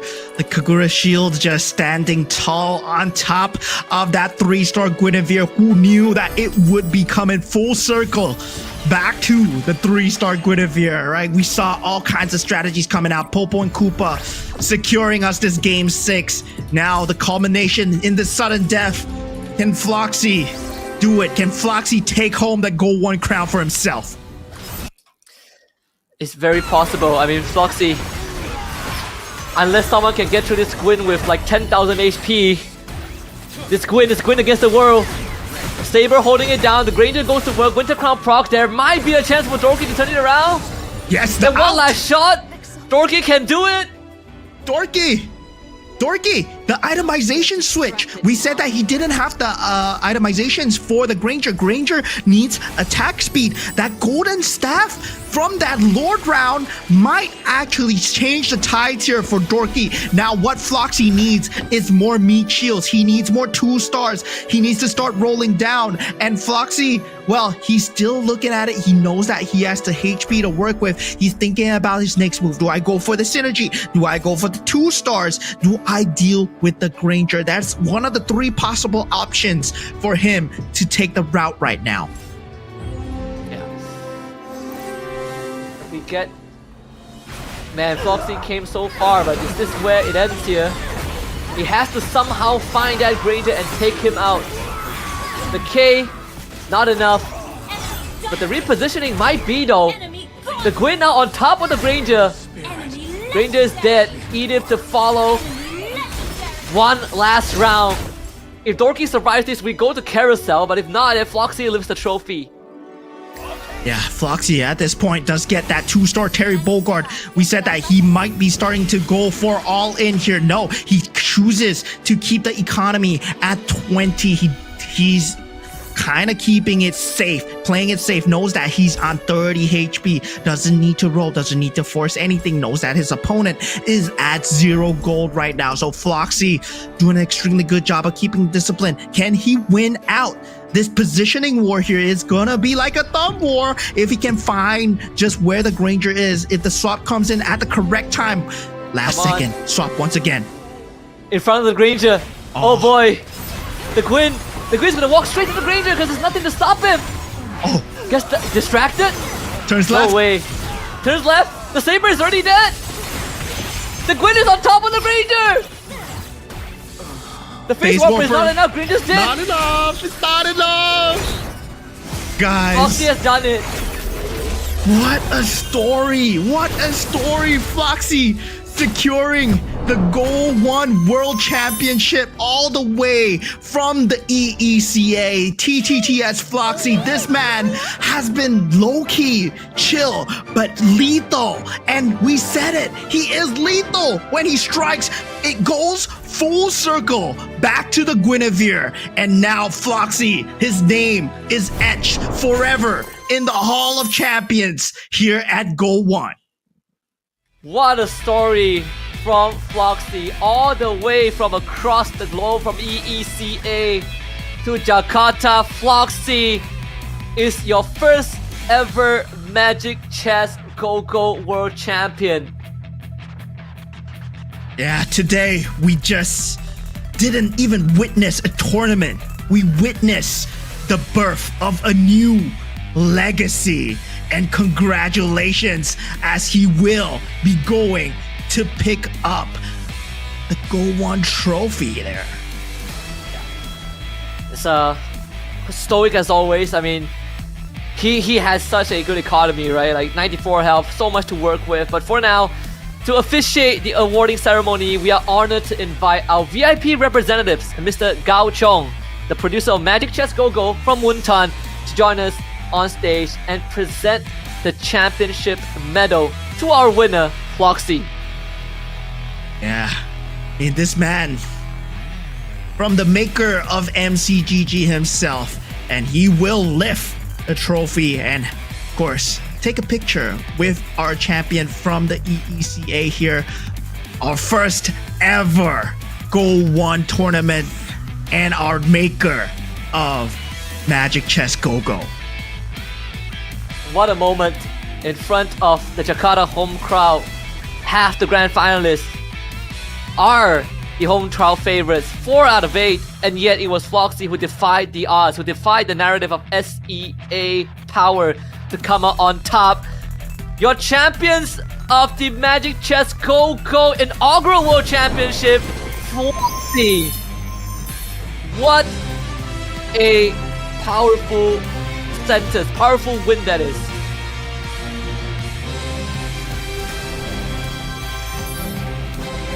Done? We're done? What? Huh? That's it? That's it. What? There was no cue. What? Yeah, I just heard. 1. It's not just a number. It's Wait, is that it? being first and how a legend begins. It's the moment silence breaks and history listens before the crown. 1's the first step to the World Championship. Because being first doesn't mean arriving early. It means daring to step forward when no path exists yet. 1 is the birth of the champions. Indonesia carved its name as the first world title winner in MLBB. And now, a different game with its own crown waiting to be claimed. From there, we We start with one dream. A father who risks it all for his dream and to make his child proud of him. One medical student who chases his dream not just on stage, but in daily life. One man's dream to improve the life of his family and to be a streaming star. One who shouldered the dreams of the EECA division with his chill personality. The man who carries his brother's dream to the stage and makes him proud. One who chases a dream not just for himself, but for the father he lost. One who dreams to be more than just another guy, to be a world champion and a leader. One who chases a bigger dream, to be the world champion, to mark Malaysia's first MCGG history. 8 different stories and paths colliding, but only one ending. Before the world meets its M7 champion, the first king of MCGG will take the crown. Will other regions stop Indonesia from claiming the first crown with their number advantage? When legends rise and history is written, who will lift the GO1 crown and stand alongside the M7 champions?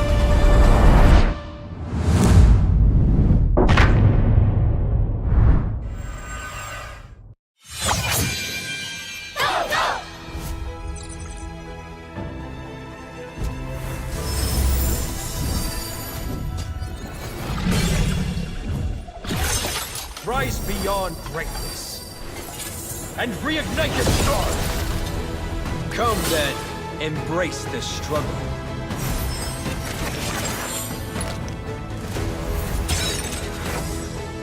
Hold on to that place. Let it become your strength.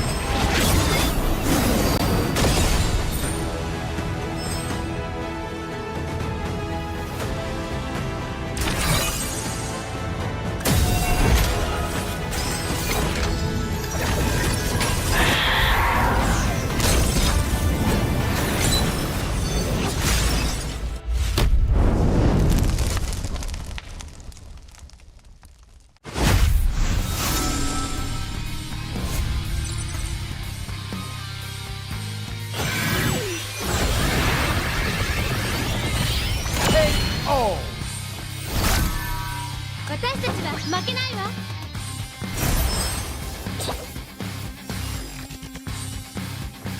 やっ！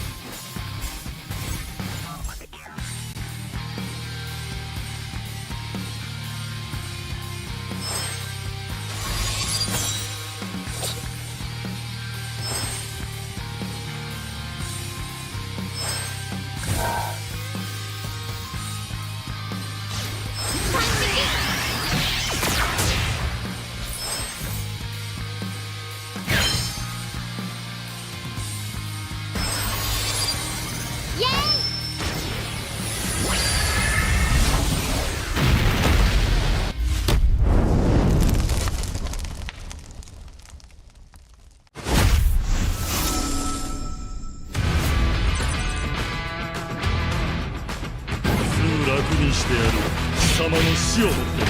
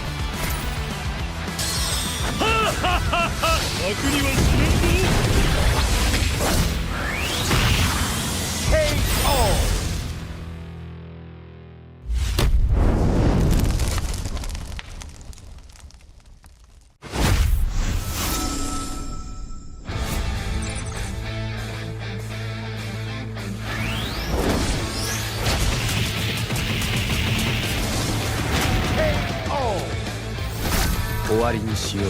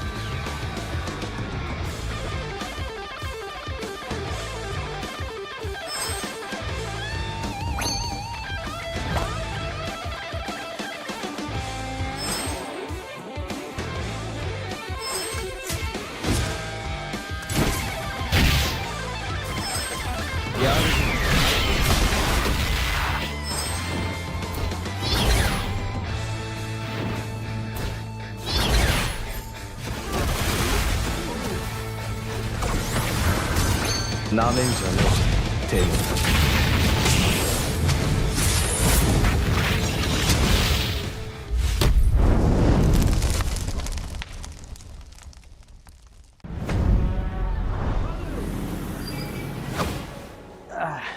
So, how do we start this?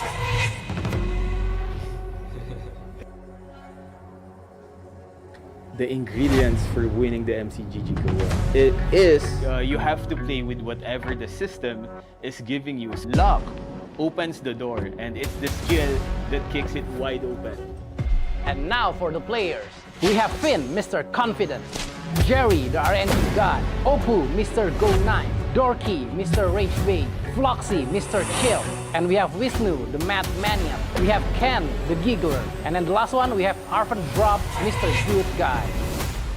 even agree that Oppo has like crazy luck when it comes to Google cards. Yeah, he's so lucky. Emang Oppo sih. Soalnya waktu di Rising kemarin ya, dia dapatnya kartunya bagus banget.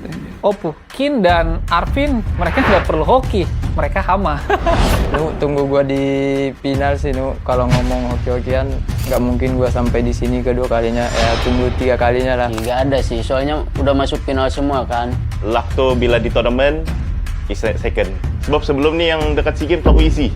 Sejujurnya terlalu easy. Передать ему, что я их по сути переиграл без карт на турнире и отправил их индонезийцев домой. Indo masih di atas sih. Buat Lupin, lu tuh cuma hoki, tunggu gua di grand final. Gua bakal bantai lu dah. Dia di SEA Games itu lawannya cuma KOL. Ya. Semua player dalam 7 orang tuh ada macam speciality masing-masing. Tapi yang betul-betul mendekati saya tidak lah. Tak ada langsung, seorang pun tidak. Semua bot. Так, я играл этот турнир без карт. Первый день я играл без карт практически. У меня там, просто 0 карт было. Everybody has weakness. I will beat him. Floxy is easy server. Finn, you go to sleep. Kalau di Arvin Book, kayaknya kurang deh Angel lah. Ya, and I hate bro. Karena salah satu musuh dari gameplay ku sendiri ya. Nggak bisa lah bersaing di final. I mean, I 100% agree with it. So like in the group stage and semifinals, I played like a very safe style. Yeah, secure the place. Sebenarnya dia adalah key untuk saya untuk nomor 1 sebenarnya. Arvin, kepanjat lu kok. Finn, I see what you're doing, but I'm one step ahead of you. 8 Arvin, Bo. Arvin. Arvin lah. To all the players who placed me 8th in their list, you're playing right into my hands, and I'll see you in the grand final. Ooh, we did not expect this reaction. But if you guys want to see more, you can watch it live at the MCGG GO1 Grand Final. We'll see you there. Go to the top.